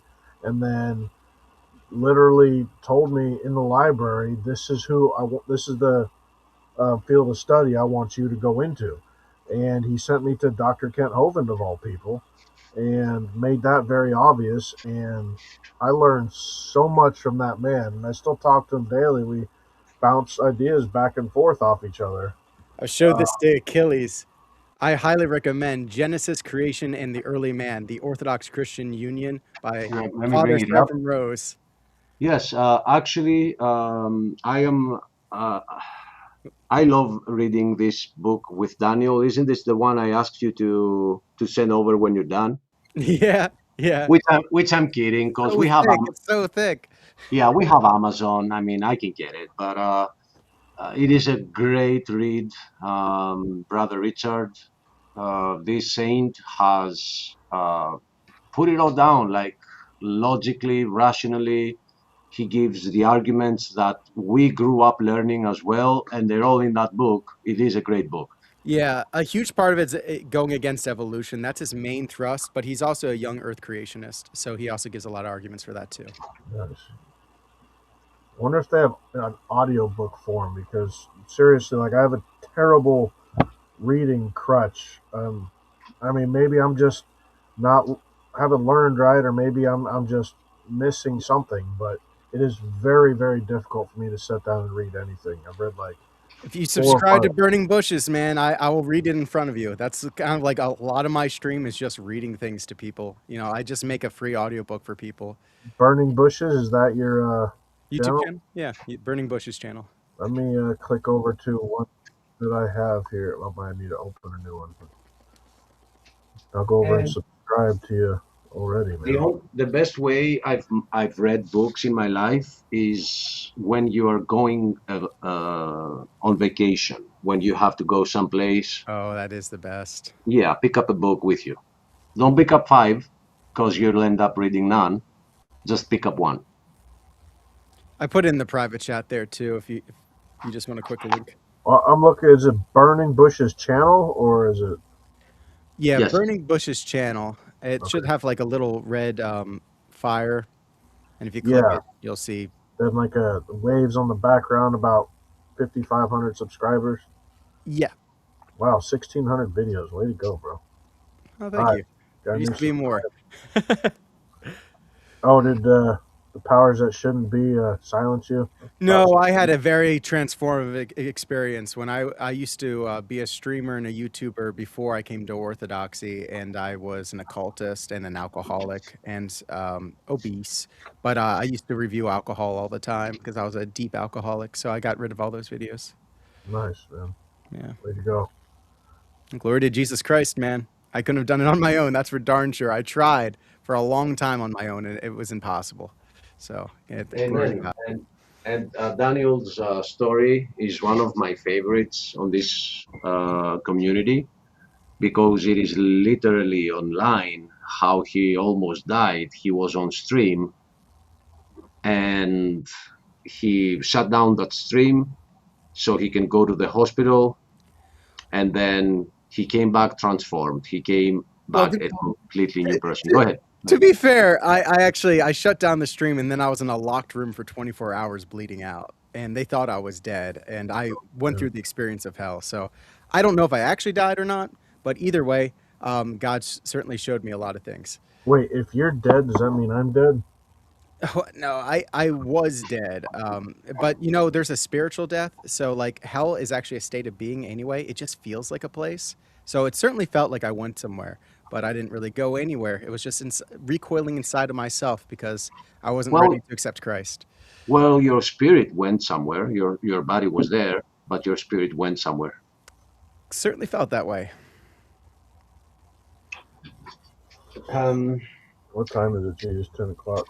But yeah, guys, I'm going to get out of here. I'll let you guys shut down the stream.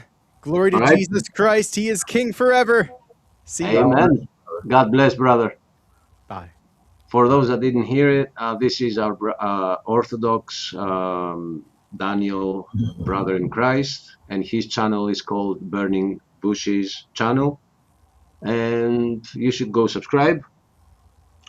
We love to discuss, even argue with him. He's very respectful, and he has a heart for the Lord. I hope he finds us respectful.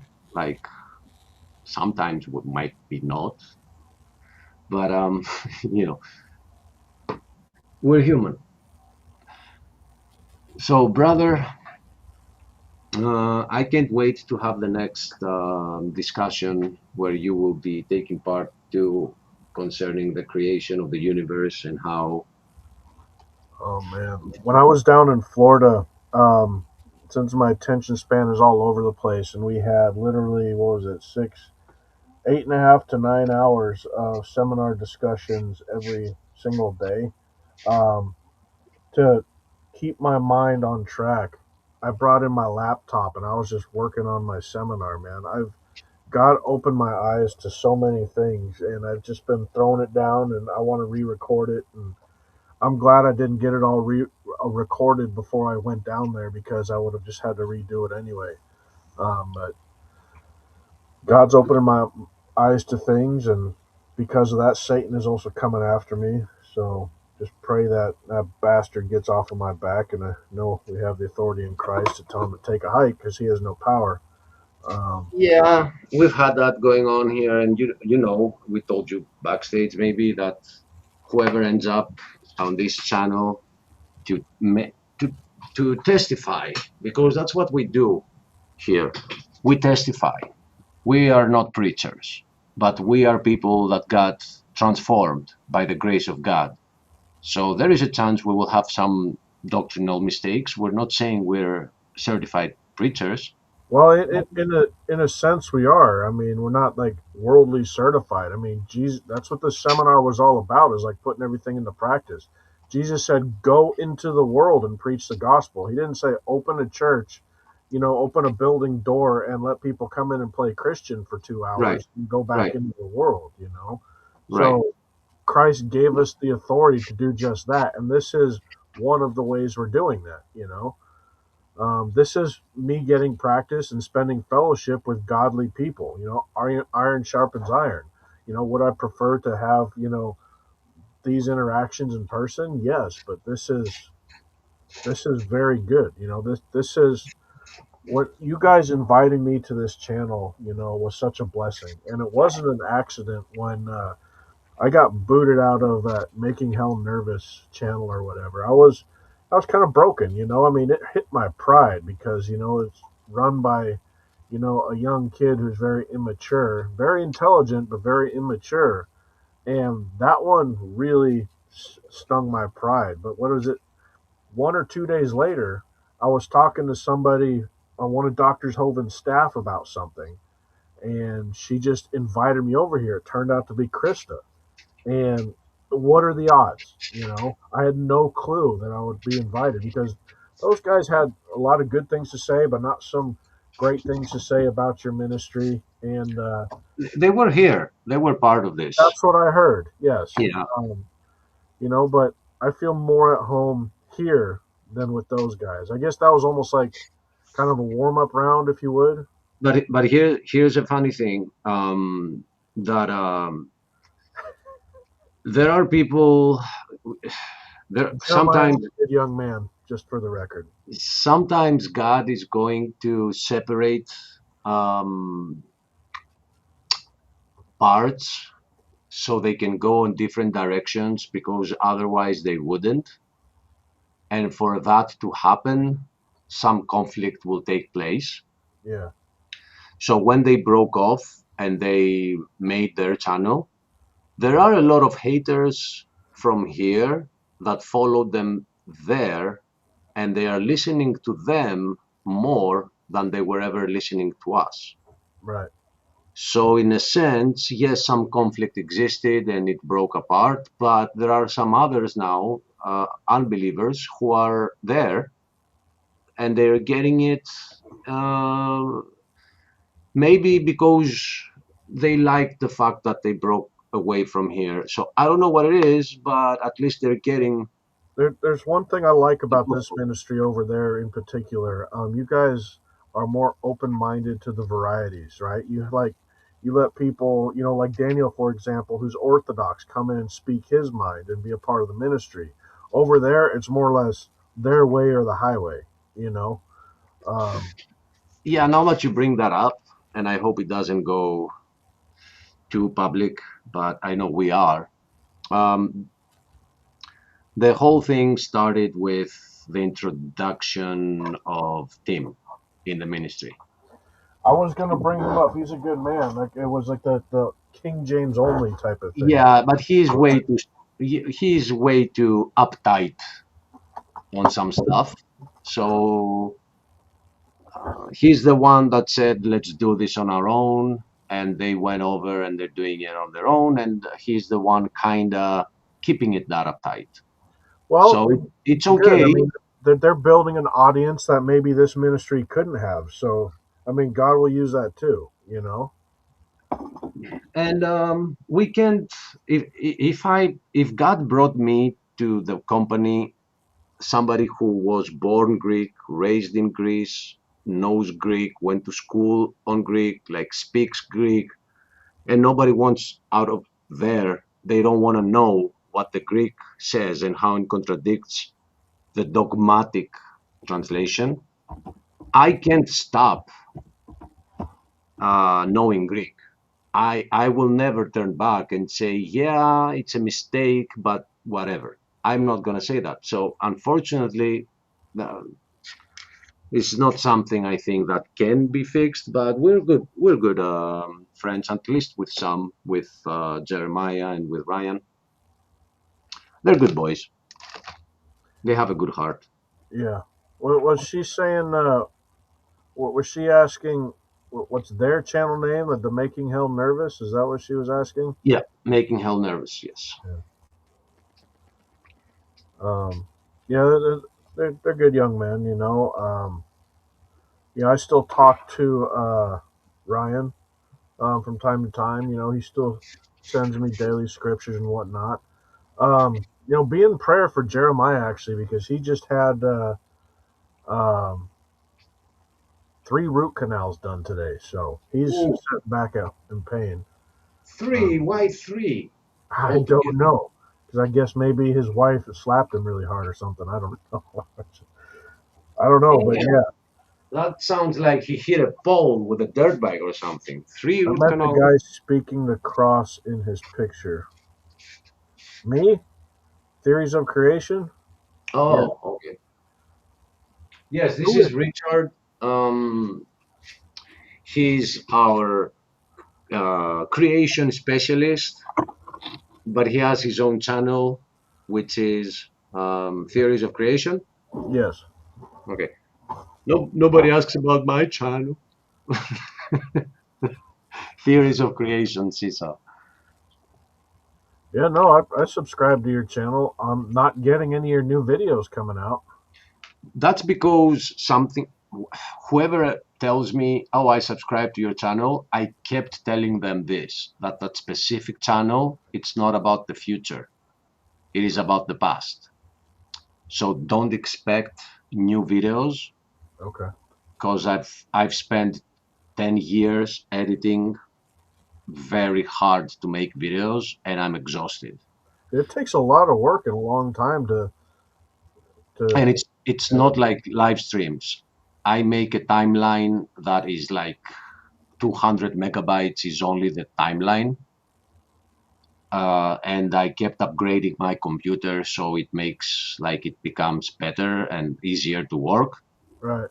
And when I arrived to the Proverbs guys, I found this new form of witnessing, which is using my mouth. So making those videos is a little on the background now, but they have importance because they show some stuff that started taking place from 2016 on, and it was making a prediction that these are the end times, and here's the proof. And it is step by step. And there are some things that people don't grasp. and I felt like it was my responsibility to share it. And they are there. I can't redo them like every year, keep remaking them for everybody that subscribe now, you know. Chill pill, yes. Yeah, but the traffic, here's the problem, Cecil, that I have, which it's not bothering me, but my work needs people to watch a video like they're watching a movie. You need to start watching and expect it to make it to a climax at the end. But we are at times of very short attention spans where people want shorts. So if you do go to my channel, which is Achilles 7, it is the you've seen me in chats, so you can just click on my name. You'll see that there is no video under an hour.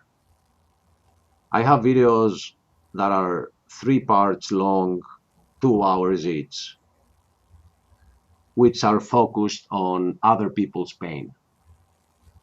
So, for example, when there is an accident that relates to a sacrifice to Satan, and it takes 57 souls, for me to be able to put that out there to show you what happened, I need to show you a lot of things, like translate every single thing that has been said, so you can make up your mind on why it was said and what happened, find the evidence, find the appropriate recordings, and then the interviews, and make it coherent, add some music, make it easy to flow. And I'm in a time where there is short attention span, but there is also lack of empathy. Say I wasn't paying attention. And there's a lot of people that just don't care. They just don't care. They see a video that my videos have weird titles, and you can only understand what the title meant if you watch the video. A lot Then of you'll people be judge a book by its cover too. right. And people do that. They look at the title, they say, well, that's a confusing title. I'm not gonna watch that one. You know, and I don't know. It's a job that was done as I was transforming from a rider who only built dirt bikes to somebody who only speaks of Christ now. So that was the intermediate step, the step in between.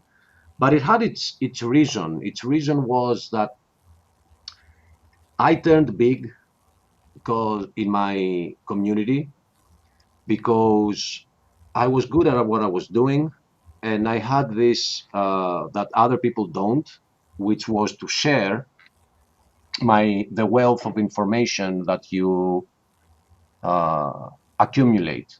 Like a lot of people keep secrets. They keep the secrets to themselves. I never kept secrets. So I started having a lot of subscribers. And at some point in 2016, they gave me an RFID card with a microchip in it for me to continue racing. So I made a public statement that I quit racing because I'm an Orthodox Christian. That's how I saw myself back then. And you don't give an Orthodox Christian microchips. Yeah. So this exploded into a 50-page discussion where all the atheist riders were attacking me for being a believer, and God put his word in my mouth, and I was responding to each and every one of them. So in the end, because they couldn't win the argument, they deleted the whole discussion, 50 pages on a public forum. My username, they completely deleted me from existence. And that brought all of the readers to subscribe to my channel, and that forum died. So they witnessed a person who started talking about Christ, how he transformed from a rider to what I am today. So it had its purpose. As we said earlier, God puts people on different missions for different groups. So Right. I'll admit they're confusing. My videos are confusing, but if you do care to find out some stuff, which I promise, there's some very good information about the world today. You gotta start on playlist 2016. Go to playlists, Yeah. start watching uh, playlist 2016. Only uploads. I started adding videos at the bottom of it, like 100 videos, but that's just shorts from the internet for any unbelievers because there was stuff taking place. For example, there was a school in Mexico that 50 students got um, I don't want how do you call it when I know the word, but it's just too late for me now. That's all right. I mean, we can When a talk about spirit it. takes when a spirit takes over you, possessed. I got it. Yeah, gotcha. All the students of that school got possessed by a spirit, and they fell to the ground and they started shouting and screaming, and that happened back in 2016. So I added it to the playlist. But my message is only uploads on that playlist. So you start on the beginning, and I promise you, I have a good surprise for you at the very first video. Who I think the Antichrist is on the very first video, and why I think that. So after discovering him, I kept having an eye out on him, and I kept observing the things he was doing together with the things that were taking place in the world, like allowing Satan's books for children in schools in the US under the Freedom of Religion Act. All these started together. Now we take them for granted, but they had a beginning. I was there witnessing that beginning, and now we are at the point where we just gotta keep bringing more believers in, make them wake up, and have no hope in this world. Yeah, I mean, we gotta separate ourselves from politics the best we can. Um, And you see what's happening now.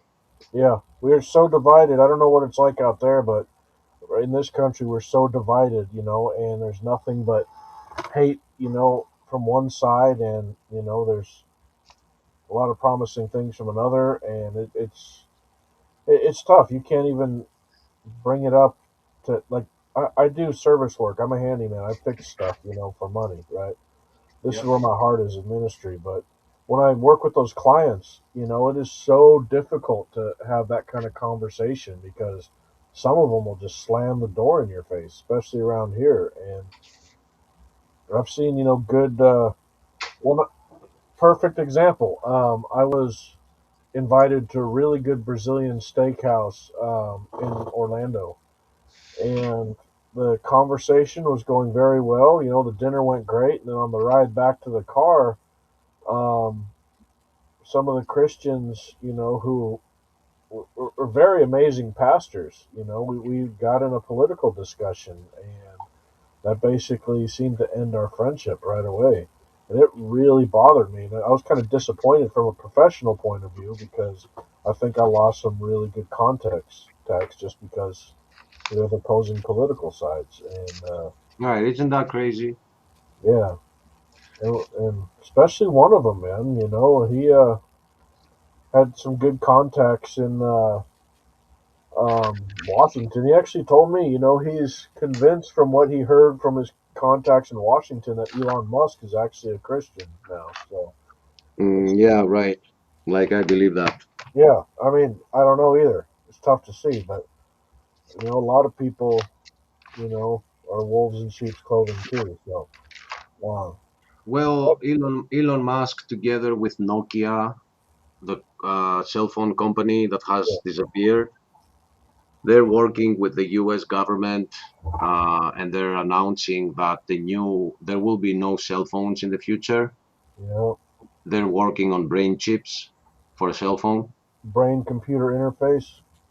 Yeah, so it is very Some hard to projects I'm convince. working on. It's very hard to convince me about Elon Musk being a Christian. Yeah, I don't know. no, I get you. You know, I'm not 100% convinced either. But so one thing Elon Musk said on the Joe Rogan podcast is that he thinks in like 6 or 7 years, maybe even sooner, AI is basically going to take over the modern cell phone. What we use with apps, basically, we're going to directly interface with AI.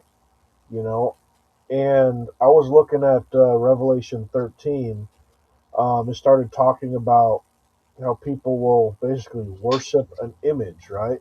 And if you Mhm. look at, people, when they're in the standard pose, I guess, for lack of a better term, of prayer, they kind of have their head bowed, and their hands together, and they're praying to God, right? Well, look at society today. Like if you look at a bunch of kids around a table, they all have the same pose, but they're staring at a phone, right? So everything that is ever done with a computer, or most of it, is done from a computer screen or a computer image. Now I'm wondering if when John had the revelation of the future, he saw people in that position staring at a cell phone as worshiping an image. Then they also talk about in Revelation 13 that they will give life to this image. How do you give life to an image?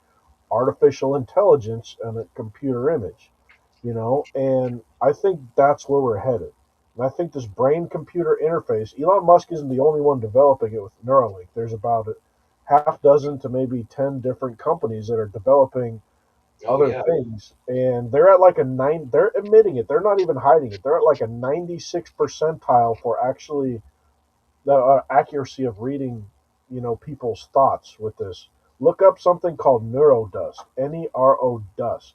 It's basically thousands of little microscopic little things where they inject it into the patient and then it, goes in and basically spreads out and latches onto people's brains. This isn't one of those um, tinfoil hat ideas. This is stuff you can find yourself. Neurodust scares the hell out of me, but it basically maps out your synapse, and with the patterns of your thoughts and speech and whatnot, they're able to take those patterns and use AI to read and project what your thoughts are actually going on. It scares the hell out of me.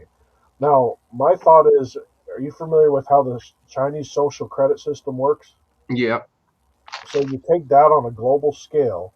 Yeah, it's With, coming. They always experiment with China first, and then it happens worldwide. yeah, and it scares the heck out of me, bro. Um, I know there are differences, in this ministry on this channel about whether Christ is coming back before or after the tribulation, but after hearing Dr. Hovind preach about it, I think we're here for the tribulation, and the mark of the beast is going to be here for Christians too. You Yeah, know, I think so too. and my my advice is just learn or start studying survival channels and survival tactics, how to start a fire.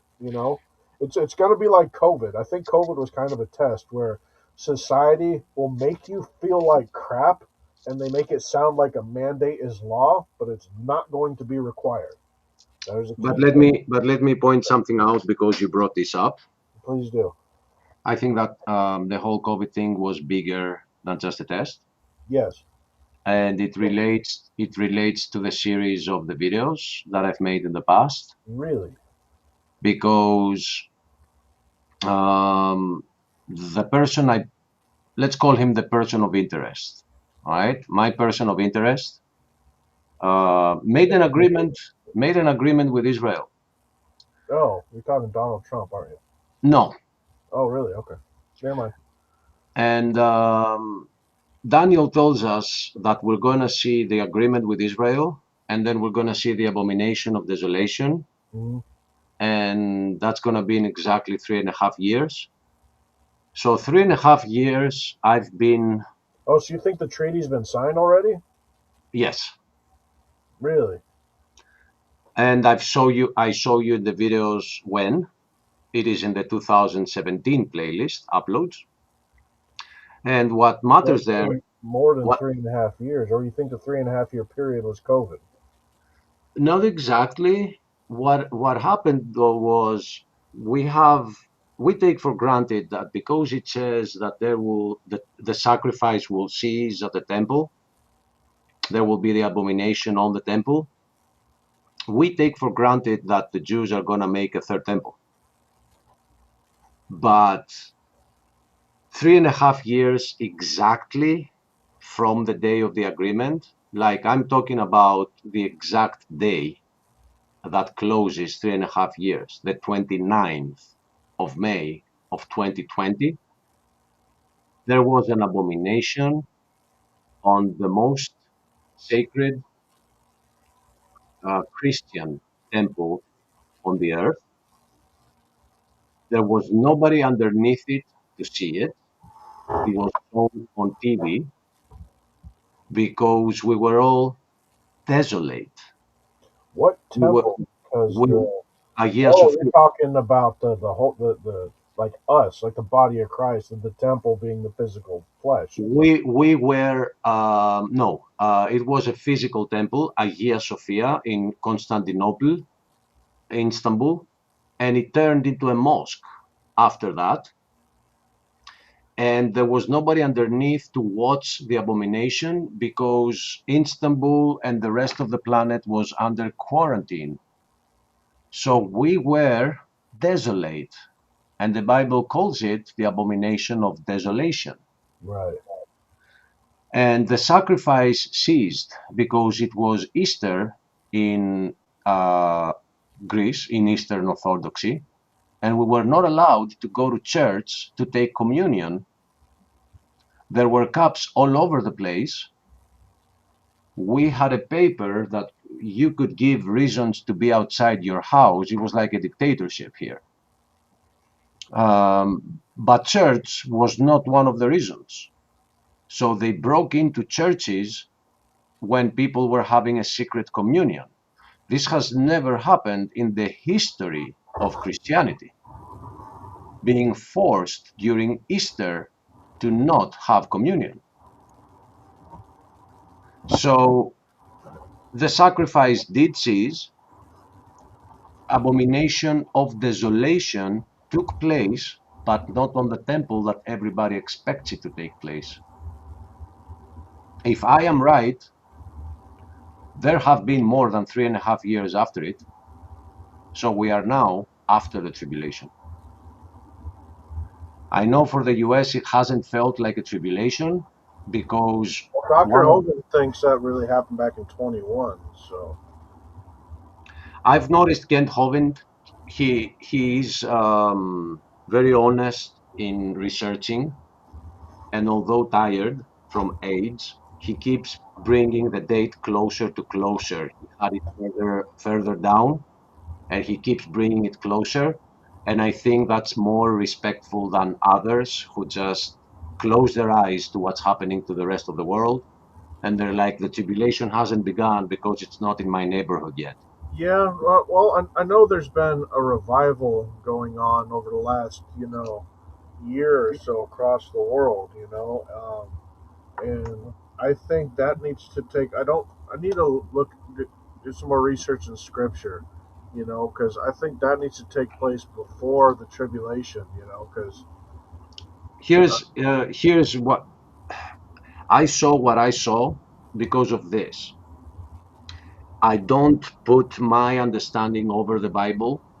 I keep an open mind right, and allow to observe and see if it verifies the Bible. So when that happened, I was looking for it.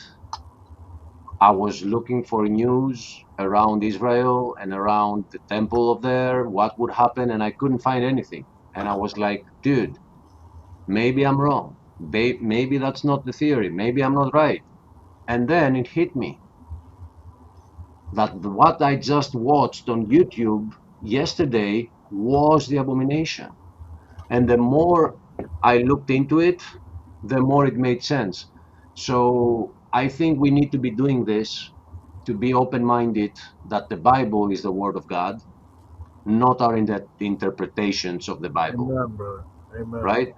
We Yeah. tend to confuse those two and fight over the interpretations.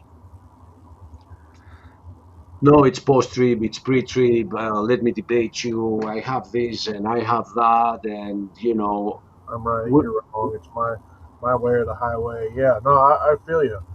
Um, you're right. I think I should look at it with more an open mind because I do get to the point where I do latch onto my ego a lot, and I think all these thoughts that I have are more accurate than other people's. And I'll be the first to admit, look, I don't always look at things correctly, I guess. amen, we have to. We are men, right? We, Yeah, we shouldn't bring ourselves up to the Bible, our understandings to the level of the Bible. The Bible is the infallible word of God. That means that everything outside it could be fallible, could be wrong. yeah, So I'm glad we had that discussion as an exit, as an outro, because I don't like advertising stuff. But whoever was around and heard all this, uh, I'm glad for it. But I wouldn't make a show saying we found him, here he is, and all that, no, because that is exactly. And drawing. the Bible warns against that stuff. So Yeah, that is drawing attention, and it's drawing the algorithm too. You know what I'm saying? I yeah, could have a lot more views on my videos if I just labeled them in a way that is algorithm friendly. Let's say, right? If I were to say, here he is, you know who I'm talking about. Of yeah. course, it would get hundreds of thousands of views, but that's not what God advised me to do. It it's not about us, and that's one thing I realized that God actually had to, for lack of a better term, pull me aside, and show me a couple things. Because when I started this YouTube channel, I was doing a lot of shorts and getting some attention and getting subscribers pretty quick, and then I realized that, am I doing this for me or for the glory of God? Am I doing this because I like the attention and I want to put this stuff out there? And it kind of slowed me down a little bit. I wish I get to the point, I would love to get to the point, where I'm that gung ho to put something out for the glory of God and not. And and since you mentioned that, in my videos, I don't think there is another channel like mine, in a sense that you'll find many videos that are calling people to unsubscribe from my channel. I give them 100 different reasons on 100 different videos to unsubscribe.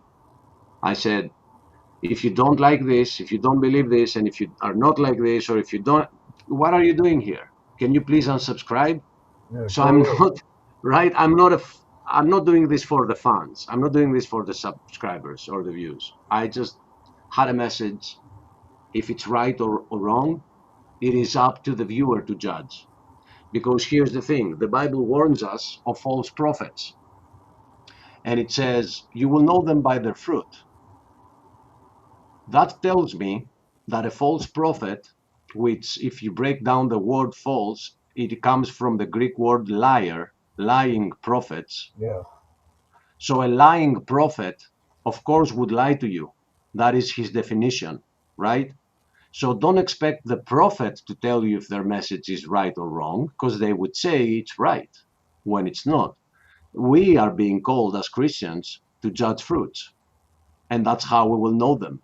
Not by their face, not by their supposed sainthood, like piety or fruits. Examine fruits. What are they doing? What have they spent their time doing? Are they bringing people to the Lord? Are they admitting that Jesus Christ is the Son of God? We have this from second epistle of John, I think, that says the fruit is if they accept Jesus Christ as the Messiah. It yeah, is pretty simple. There are many messages out there, but they're not accepting. Like, I'll give you an example. Somebody who raised up from the dead recently, because I thought he was dead, he had disappeared for 20 years, is David Icke. Have you noticed that? I don't know who that is. Okay, David Icke was a conspiracy theorist who gave us a lot of truths back in 2000, but he never admitted Christ. Never. So 20 years later, right now, if you type David Icke onto YouTube, he has started a channel and he is telling you everything that you supposedly need to know about what's happening in the world, with one exception. Never about Christ. Never. He considers Christianity another method of control of the system.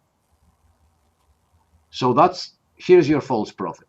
He has hundreds of thousands of subscribers and he's leading them away from the truth. He gives them some truths, just like Ken Hovind says about the poison thing, how it works. Mm-hmm. You don't give people straight poison. They would see it immediately. You have to give them 99% truth and just hide the truth in that 1%, which is God, the truth of God. So again, for whoever listens to this and wants to check out that channel, it's up to you. I'm not going to tell you if my message is true or not, because if I was a lying prophet, I would tell you it was true, and you shouldn't take my word for it to begin with. It's up to you. I'm sorry if for you make a ranting so successful much. YouTube channel that's called The Lying Prophet. I'm sorry?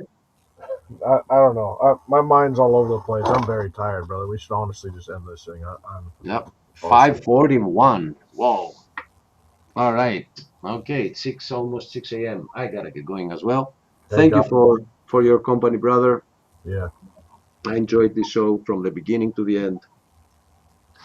Well, I tagged in the last few minutes, so. There is a very good study at the beginning of Is that. there? Oh, by the way, let me show you this. I just found it here. I was showing this to Stephen the other day. Check the screen. Scientists warn that Earth could run out of conspiracy theories by 25. They keep coming true at the current rate. Oh, man. That's good. All right. Let's end it there, man. Have a great night, my brother. God bless you. Thanks for your subscription, Cecil, by the way. I don't know if we've ever talked or I've seen you, but hey, God bless you guys. See you, South School. Lord, thank you for these people in this meeting and the technology to have fellowship across the world, God. Bless these people. May they rest. In Jesus' name, amen. Amen. Thank you, brother. God bless you all.